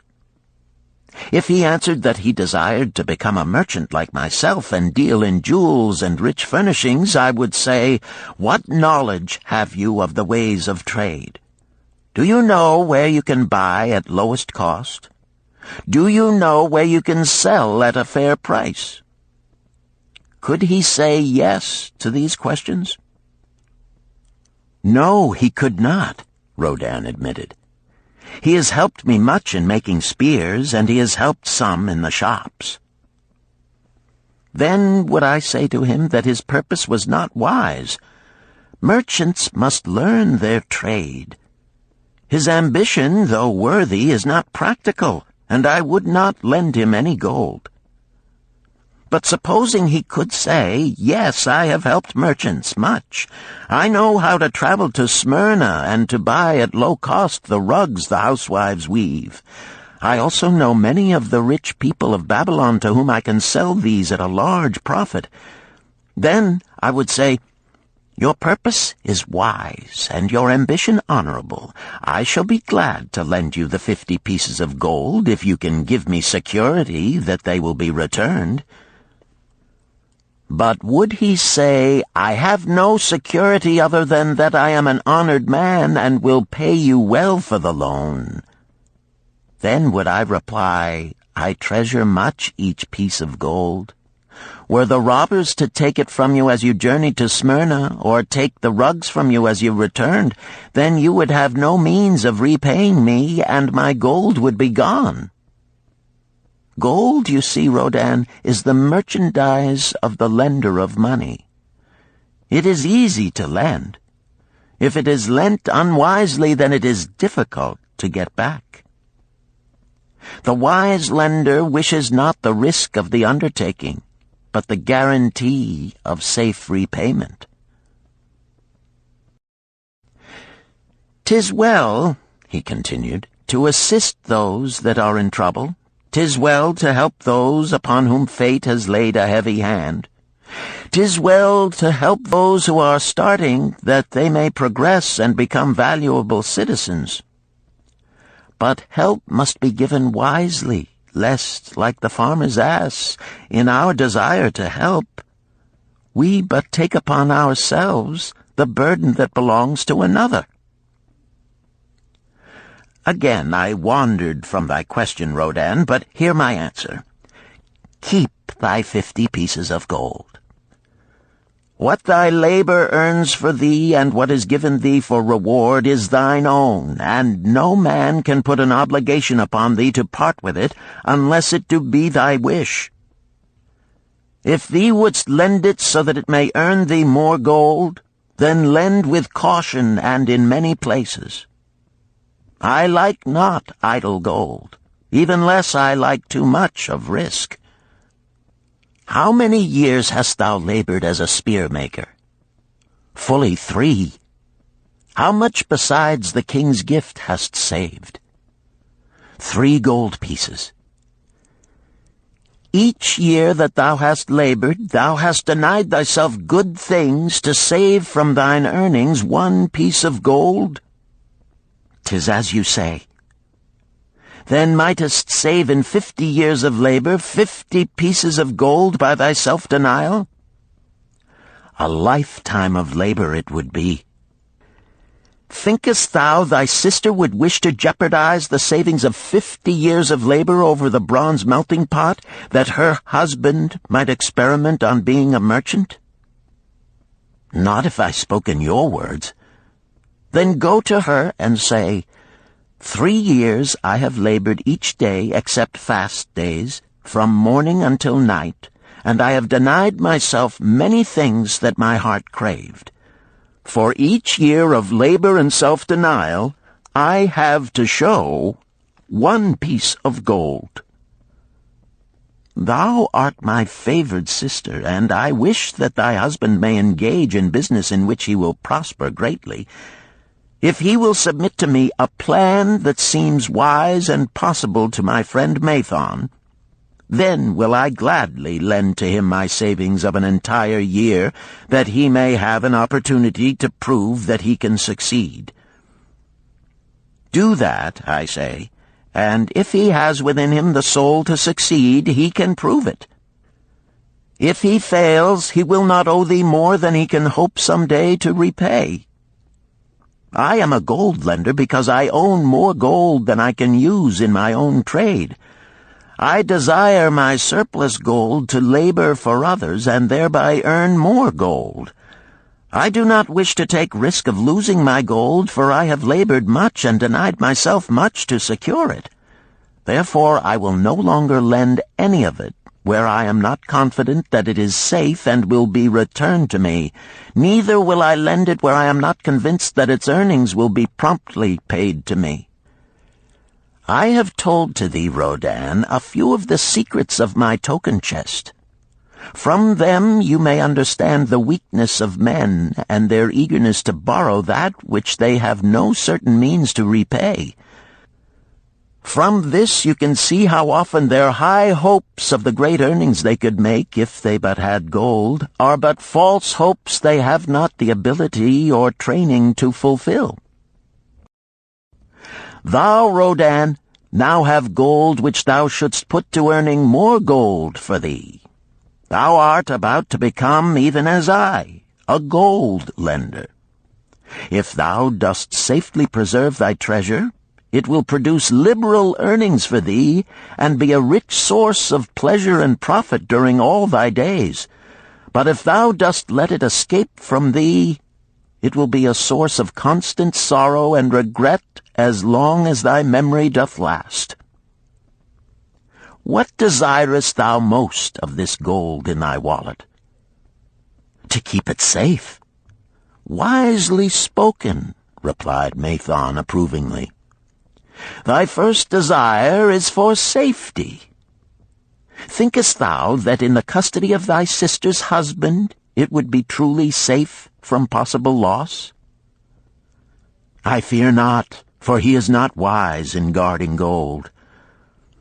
Then be not swayed by foolish sentiments of obligation to trust thy treasure to any person. If thou wouldst help thy family or thy friends, find other ways than risking the loss of thy treasure. Forget not that gold slippeth away in unexpected ways from those unskilled in guarding it. As well waste thy treasure in extravagance as let others lose it for thee. What next after safety dost desire of this treasure of thine? That it earn more gold. Again thou speakest with wisdom. It should be made to earn and grow larger. Gold wisely lent may even double itself with its earnings before a man like you groweth old. If you risk losing it, you risk losing all that it would earn as well. Therefore, be not swayed by the fantastic plans of impractical men who think they see ways to force thy gold to make earnings unusually large. Such plans are the creations of dreamers unskilled in the safe and dependable laws of trade. Be conservative in what thou expectest to earn, that thou mayest keep and enjoy thy treasure. To hire it out with a promise of usurious returns is to invite loss. Seek to associate thyself with men and enterprises whose success is established, that thy treasure may earn liberally under their skillful use and be guarded safely by their wisdom and experience. Thus mayest thou avoid the misfortunes that follow most of the sons of men to whom the gods see fit to entrust gold. When Rodan would thank him for his wise advice, he would not listen, saying, "The king's gift shall teach thee much wisdom. If wouldst keep thy 50 pieces of gold, thou must be discreet indeed. Many uses will tempt thee. Much advice will be spoken to thee. Numerous opportunities to make large profits will be offered thee. The stories from my token box should warn thee, before thou let any piece of gold leave thy pouch, to be sure that thou hast a safe way to pull it back again. Should my further advice appeal to thee, return again. It is gladly given. Ere thou goest, read this which I have carved beneath the lid of my token box. It applies equally to the borrower and the lender." Better a little caution than a great regret.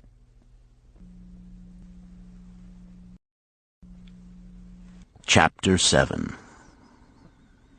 The Walls of Babylon. Old Banzar, grim warrior of another day, stood guard at the passageway leading to the top of the ancient walls of Babylon. Up above, valiant defenders were battling to hold the walls. Upon them depended the future existence of this great city with its hundreds of thousands of citizens. Over the walls came the roar of the attacking armies, the yelling of many men, the trampling of thousands of horses, the deafening boom of the battering rams pounding the bronzed gates. In the street behind the gate lounged the spearmen, waiting to defend the entrance should the gates give way. They were but few for the task. The main armies of Babylon were with their king, far away in the east on a great expedition against the Elamites. No attack upon the city having been anticipated during their absence, the defending forces were small. Unexpectedly from the north bore down the mighty armies of the Assyrians, and now the walls must hold or Babylon was doomed. About Banzar were great crowds of citizens, white-faced and terrified, eagerly seeking news of the battle. With hushed awe they viewed the stream of wounded and dead being carried or led out of the passageway. Here was the crucial point of attack. After 3 days of circling about the city, the enemy had suddenly thrown his great strength against this section and this gate. The defenders from the top of the wall fought off the climbing platforms and the scaling ladders of the attackers with arrows, burning oil, and, if any reached the top, spears. Against the defenders, thousands of the enemy's archers poured a deadly barrage of arrows. Old Banzar had the vantage point for news. He was closest to the conflict and first to hear of each fresh repulse of the frenzied attackers. An elderly merchant crowded close to him, his palsied hands quivering. "Tell me, he pleaded. "They cannot get in. My sons are with the good king. There is no one to protect my old wife. My goods, they will steal all. My food, they will leave nothing. We are old, too old to defend ourselves, too old for slaves. We shall starve, we shall die. Tell me they cannot get in." "Calm thyself, good merchant," the guard responded. "The walls of Babylon are strong. Go back to the bazaar and tell your wife that the walls will protect you and all of your possessions as safely as they protect the rich treasures of the king. Keep close to the walls, lest the arrows flying over strike you." A woman with a babe in arms took the old man's place as he withdrew. "Sergeant, what news from the top? Tell me truly that I may reassure my poor husband. He lies with fever from his terrible wounds, yet insists upon his armor and his spear to protect me who am with child. Terrible, he says, will be the vengeful lust of our enemies should they break in." "Be thou good of heart, thou mother that is and is again to be. The walls of Babylon will protect you and your babes. They are high and strong. Hear ye not the yells of our valiant defenders as they empty the cauldrons of burning oil upon the ladder scalers?" "Yes, that do I hear, and also the roar of the battering rams that do hammer at our gates." "Back to thy husband. Tell him the gates are strong and withstand the rams. Also that the scalers climb the walls, but to receive the waiting spear thrust. Watch thy way, and hasten behind yon buildings." Banzar stepped aside to clear the passage for heavily armed reinforcements. As, with clanking bronze shields and heavy tread, they tramped by, a small girl plucked at his girdle. "Tell me, soldier, are we safe?" she pleaded. "I hear the awful noises. I see the men all bleeding. I am so frightened. What will become of our family, of my mother, little brother, and the baby?" The grim old campaigner blinked his eyes and thrust forward his chin as he beheld the child. "Be not afraid, little one," he reassured her. "The walls of Babylon will protect you and mother and little brother and the baby. It was for the safety of such as you that the good Queen Semiramis built them over 100 years ago. Never have they been broken through. Go back and tell your mother and little brother and the baby that the walls of Babylon will protect them and they need have no fear." Day after day, old Banzar stood at his post and watched the reinforcements file up the passageway, there to stay and fight until, wounded or dead, they came down once more. Around him unceasingly crowded the throngs of frightened citizens, eagerly seeking to learn if the walls would hold. To all he gave his answer with the fine dignity of an old soldier: "The walls of Babylon will protect you." For 3 weeks and 5 days the attack waged with scarcely ceasing violence. Harder and grimmer set the jaw of Banzar as the passage behind, wet with the blood of the many wounded, was churned into mud by the never-ceasing streams of men passing up and staggering down. Each day the slaughtered attackers piled up in heaps before the wall. Each night they were carried back and buried by their comrades. Upon the 5th night of the 4th week, the clamor without diminished. The first streaks of daylight illuminated the plains, disclosed great clouds of dust raised by the retreating armies. A mighty shout went up from the defenders. There was no mistaking its meaning. It was repeated by the waiting troops behind the walls. It was echoed by the citizens upon the streets. It swept over the city with the violence of a storm. People rushed from the houses. The streets were jammed with a throbbing mob. The pent-up fear of weeks found an outlet in the wild chorus of joy. From the top of the high tower of the Temple of Bel burst forth the flames of victory. Skyward floated the column of blue smoke to carry the message far and wide. The walls of Babylon had once again repulsed a mighty and vicious foe determined to loot her rich treasures and to ravish and enslave her citizens. Babylon endured century after century because it was fully protected. It could not afford to be otherwise. The walls of Babylon were an outstanding example of man's need and desire for protection. This desire is inherent in the human race. It is just as strong today as it ever was, but we have developed broader and better plans to accomplish the same purpose.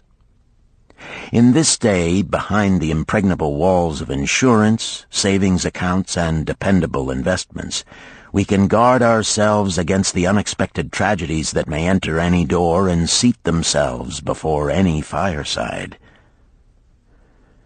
We cannot afford to be without adequate protection.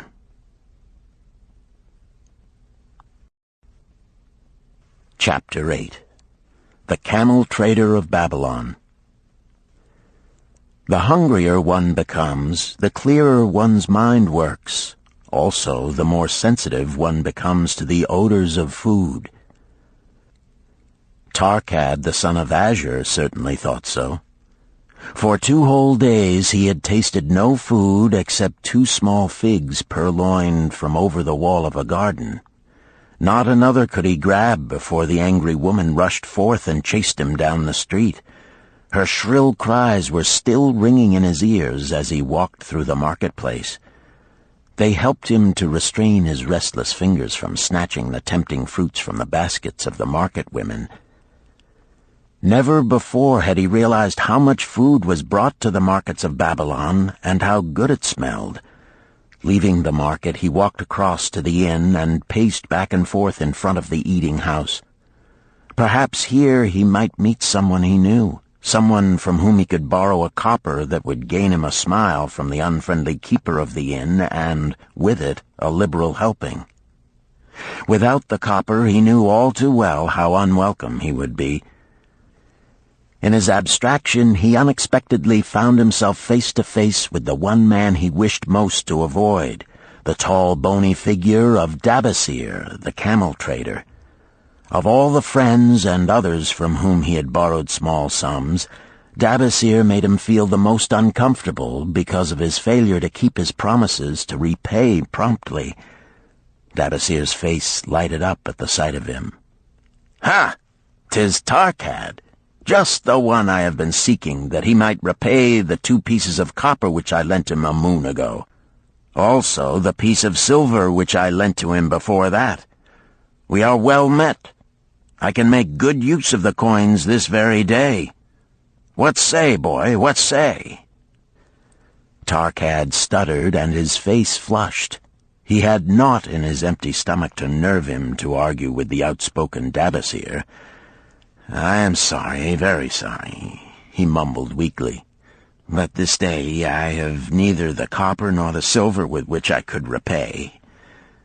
"Then get it," Dabasir insisted. "Surely thou canst get hold of a few coppers and a piece of silver to repay the generosity of an old friend of thy father, who aided thee whence thou wast in need."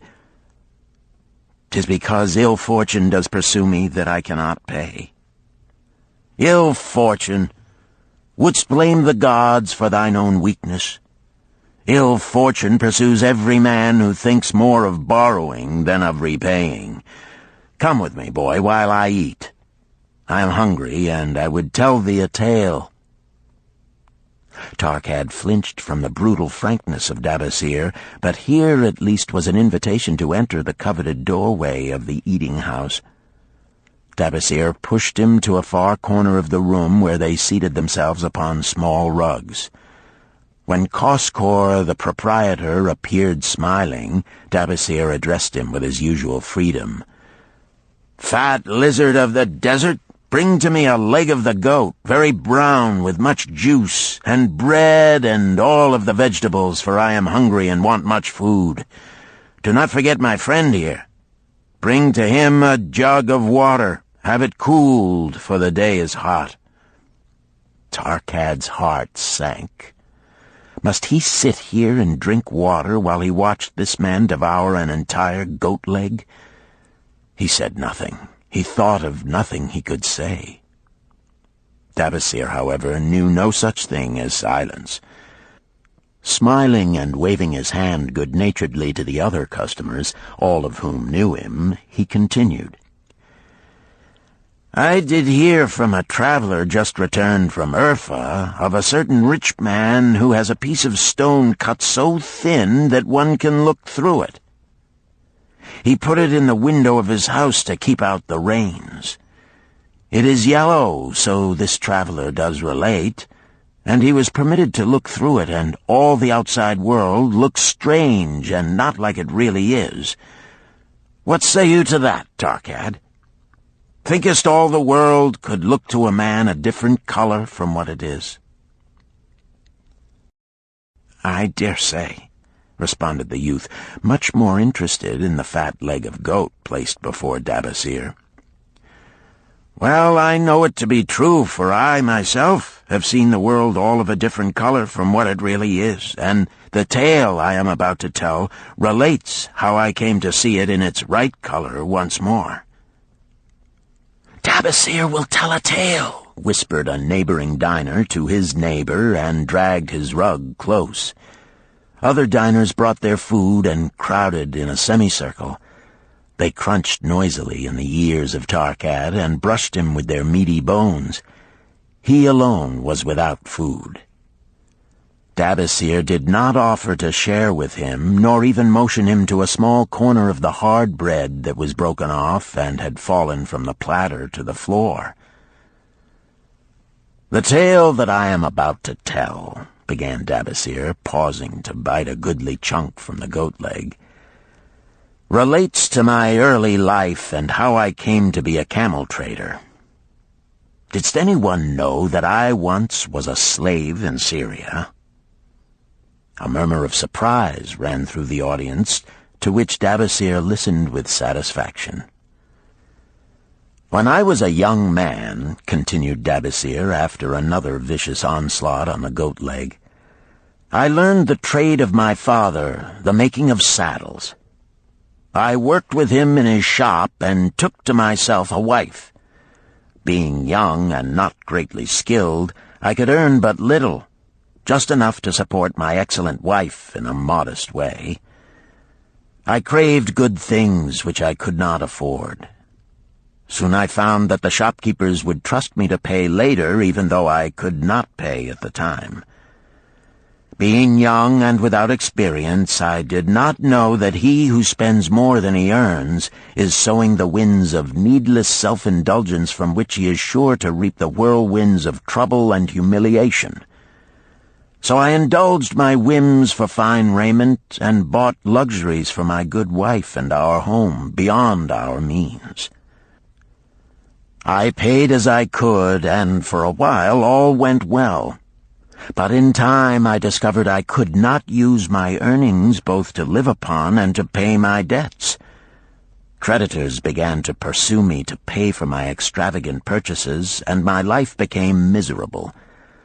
I borrowed from my friends, but could not repay them either. Things went from bad to worse. My wife returned to her father, and I decided to leave Babylon and seek another city where a young man might have better chances. For 2 years I had a restless and unsuccessful life working for caravan traders. From this I fell in with a set of likable robbers who scoured the desert for unarmed caravans. Such deeds were unworthy of the son of my father, but I was seeing the world through a colored stone and did not realize to what degradation I had fallen. We met with success on our first trip, capturing a rich haul of gold and silks and valuable merchandise. This loot we took to Ganir and squandered. The second time we were not so fortunate. Just after we had made our capture, we were attacked by the spearsmen of a native chief to whom the caravans paid for protection. Our 2 leaders were killed, and the rest of us were taken to Damascus, where we were stripped of our clothing and sold as slaves. I was purchased for 2 pieces of silver by a Syrian desert chief. With my hair shorn and but a loincloth to wear, I was not so different from the other slaves. Being a reckless youth, I thought it merely an adventure until my master took me before his 4 wives and told them they could have me for a eunuch. Then, indeed, did I realize the hopelessness of my situation. These men of the desert were fierce and warlike. I was subject to their will without weapons or means of escape. Fearful I stood as those 4 women looked me over. I wondered if I could expect pity from them. Sirah, the first wife, was older than the others. Her face was impassive as she looked upon me. I turned from her with little consolation. The next was a contemptuous beauty who gazed at me as indifferently as if I had been a worm of the earth. The 2 younger ones tittered as though it were all an exciting joke. It seemed an age that I stood waiting sentence. Each woman appeared willing for the others to decide. Finally, Sirah spoke up in a cold voice. "Of eunuchs we have plenty, but of camel-tenders we have few, and they are a worthless lot. Even this day I would visit my mother who is sick with the fever, and there is no slave I would trust to lead my camel. Ask this slave if he can lead a camel." My master thereupon questioned me, "What know you of camels?" Striving to conceal my eagerness, I replied, "I can make them kneel, I can load them, I can lead them on long trips without tiring. If need be, I can repair their trappings."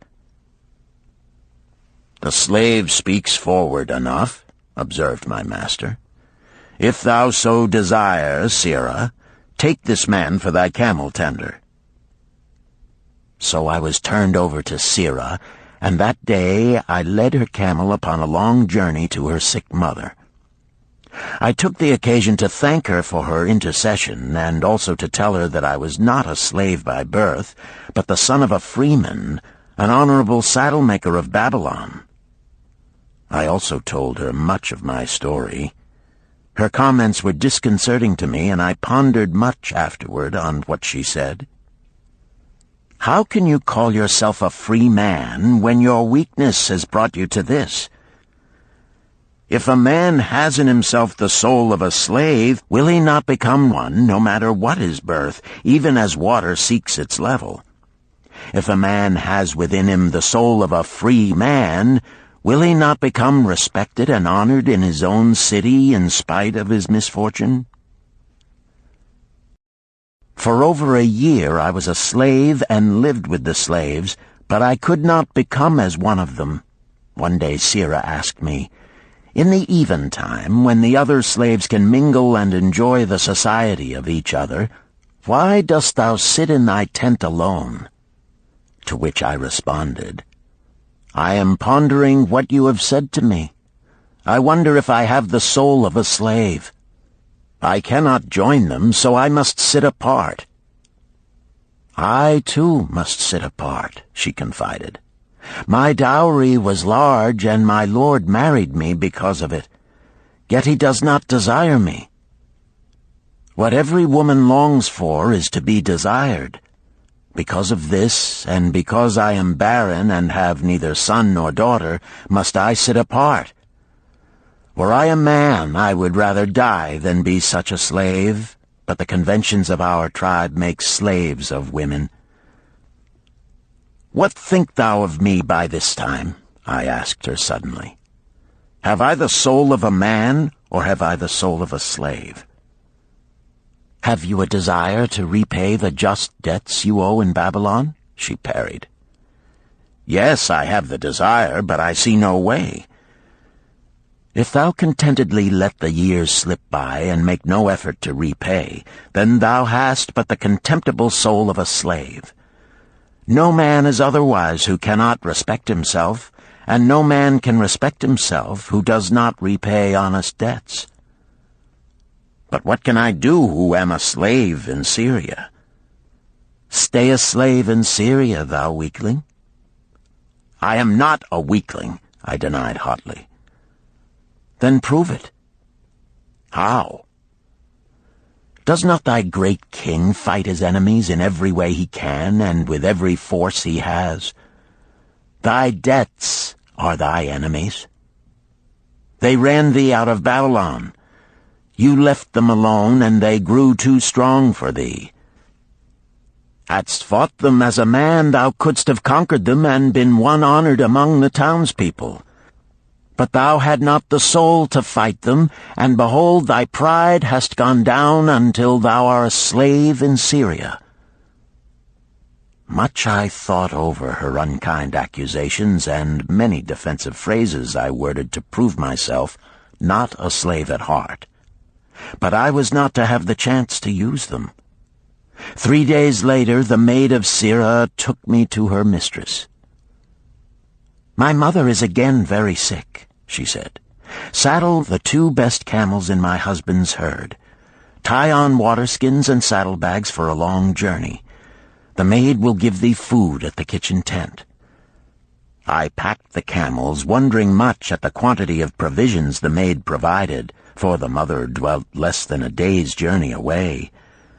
The maid rode the rear camel which followed, and I led the camel of my mistress.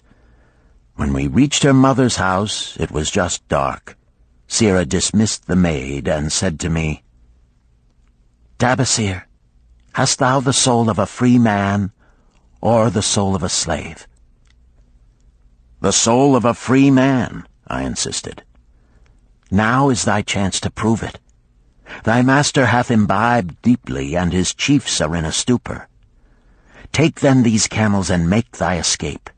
Here in this bag is raiment of thy master's to disguise thee. I will say thou stole the camels and ran away while I visited my sick mother." "Thou hast the soul of a queen," I told her. "Much do I wish that I might lead thee to happiness." "Happiness," she responded, "awaits not the runaway wife who seeks it in far lands among strange people. Go thy own way, and may the gods of the desert protect thee, for the way is far and barren of food or water." I needed no further urging, but thanked her warmly and was away into the night. I knew not this strange country, and had only a dim idea of the direction in which lay Babylon, but struck out bravely across the desert toward the hills. One camel I rode, and the other I led. All that night I traveled, and all the next day, urged on by the knowledge of the terrible fate that was meted out to slaves who stole their master's property and tried to escape. Late that afternoon I reached a rough country as uninhabitable as the desert. The sharp rocks bruised the feet of my faithful camels, and soon they were picking their way slowly and painfully along. I met neither man nor beast, and could well understand why they shunned this inhospitable land. It was such a journey from then on as few men lived to tell of. Day after day we plodded along. Food and water gave out. The heat of the sun was merciless. At the end of the 9th day, I slid from the back of my mount with the feeling that I was too weak to ever remount, and I would surely die, lost in this abandoned country. I stretched out upon the ground and slept, not waking until the first gleam of daylight. I sat up and looked about me. There was a coolness in the morning air. My camels lay dejected not far away. About me was a vast waste of broken country covered with rock and sand and thorny things. No sign of water, not to eat for man or camel. Could it be that in this peaceful quiet I faced my end? My mind was clearer than it had ever been before. My body now seemed of little importance. My parched and bleeding lips, my dry and swollen tongue, my empty stomach, all had lost their supreme agonies of the day before. I looked across into the uninviting distance, and once again came to me the question, have I the soul of a slave or the soul of a free man?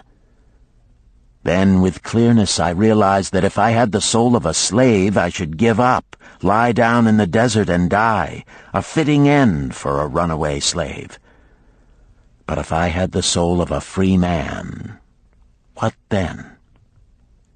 Surely I would force my way back to Babylon, repay the people who had trusted me, bring happiness to my wife who truly loved me, and bring peace and contentment to my parents.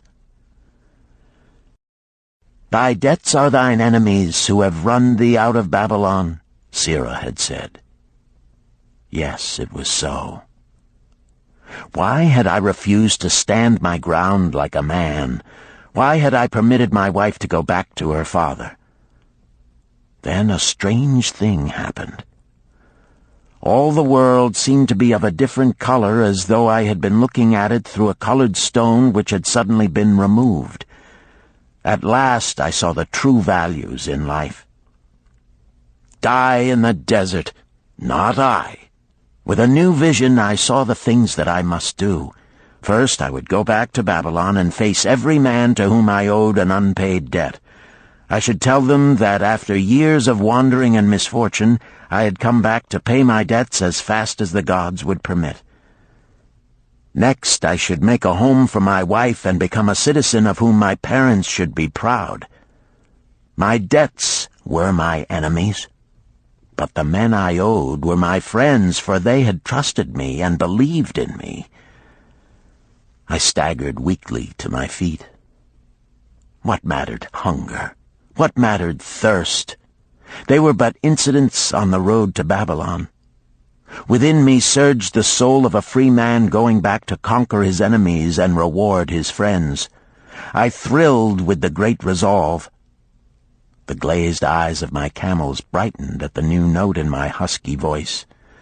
With great effort, after many attempts, they gained their feet. With pitiful perseverance, they pushed on toward the north, where something within me said we would find Babylon. We found water. We passed into a more fertile country where were grass and fruit. We found the trail to Babylon because the soul of a free man looks at life as a series of problems to be solved, and solves them. while the soul of a slave whines, "What can I do who am but a slave?" How about thee, Tarkad? Does thy empty stomach make thy head exceedingly clear? Art ready to take the road that leads back to self-respect? Canst thou see the world in its true color? Hast thou the desire to pay thy honest debts, however many they may be, and once again be a man respected in Babylon? Moisture came to the eyes of the youth. He rose eagerly to his knees. "Thou hast shown me a vision. Already I feel the soul of a free man surge within me." "But how fared you upon your return?" questioned an interested listener. "Where the determination is, the way can be found," Dabasir replied. "I now had the determination, so I set out to find a way. First I visited every man to whom I was indebted, and begged his indulgence until I could earn that with which to repay. Most of them met me gladly. Several reviled me, but others offered to help me. One indeed did give me the very help I needed. It was Mathon, the gold lender. Learning that I had been a camel tender in Syria, he sent me to old Nebator, the camel trader, just commissioned by our good king to purchase many herds of sound camels for the great expedition. With him, my knowledge of camels I put to good use. Gradually, I was able to repay every copper and every piece of silver. Then at last I could hold up my head and feel that I was an honorable man among men." Again Dabasir turned to his food. "Kaskor, thou snail," he called loudly to be heard in the kitchen. "The food is cold. Bring me more meat fresh from the roasting. Bring thou also a very large portion for Tarkad, the son of my old friend, who is hungry and shall eat with me." So ended the tale of Dabasir, the camel trader of old Babylon. He found his own soul when he realized a great truth, a truth that had been known and used by wise men long before his time. It has led men of all ages out of difficulties and into success, and it will continue to do so for those who have the wisdom to understand its magic power. It is for any man to use who reads these lines. Where the determination is, the way can be found.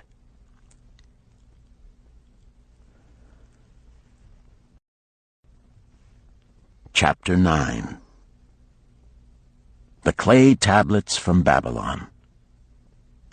St. Swithin's College, Nottingham University, Newark-on-Trent, Nottingham. October 21st, 1934. Professor Franklin Caldwell, care of British Scientific Expedition, Hilla, Mesopotamia. My dear Professor, the 5 clay tablets from your recent excavation in the ruins of Babylon arrived on the same boat with your letter. I have been fascinated no end and have spent many pleasant hours translating their inscriptions. I should have answered your letter at once, but delayed until I could complete the translations which are attached. The tablets arrived without damage thanks to your careful use of preservatives and excellent packing. You will be as astonished as we in the laboratory at the story they relate.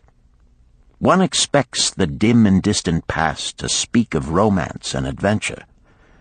Arabian Nights sort of things, you know. When instead it discloses the problem of a person named Dabasir to pay off his debts, one realizes that conditions upon this old world have not changed as much in 5,000 years as one might expect. It's odd, you know, but these old inscriptions rather rag me, as the students say. Being a college professor, I am supposed to be a thinking human being possessing a working knowledge of most subjects. Yet here comes this old chap out of the dust-covered ruins of Babylon to offer a way I had never heard of to pay off my debts and at the same time acquire gold to jingle in my wallet. Pleasant thought, I say, and interesting to prove whether it will work as well nowadays as it did in old Babylon. Mrs. Shrewsbury and myself are planning to try out his plan upon our own affairs, which could be much improved. Wishing you the best of luck in your worthy undertaking and waiting eagerly another opportunity to assist, I am, yours sincerely, Alfred H. Shrewsbury, Department of Archaeology. Tablet 1.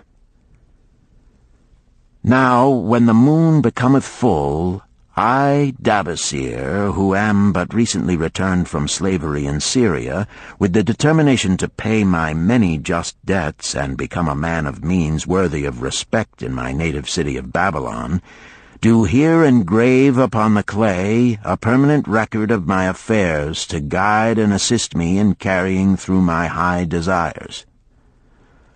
Under the wise advice of my good friend Mathon, the gold lender, I am determined to follow an exact plan that he doth say will lead any honorable man out of debt into means and self-respect. This plan includeth 3 purposes which are my hope and desire. First, the plan doth provide for my future prosperity. Therefore, 1/10 of all I earn shall be set aside as my own to keep. For Mathon speaketh wisely when he saith, That man who keepeth in his purse both gold and silver that he need not spend is good to his family and loyal to his king. The man who hath but a few coppers in his purse is indifferent to his family and indifferent to his king. But the man who hath naught in his purse is unkind to his family and disloyal to his king, for his own heart is bitter. Therefore the man who wisheth to achieve must have coin that he may keep to jingle in his purse, that he have in his heart love for his family and loyalty to his king. Second, the plan doth provide that I shall support and clothe my good wife who hath returned to me with loyalty from the house of her father. For Mathon doth say that to take good care of a faithful wife putteth self-respect into the heart of a man, and addeth strength and determination to his purposes. Therefore 7/10 of all I earn shall be used to provide a home, clothes to wear, and food to eat, with a bit extra to spend, that our lives be not lacking in pleasure and enjoyment. But he doth further enjoin the greatest care that we spend not greater than 7/10 of what I earn for these worthy purposes. Herein lieth the success of the plan. I must live upon this portion, and never use more, nor buy what I may not pay for out of this portion. This ends Disc 3. The Richest Man in Babylon, Disc 4. Tablet 2. Third, the plan doth provide that out of my earnings my debts shall be paid. Therefore each time the moon is full, 2/10 of all I have earned shall be divided honorably and fairly among those who have trusted me and to whom I am indebted. Thus in due time will all my indebtedness be surely paid. Therefore do I here engrave the name of every man to whom I am indebted, and the honest amount of my debt. Faru the cloth weaver, 2 silver, 6 copper. Sinjar the couch maker, 1 silver. Amar my friend, 3 silver, 1 copper. Zantkar my friend, 4 silver, 7 copper. Askamir, my friend, 1 silver, 3 copper. Haransir, the jewel-maker, 6 silver, 2 copper. Diarbekir, my father's friend, 4 silver, 1 copper. Alkahad, the house-owner, 14 silver. Mathon, the gold lender, 9 silver. Birajik, the farmer, 1 silver, 7 copper. From here on, disintegrated, cannot be deciphered. Tablet 3. To these creditors do I owe in total 119 pieces of silver and 141 pieces of copper. Because I did owe these sums and saw no way to repay, in my folly I did permit my wife to return to her father, and didst leave my native city and seek easy wealth elsewhere, only to find disaster and to see myself sold into the degradation of slavery. Now that Mathon doth show me how I can repay my debts in small sums of my earnings, do I realize the great extent of my folly in running away from the results of my extravagances. Therefore have I visited my creditors and explained to them that I have no resources with which to pay except my ability to earn, and that I intend to apply 2/10 of all I earn upon my indebtedness evenly and honestly. This much can I pay, but no more. Therefore, if they be patient, in time my obligations will be paid in full. Amar, whom I thought my best friend, reviled me bitterly, and I left him in humiliation. Birajik, the farmer, pleaded that I pay him first, as he didst badly need help. Alcahad, the house owner, was indeed disagreeable, and insisted that he would make me trouble unless I did soon settle in full with him. All the rest willingly accepted my proposal. Therefore am I more determined than ever to carry through, being convinced that it is easier to pay one's just debts than to avoid them. Even though I cannot meet the needs and demands of a few of my creditors, I will deal impartially with all. Tablet 4. Again the moon shines full. I have worked hard with a free mind. My good wife hath supported my intentions to pay my creditors. Because of our wise determination, I have earned during the past moon, buying camels of sound wind and good legs for Nebertor, the sum of 19 pieces of silver. This I have divided according to the plan. 1/10 have I set aside to keep as my own, 7/10 have I divided with my good wife to pay for our living, 2/10 have I divided among my creditors as evenly as could be done in coppers. I did not see Amar, but left it with his wife. Birajik was so pleased that he would kiss my hand. Old Alcahad alone was grouchy and said I must pay faster. To which I replied that if I were permitted to be well fed and not worried, that alone would enable me to pay faster. All the others thanked me and spoke well of my efforts.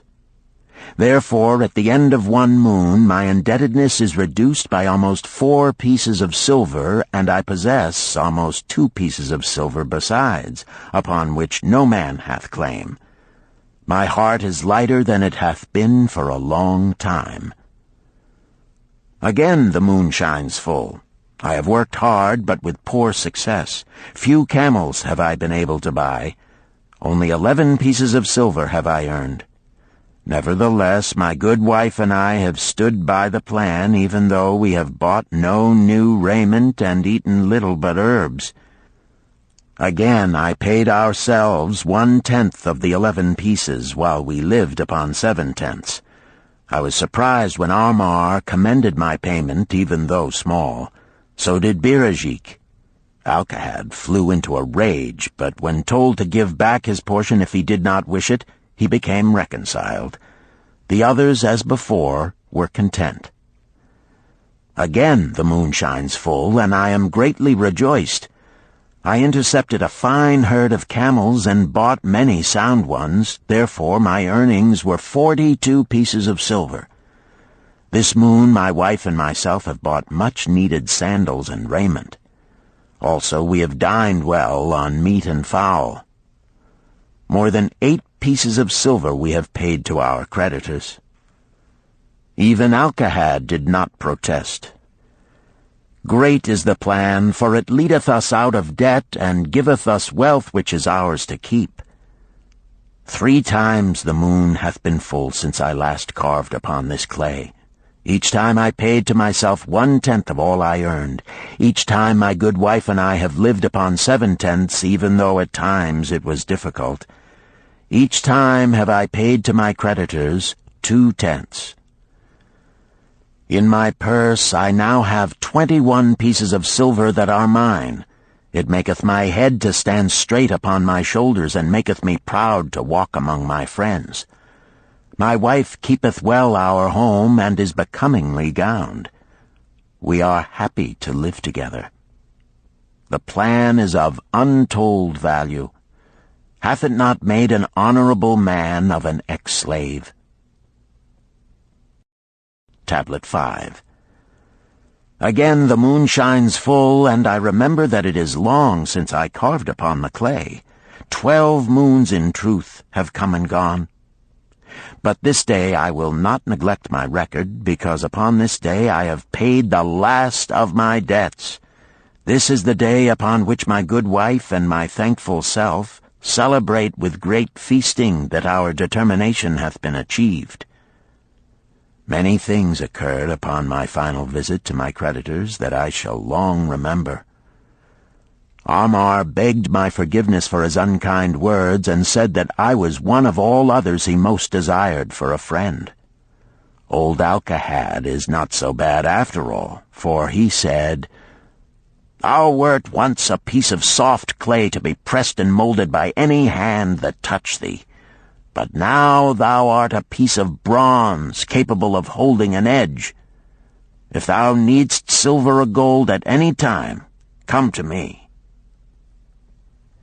Nor is he the only one who holdeth me in high regard. Many others speak deferentially to me.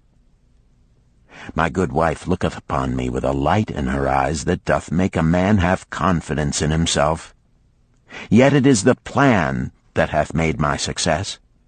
It hath enabled me to pay all my debts and to jingle both gold and silver in my purse.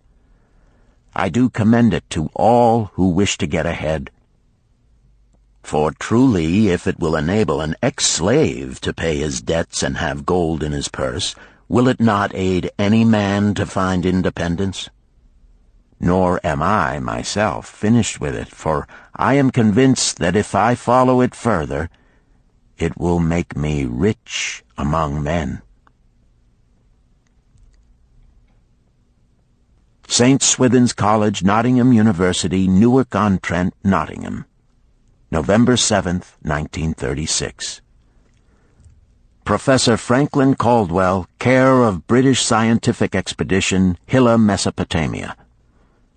My dear Professor, if in your further digging into those ruins of Babylon you encounter the ghost of a former resident, an old camel-trader named Dabasir, do me a favor. Tell him that his scribbling upon those clay tablets so long ago has earned for him the lifelong gratitude of a couple of college folks back here in England. You will possibly remember my writing a year ago that Mrs. Shrewsbury and myself intended to try his plan for getting out of debt and at the same time having gold to jingle. You may have guessed, even though we tried to keep it from our friends, our desperate straits. We were frightfully humiliated for years by a lot of old debts, and worried sick for fear some of the tradespeople might start a scandal that would force me out of the college. We paid and paid, every shilling we could squeeze out of income, but it was hardly enough to hold things even. Besides, we were forced to do all our buying where we could get further credit regardless of higher costs. It developed into one of those vicious circles that grow worse instead of better. Our struggles were getting hopeless. We could not move to less costly rooms because we owed the landlord. There did not appear to be anything we could do to improve our situation. Then here comes your acquaintance, the old camel-trader from Babylon, with a plan to do just what we wished to accomplish. He jolly well stirred us up to follow his system. We made a list of all our debts, and I took it around and showed it to every one we owed. I explained how it was simply impossible for me to ever repay them the way things were going along. They could readily see this themselves from the figures. Then I explained that the only way I saw to pay in full was to set aside 20% of my income each month to be divided pro rata, which would pay them in full in a little over 2 years. That in the meantime we would go on a cash basis and give them the further benefit of our cash purchases. They were really quite decent. Our greengrocer, a wise old chap, put it in a way that helped to bring around the rest. If you pay for all you buy and then pay some on what you owe, that is better than you have done, for you ain't paid down the account none in 3 years. Finally, I secured all their names to an agreement binding them not to molest us as long as the 20% of income was paid regularly. Then we began scheming on how to live upon 70%. We were determined to keep that extra 10% to jingle. The thought of silver and possibly gold was most alluring. It was like having an adventure to make the change. We enjoyed figuring this way and that to live comfortably upon that remaining 70%. We started with rent and managed to secure a fair reduction. Next, we put our favorite brands of tea and such under suspicion, and were agreeably surprised how often we could purchase superior qualities at less cost. It is too long a story for a letter, but anyhow it did not prove difficult. We managed, and right cheerfully at that. What a relief it proved to have our affairs in such a shape we were no longer persecuted by past due accounts. I must not neglect, however, to tell you about that extra 10% we were supposed to jingle. Well, we did jingle it for some time. Now, don't laugh too soon. You see, that is the sporty part. It is the real fun to start accumulating money that you do not want to spend. There is more pleasure in running up such a surplus than there could be in spending it. After we had jingled to our heart's content, we found a more profitable use for it. We took up an investment upon which we could pay that 10% each month. This is proving to be the most satisfying part of our regeneration. It is the first thing we pay out of my check.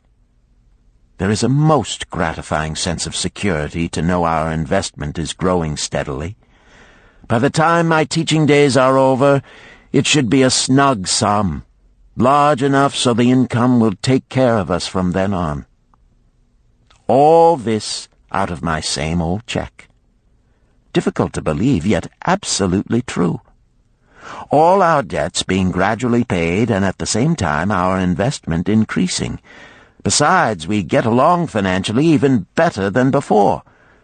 Who would believe there could be such a difference in results between following a financial plan and just drifting along?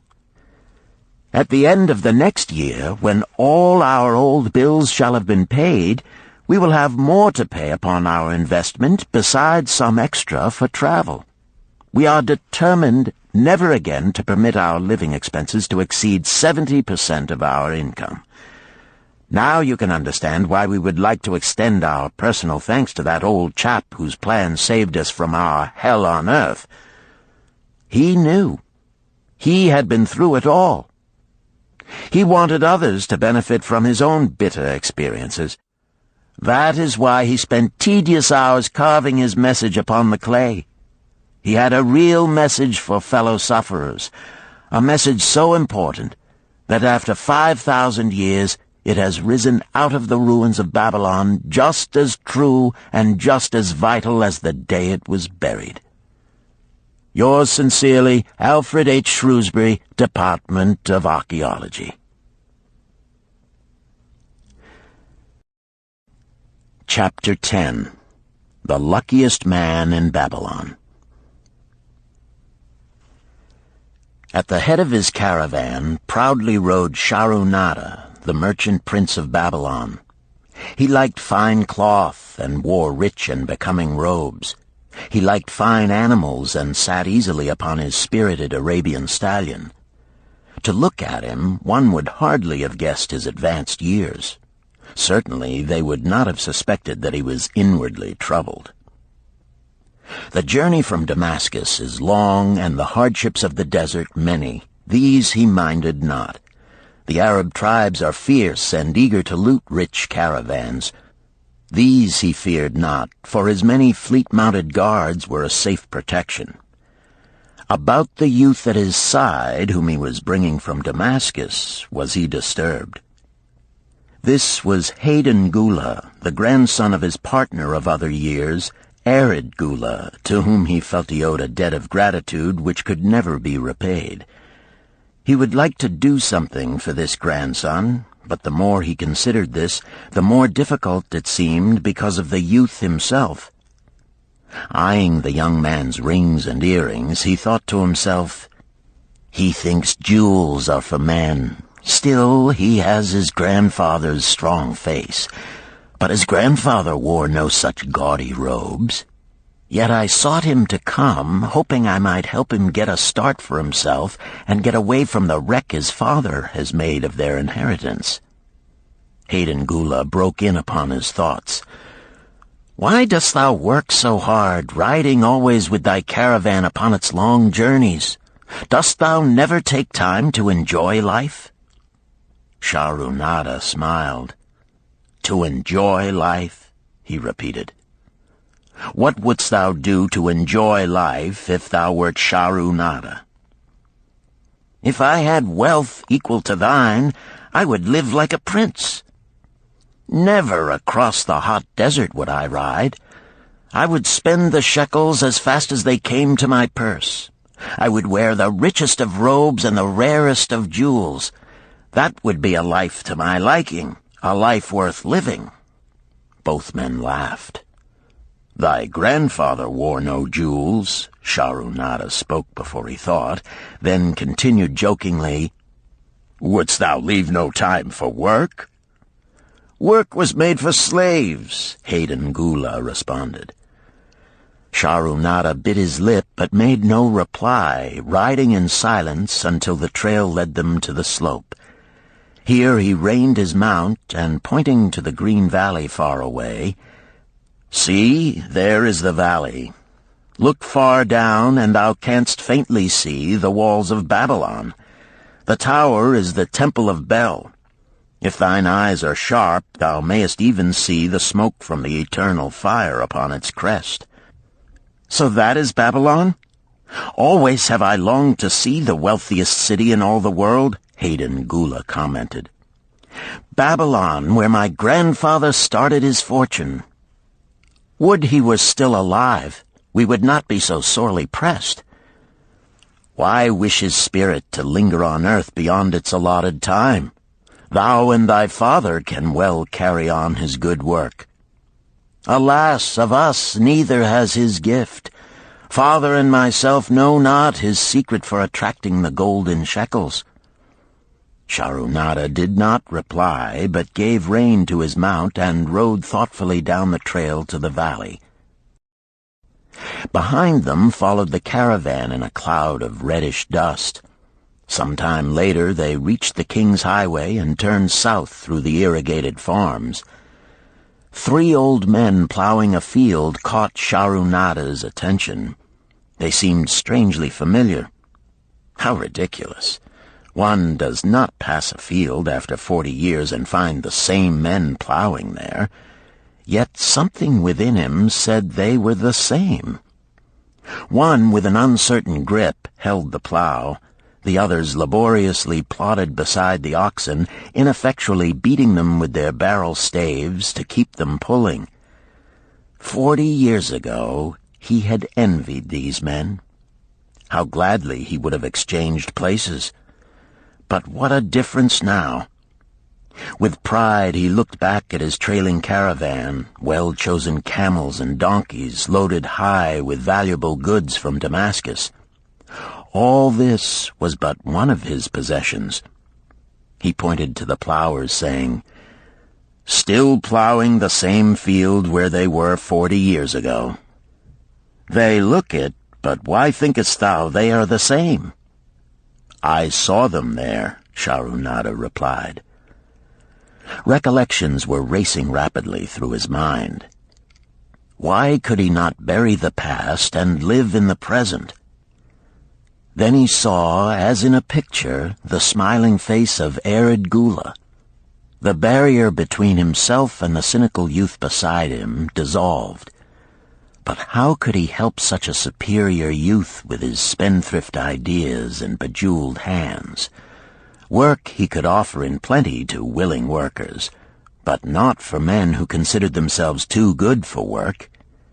Yet he owed it to Arid Gula to do something, not a half-hearted attempt. He and Arid Gula had never done things that way. They were not that sort of men. A plan came almost in a flash. There were objections. He must consider his own family and his own standing. It would be cruel. It would hurt. Being a man of quick decisions, he waived objections and decided to act. "Wouldst thou be interested in hearing how thy worthy grandfather and myself joined in the partnership which proved so profitable?" he questioned. "Why not just tell me how thou madest the golden shekels? That is all I need to know," the young man parried. Sharunada ignored the reply and continued, "We start with those men plowing. I was no older than thou. As the column of men in which I marched approached, good old Megiddo, the farmer, scoffed at the slipshod way in which they plowed. Megiddo was chained next to me.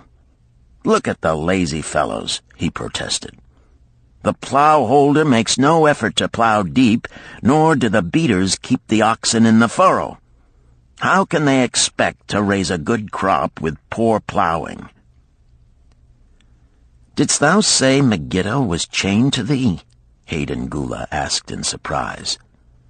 "Yes, with bronze collars about our necks and a length of heavy chain between us. Next to him was Zabado, the sheep thief. I had known him in Harun. At the end was a man we called Pirate because he told us not his name. We judged him as a sailor as he had entwined serpents tattooed upon his chest in sailor fashion. The column was made up thus, so the men could walk in fours." "Thou wert chained as a slave?" Hayden Gula asked incredulously. "Did not thy grandfather tell thee I was once a slave? He often spoke of thee, but never hinted of this. He was a man thou couldst trust with innermost secrets. Thou, too, are a man I may trust, am I not right?" Sharunada looked him squarely in the eye. "Thou mayest rely upon my silence, but I am amazed. Tell me, how didst thou come to be a slave?" Sharunada shrugged his shoulders. "Any man may find himself a slave. It was a gaming house and barley beer that brought me disaster. I was the victim of my brother's indiscretions. In a brawl he killed his friend. I was bonded to the widow by my father, desperate to keep my brother from being prosecuted under the law. When my father could not raise the silver to free me, she in anger sold me to the slave dealer." "What a shame and injustice," Hayden Gula protested. "But tell me, how didst thou regain freedom?" "We shall come to that, but not yet. Let us continue my tale. As we passed, the plowers jeered at us. One did doff his ragged hat and bow low, calling out, 'Welcome to Babylon, guests of the king! He waits for thee on the city walls where the banquet is spread, mud bricks and onion soup.' With that, they laughed uproariously. Pirate flew into a rage and cursed them roundly. "What do those men mean by the king awaiting us on the walls?" I asked him.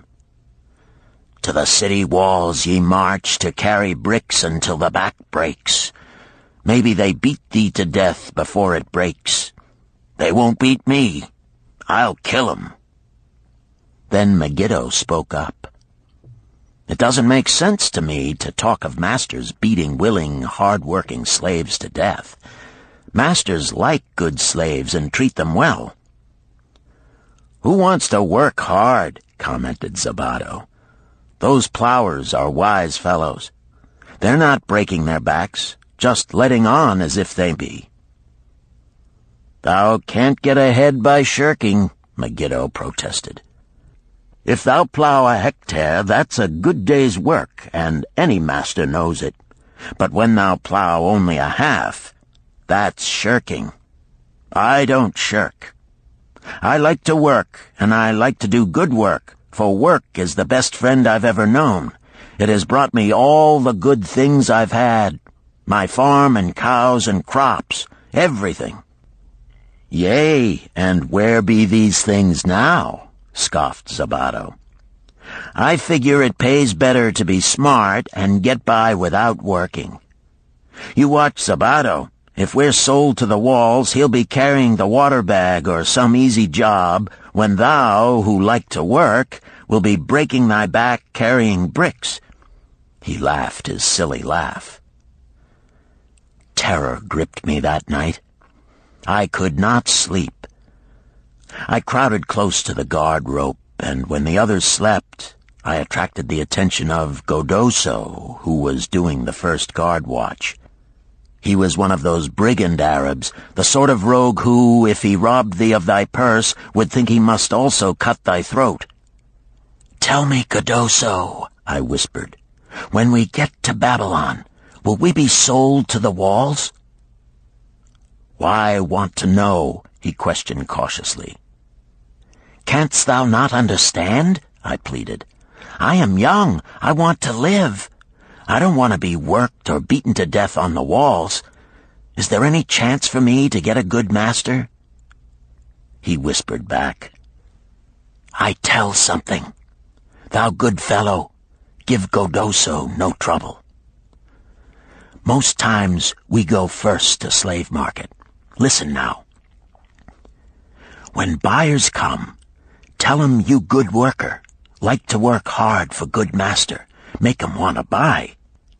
You not make 'em buy, next day you carry brick. Mighty hard work." After he walked away, I lay in the warm sand looking up at the stars and thinking about work. What Megiddo had said about it being his best friend made me wonder if it would be my best friend. Certainly it would be if it helped me out of this. When Megiddo awoke, I whispered my good news to him. It was our one ray of hope as we marched toward Babylon. Late in the afternoon, we approached the walls and could see the lines of men, like black ants, climbing up and down the steep diagonal paths. As we drew closer, we were amazed at the thousands of men working. Some were digging in the moat, others mixed the dirt into mud bricks. The greatest number were carrying the bricks in large baskets up those steep trails to the masons. Overseers cursed the laggards and cracked bullock whips over the backs of those who failed to keep in line. Poor, worn-out fellows were seen to stagger and fall beneath their heavy baskets, unable to rise again. If the lash failed to bring them to their feet, they were pushed to the side of the paths and left writhing in agony. Soon they would be dragged down to join other craven bodies beside the roadway to await unsanctified graves. As I beheld the ghastly sight, I shuddered. So this was what awaited my father's son if he failed at the slave market. Godoso had been right. We were taken through the gates of the city to the slave prison, and next morning marched to the pens in the market. Here the rest of the men huddled in fear, and only the whips of our guard could keep them moving so the buyers could examine them. Megiddo and myself eagerly talked to every man who permitted us to address him. The slave dealer brought soldiers from the king's guard who shackled Pirate and brutally beat him when he protested. As they led him away, I felt sorry for him. Megiddo felt that we would soon part. When no buyers were near, he talked to me earnestly to impress upon me how valuable work would be to me in the future. Some men hate it. They make it their enemy. Better to treat it like a friend. Make thyself like it. Don't mind because it is hard. If thou thinkest about what a good house thou build, then who cares if the beams are heavy and it is far from the well to carry the water for the plaster? Promise me, boy, if thou get a master, work for him as hard as thou canst. If he does not appreciate all thou do, never mind. Remember, work well done does good to the man who does it. It makes him a better man. He stopped as a burly farmer came to the enclosure and looked at us critically. Megiddo asked about his farm and crops, soon convincing him that he would be a valuable man.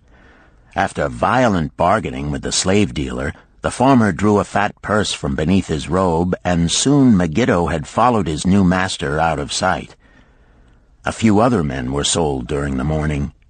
At noon, Godoso confided to me that the dealer was disgusted and would not stay over another night, but would take all who remained at sundown to the king's buyer.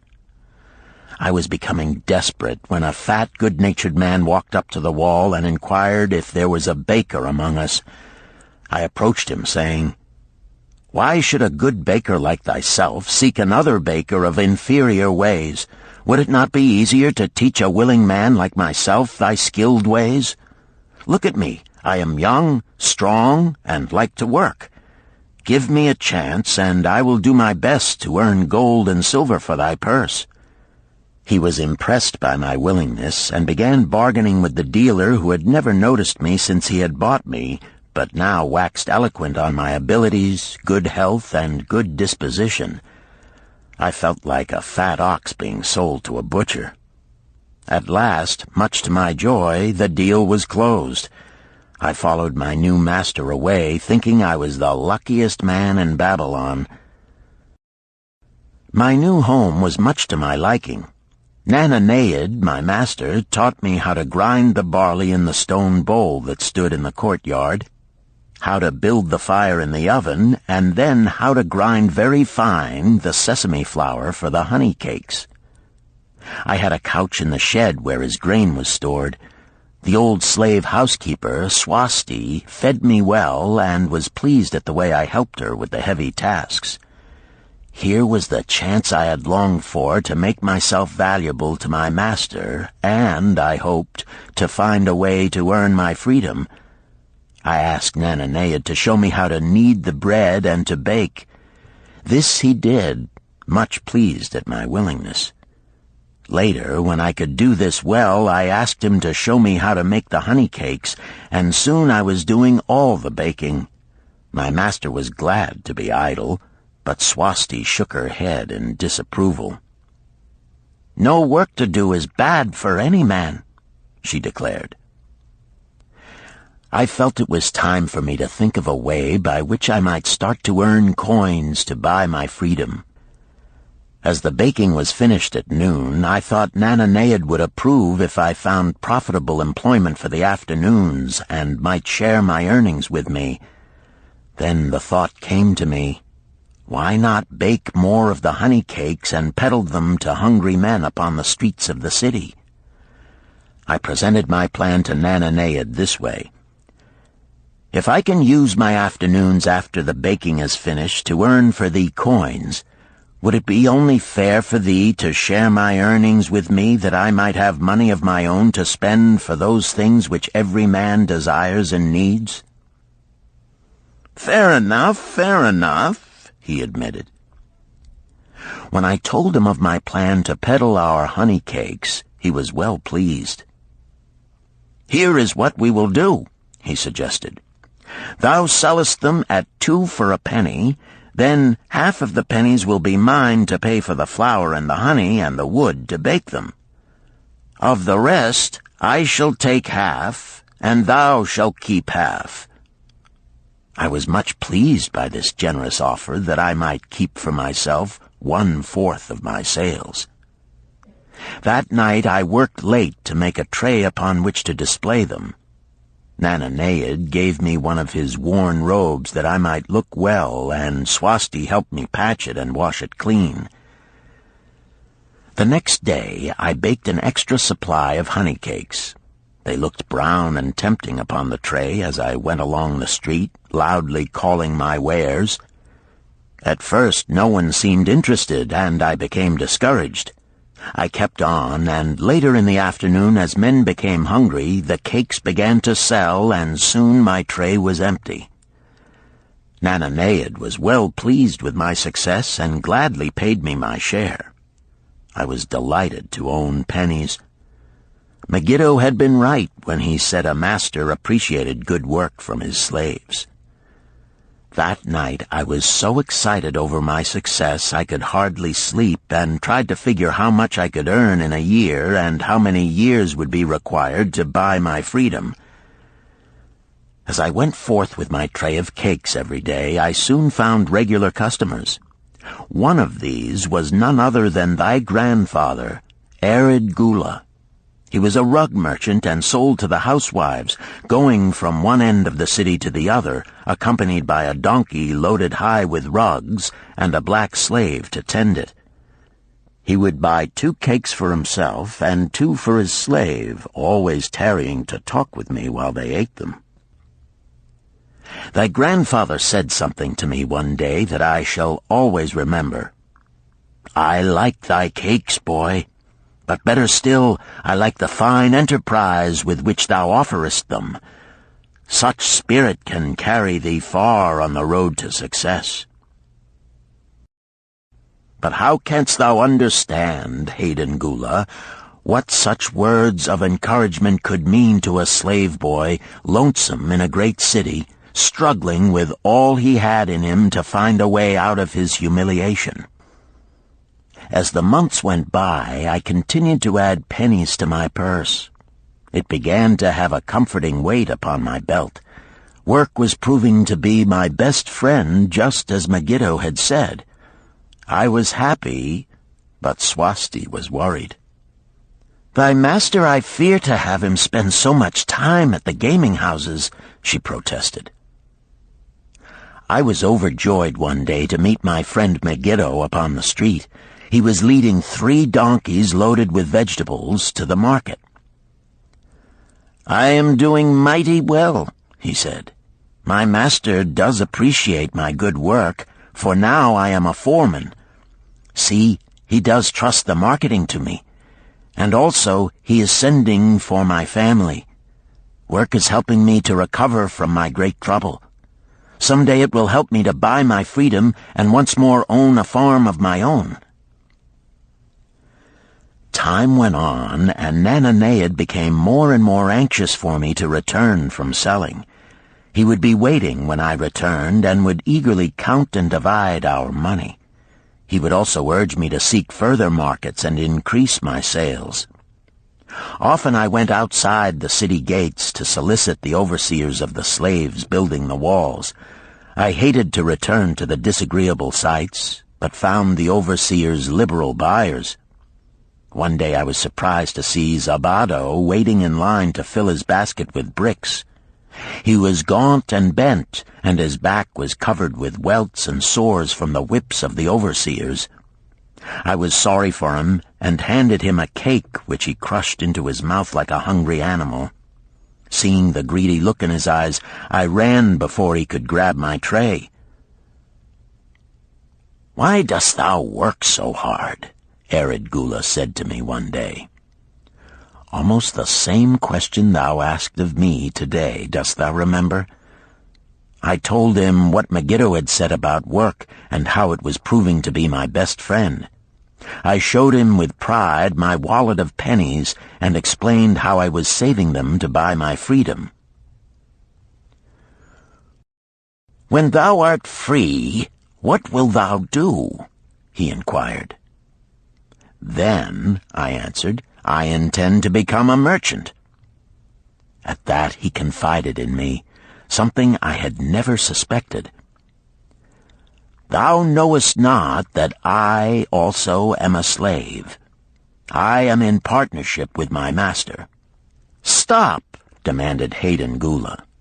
"I will not listen to lies defaming my grandfather. He was no slave." His eyes blazed in anger. Sharunada remained calm. "I honor him for rising above his misfortune and becoming a leading citizen of Damascus. Art thou his grandson, cast of the same mold? Art thou man enough to face true facts, or dost thou prefer to live under false illusions?" Hayden Gula straightened in his saddle. In a voice suppressed with deep emotion, he replied, "My grandfather was beloved by all. Countless were his good deeds. When the famine came, did not his gold buy grain in Egypt, and did not his caravan bring it to Damascus and distribute it to the people so none would starve? Now thou sayest he was but a despised slave in Babylon. Had he remained a slave in Babylon, then he might well have been despised. But when, through his own efforts, he became a great man in Damascus, the gods indeed condoned his misfortunes and honored him with their respect," Sharunada replied. "After telling me that he was a slave," Sharunada continued, "he explained how anxious he had been to earn his freedom. Now that he had enough money to buy this, he was much disturbed as to what he should do. He was no longer making good sales and feared to leave the support of his master." I protested his indecision. "Cling no longer to thy master. Get once again the feeling of being a free man. Act like a free man and succeed like one. Decide what thou desirest to accomplish, and then work will aid thee to achieve it." He went on his way, saying he was glad I had shamed him for his cowardice. One day I went outside the gates again, and was surprised to find a great crowd gathering there. When I asked a man for an explanation, he replied, "Hast thou not heard? An escaped slave who murdered one of the king's guards has been brought to justice and will this day be flogged to death for his crime. Even the king himself is to be here." So dense was the crowd about the flogging post, I feared to go near lest my tray of honey cakes be upset. Therefore I climbed up the unfinished wall to see over the heads of the people. I was fortunate in having a view of Nebuchadnezzar himself as he rode by in his golden chariot. Never had I beheld such grandeur, such robes and hangings of gold cloth and velvet. I could not see the flogging, though I could hear the shrieks of the poor slave. I wondered how one so noble as our handsome king could endure to see such suffering, yet when I saw he was laughing and joking with his nobles, I knew he was cruel and understood why such inhuman tasks were demanded of the slaves building the walls. After the slave was dead, his body was hung upon a pole by a rope attached to his leg so all might see. As the crowd began to thin, I went close. On the hairy chest, I saw tattooed 2 entwined serpents. It was Pirate. The next time I met Arid Gula, he was a changed man. Full of enthusiasm, he greeted me. "Behold, the slave thou knewest is now a free man. There was magic in thy words. Already my sales and my profits are increasing. My wife is overjoyed. She was a free woman, the niece of my master. She much desires that we move to a strange city where no man shall know I was once a slave. Thus our children shall be above reproach for their father's misfortune. Work has become my best helper. It has enabled me to recapture my confidence and my skill to sell." I was overjoyed that I had been able, even in a small way, to repay him for the encouragement he had given me. One evening Swasti came to me in deep distress. "Thy master is in trouble. I fear for him. Some months ago he lost much at the gaming tables. He pays not the farmer for his grain, nor his honey. He pays not the money-lender. They are angry and threaten him."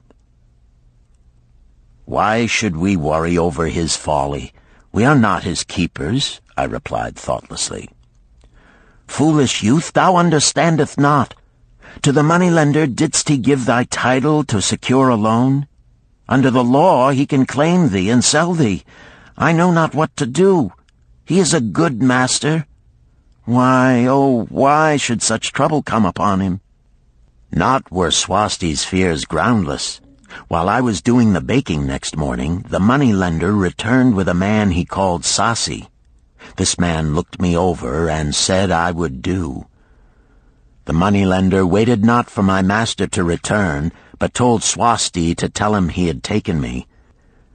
With only the robe on my back and the purse of pennies hanging safely from my belt, I was hurried away from the unfinished baking. I was whirled away from my dearest hopes as the hurricane snatches the tree from the forest and casts it into the surging sea. Again a gaming house and barley beer had caused me disaster. Sasi was a blunt, gruff man. As he led me across the city, I told him of the good work I had been doing for Nananeid, and said I hoped to do good work for him. His reply offered no encouragement. I like not this work. My master likes it not. The king has told him to send me to build a section of the Grand Canal. Master tells Sasi to buy more slaves, work hard, and finish quick. Bah! How can any man finish a big job quick? Picture a desert with not a tree, just low shrubs and a sun burning with such fury the water in our barrels became so hot we could scarcely drink it. Then picture rows of men going down into the deep excavation and lugging heavy baskets of dirt up soft, dusty trails from daylight until dark. Picture food served in open troughs from which we helped ourselves like swine. We had no tents, no straw for beds. That was the situation in which I found myself. I buried my wallet in a marked spot, wondering if I would ever dig it up again. At first I worked with good will, but as the months dragged on I felt my spirit breaking. Then the heat fever took hold of my weary body. I lost my appetite and could scarcely eat the mutton and vegetables. At night I would toss in unhappy wakefulness. In my misery I wondered if Zabado had not the best plan, to shirk and keep his back from being broken in work. Then I recalled my last sight of him and knew his plan was not good. I thought of Pirate with his bitterness and wondered if it might be just as well to fight and kill. The memory of his bleeding body reminded me that his plan was also useless. Then I remembered my last sight of Megiddo. His hands were deeply calloused from hard work, but his heart was light and there was happiness on his face. His was the best plan. Yet I was just as willing to work as Megiddo. He could not have worked harder than I. Why did not my work bring me happiness and success? Was it work that brought Megiddo happiness, or was happiness and success merely in the laps of the gods? Was I to work the rest of my life without gaining my desires, without happiness and success? All of these questions were jumbled in my mind, and I had not an answer. Indeed, I was sorely confused. Several days later, when it seemed that I was at the end of my endurance and my questions still unanswered, Sasi sent for me. A messenger had come from my master to take me back to Babylon. I dug up my precious wallet, wrapped myself in the tattered remnants of my robe, and was on my way. As we rode, the same thoughts of a hurricane whirling me hither and thither kept racing through my feverish brain. I seemed to be living the weird words of a chant from my native town of Harun. Besetting a man like a whirlwind, driving him like a storm, whose course no one can follow, whose destiny no one can foretell. Was I destined to be ever thus punished for I knew not what? What new miseries and disappointments awaited me? When we rode to the courtyard of my master's house, imagine my surprise when I saw Irid Gula awaiting me. He helped me down and hugged me like a long-lost brother. As we went our way, I would have followed him as a slave should follow his master, but he would not permit me. He put his arm about me, saying, "I hunted everywhere for thee. When I had almost given up hope, I did meet Swasti, who told me of the money-lender who directed me to thy noble owner. A hard bargain he did drive, and made me pay an outrageous price. But thou art worth it. Thy philosophy and thy enterprise have been my inspiration to this new success." "Megiddo's philosophy, not mine," I interrupted. "Megiddo's and thine. Thanks to thee both, we are going to Damascus, and I need thee for my partner." "See," he exclaimed, "in one moment thou wilt be a free man." So saying, he drew from beneath his robe the clay tablet carrying my title. This he raised above his head and hurled it to break in 100 pieces upon the cobblestones. With glee he stamped upon the fragments until they were but dust. Tears of gratitude filled my eyes. I knew I was the luckiest man in Babylon. "Work, thou see, by this, in the time of my greatest distress, didst prove to be my best friend. My willingness to work enabled me to escape from being sold to join the slave gangs upon the walls. It also so impressed thy grandfather, he selected me for his partner." Then Hayden Gula questioned, "Was work my grandfather's secret key to the golden shekels?" "It was the only key he had when I first knew him," Shahrunada replied. "Thy grandfather enjoyed working. The gods appreciated his efforts and rewarded him liberally." "I begin to see," Hayden Gula was speaking thoughtfully. "Work attracted as many friends who admired his industry and the success it brought. Work brought him the honors he enjoyed so much in Damascus. Work brought him all those things I have approved. And I thought work was fit only for slaves." "Life is rich with many pleasures for men to enjoy," Shahrunada commented. "Each has its place. I am glad that work is not reserved for slaves. Were that the case, I would be deprived of my greatest pleasure. Many things do I enjoy, but nothing takes the place of work." Shahrunada and Hayden Gula rode in the shadows of the towering walls up to the massive bronze gates of Babylon. At their approach, the gate guards jumped to attention and respectfully saluted an honored citizen. With head held high, Shahrunada led the long caravan through the gates and up the streets of the city. "I have always hoped to be a man like my grandfather," Hayden Gula confided to him. "Never before did I realize just what kind of man he was. This thou hast shown me. Now that I understand, I do admire him all the more and feel more determined to be like him. I fear I can never repay thee for giving me the true key to his success. From this day forth I shall use his key. I shall start humbly as he started, which befits my true station far better than jewels and fine robes." So saying, Hayden Gula pulled the jeweled baubles from his ears and the rings from his fingers. Then, reining his horse, he dropped back and rode with deep respect behind the leader of the caravan.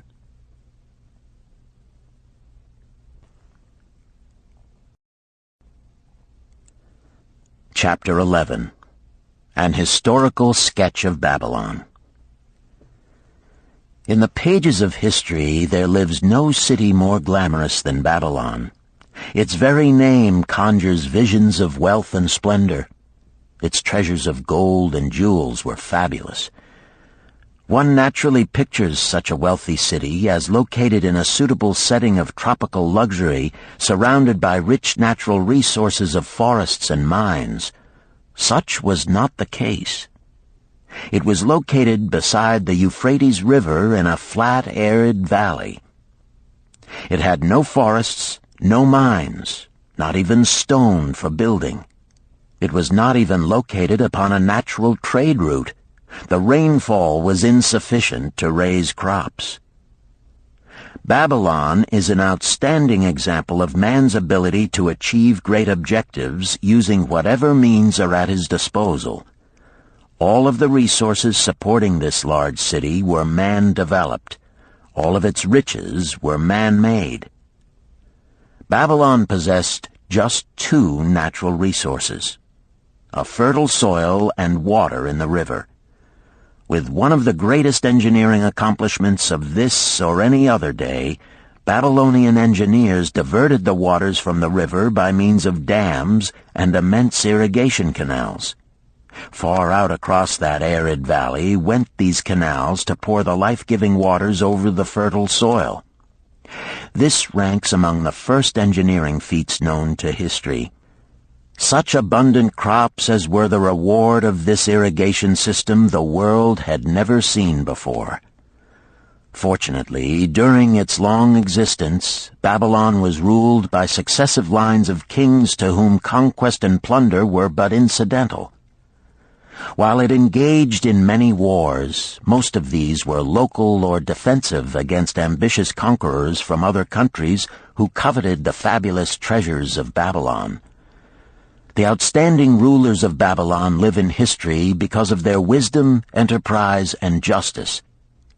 Babylon produced no strutting monarchs who sought to conquer the known world that all nations might pay homage to their egotism. As a city, Babylon exists no more. When those energizing human forces that built and maintained the city for thousands of years were withdrawn, it soon became a deserted ruin. The site of the city is in Asia, about 600 miles east of the Suez Canal, just north of the Persian Gulf. The latitude is about 30 degrees above the equator, practically the same as that of Yuma, Arizona. It possessed a climate similar to that of this American city, hot and dry. Today, this valley of the Euphrates, once a populous irrigated farming district, is again a windswept arid waste. Scant grass and desert shrubs strive for existence against the wind-blown sands. Gone are the fertile fields, the mammoth cities, and the long caravans of rich merchandise. Nomadic bands of Arabs, securing a scant living by tending small herds, are the only inhabitants. Such it has been since about the beginning of the Christian era. Dotting this valley are earthen hills. For centuries they were considered by travelers to be nothing else. The attention of archaeologists were finally attracted to them because of broken pieces of pottery and brick washed down by the occasional rainstorms. Expeditions, financed by European and American museums, were sent here to excavate and see what could be found. Picks and shovels soon proved these hills to be ancient cities. City graves, they might well be called. Babylon was one of these. Over it for something like 20 centuries, the winds had scattered the desert dust. Built originally of brick, all exposed walls had disintegrated and gone back to earth once more. Such is Babylon, the wealthy city, today. A heap of dirt, so long abandoned that no living person even knew its name until it was discovered by carefully removing the refuse of centuries from the streets and the fallen wreckage of its noble temples and palaces. Many scientists consider the civilization of Babylon and other cities in this valley to be the oldest of which there is a definite record. Positive dates have been proved reaching back 8,000 years. An interesting fact in this connection is the means used to determine these dates. Uncovered in the ruins of Babylon were descriptions of an eclipse of the sun. Modern astronomers readily computed the time when such an eclipse, visible in Babylon, occurred, and thus established a known relationship between their calendar and our own. In this way, we have proved that 8,000 years ago, the Sumerites, who inhabited Babylonia, were living in walled cities. One can only conjecture for how many centuries previous such cities had existed. Their inhabitants were not mere barbarians living within protecting walls. They were an educated and enlightened people. So far as written history goes, they were the first engineers, the first astronomers, the first mathematicians, the first financiers, and the first people to have a written language. Mention has already been made of the irrigation systems which transformed the arid valley into an agricultural paradise. The remains of these canals can still be traced, although they are mostly filled with accumulated sand. Some of them were of such size that, when empty of water, a dozen horses could be ridden abreast along their bottoms. In size they compare favorably with the largest canals in Colorado and Utah. In addition to irrigating the valley lands, Babylonian engineers completed another project of similar magnitude. By means of an elaborate drainage system, they reclaimed an immense area of swampland at the mouths of the Euphrates and Tigris rivers and put this also under cultivation. Herodotus, the Greek traveler and historian, visited Babylon while it was in its prime and has given us the only known description by an outsider. His writings give a graphic description of the city and some of the unusual customs of its people.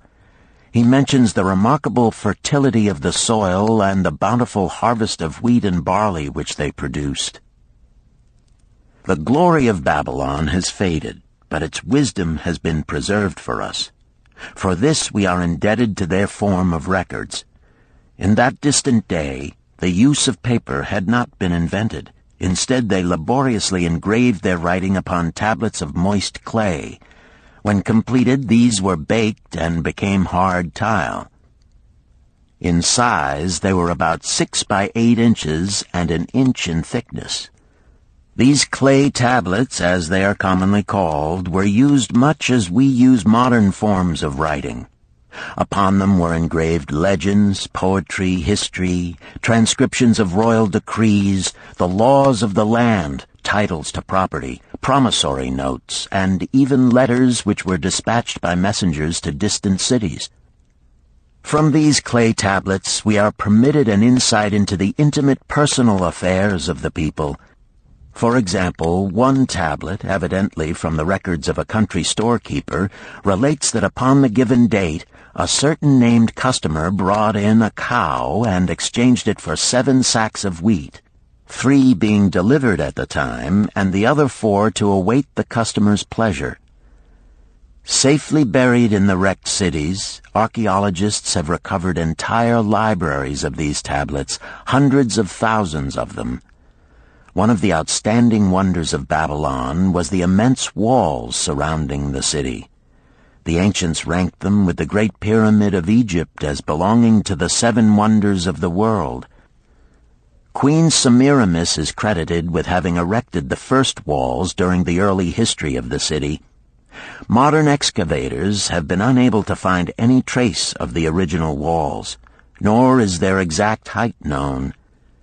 From mention made by early writers, it is estimated they were about 50 to 60 feet high, faced on the outer side with burnt brick, and further protected by a deep moat of water. The later and more famous walls were started about 600 years before the time of Christ by King Nabopolassar. Upon such a gigantic scale did he plan the rebuilding, he did not live to see the work finished. This was left to his son Nebuchadnezzar, whose name is familiar in biblical history.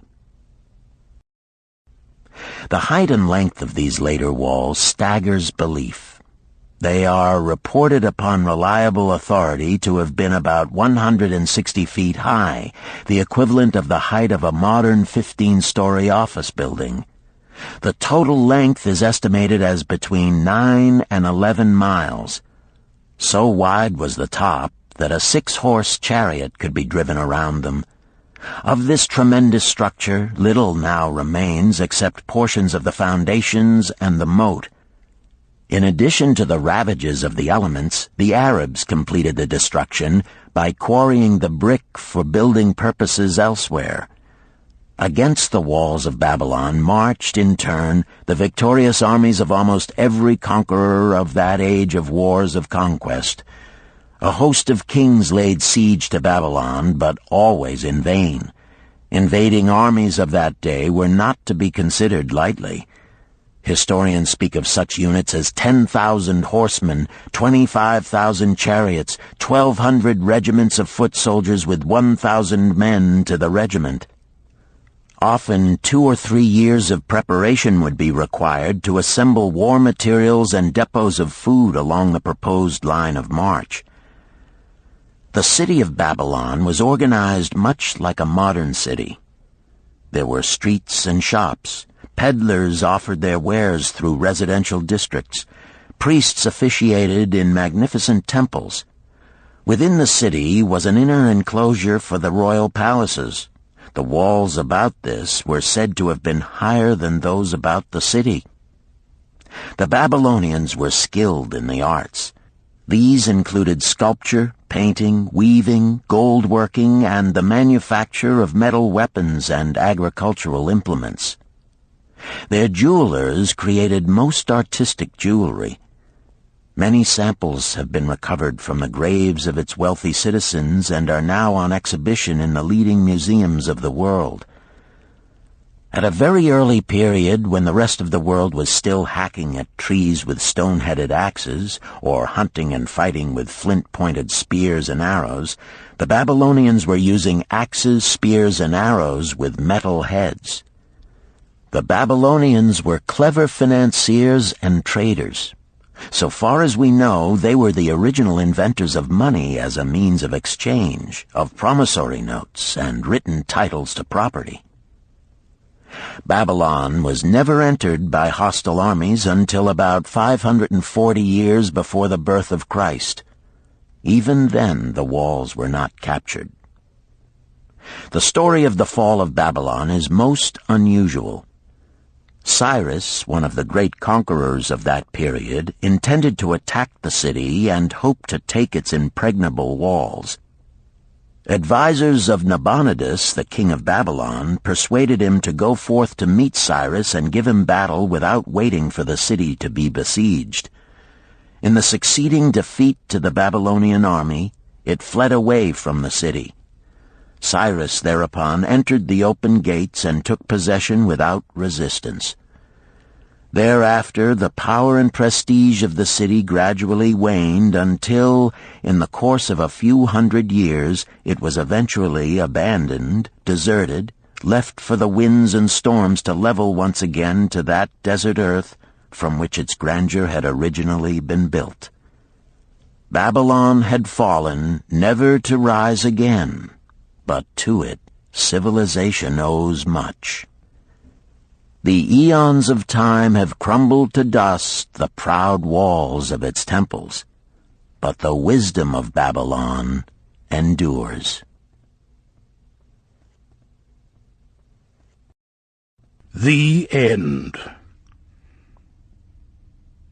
You've been listening to The Richest Man in Babylon by George S. Clason, narrated by Richard Ferrone, and directed by Ben Ruggiero. If you've enjoyed this book and this performance, Recorded Books recommends The Art of War by Sun Tzu, narrated by Joe Mantegna.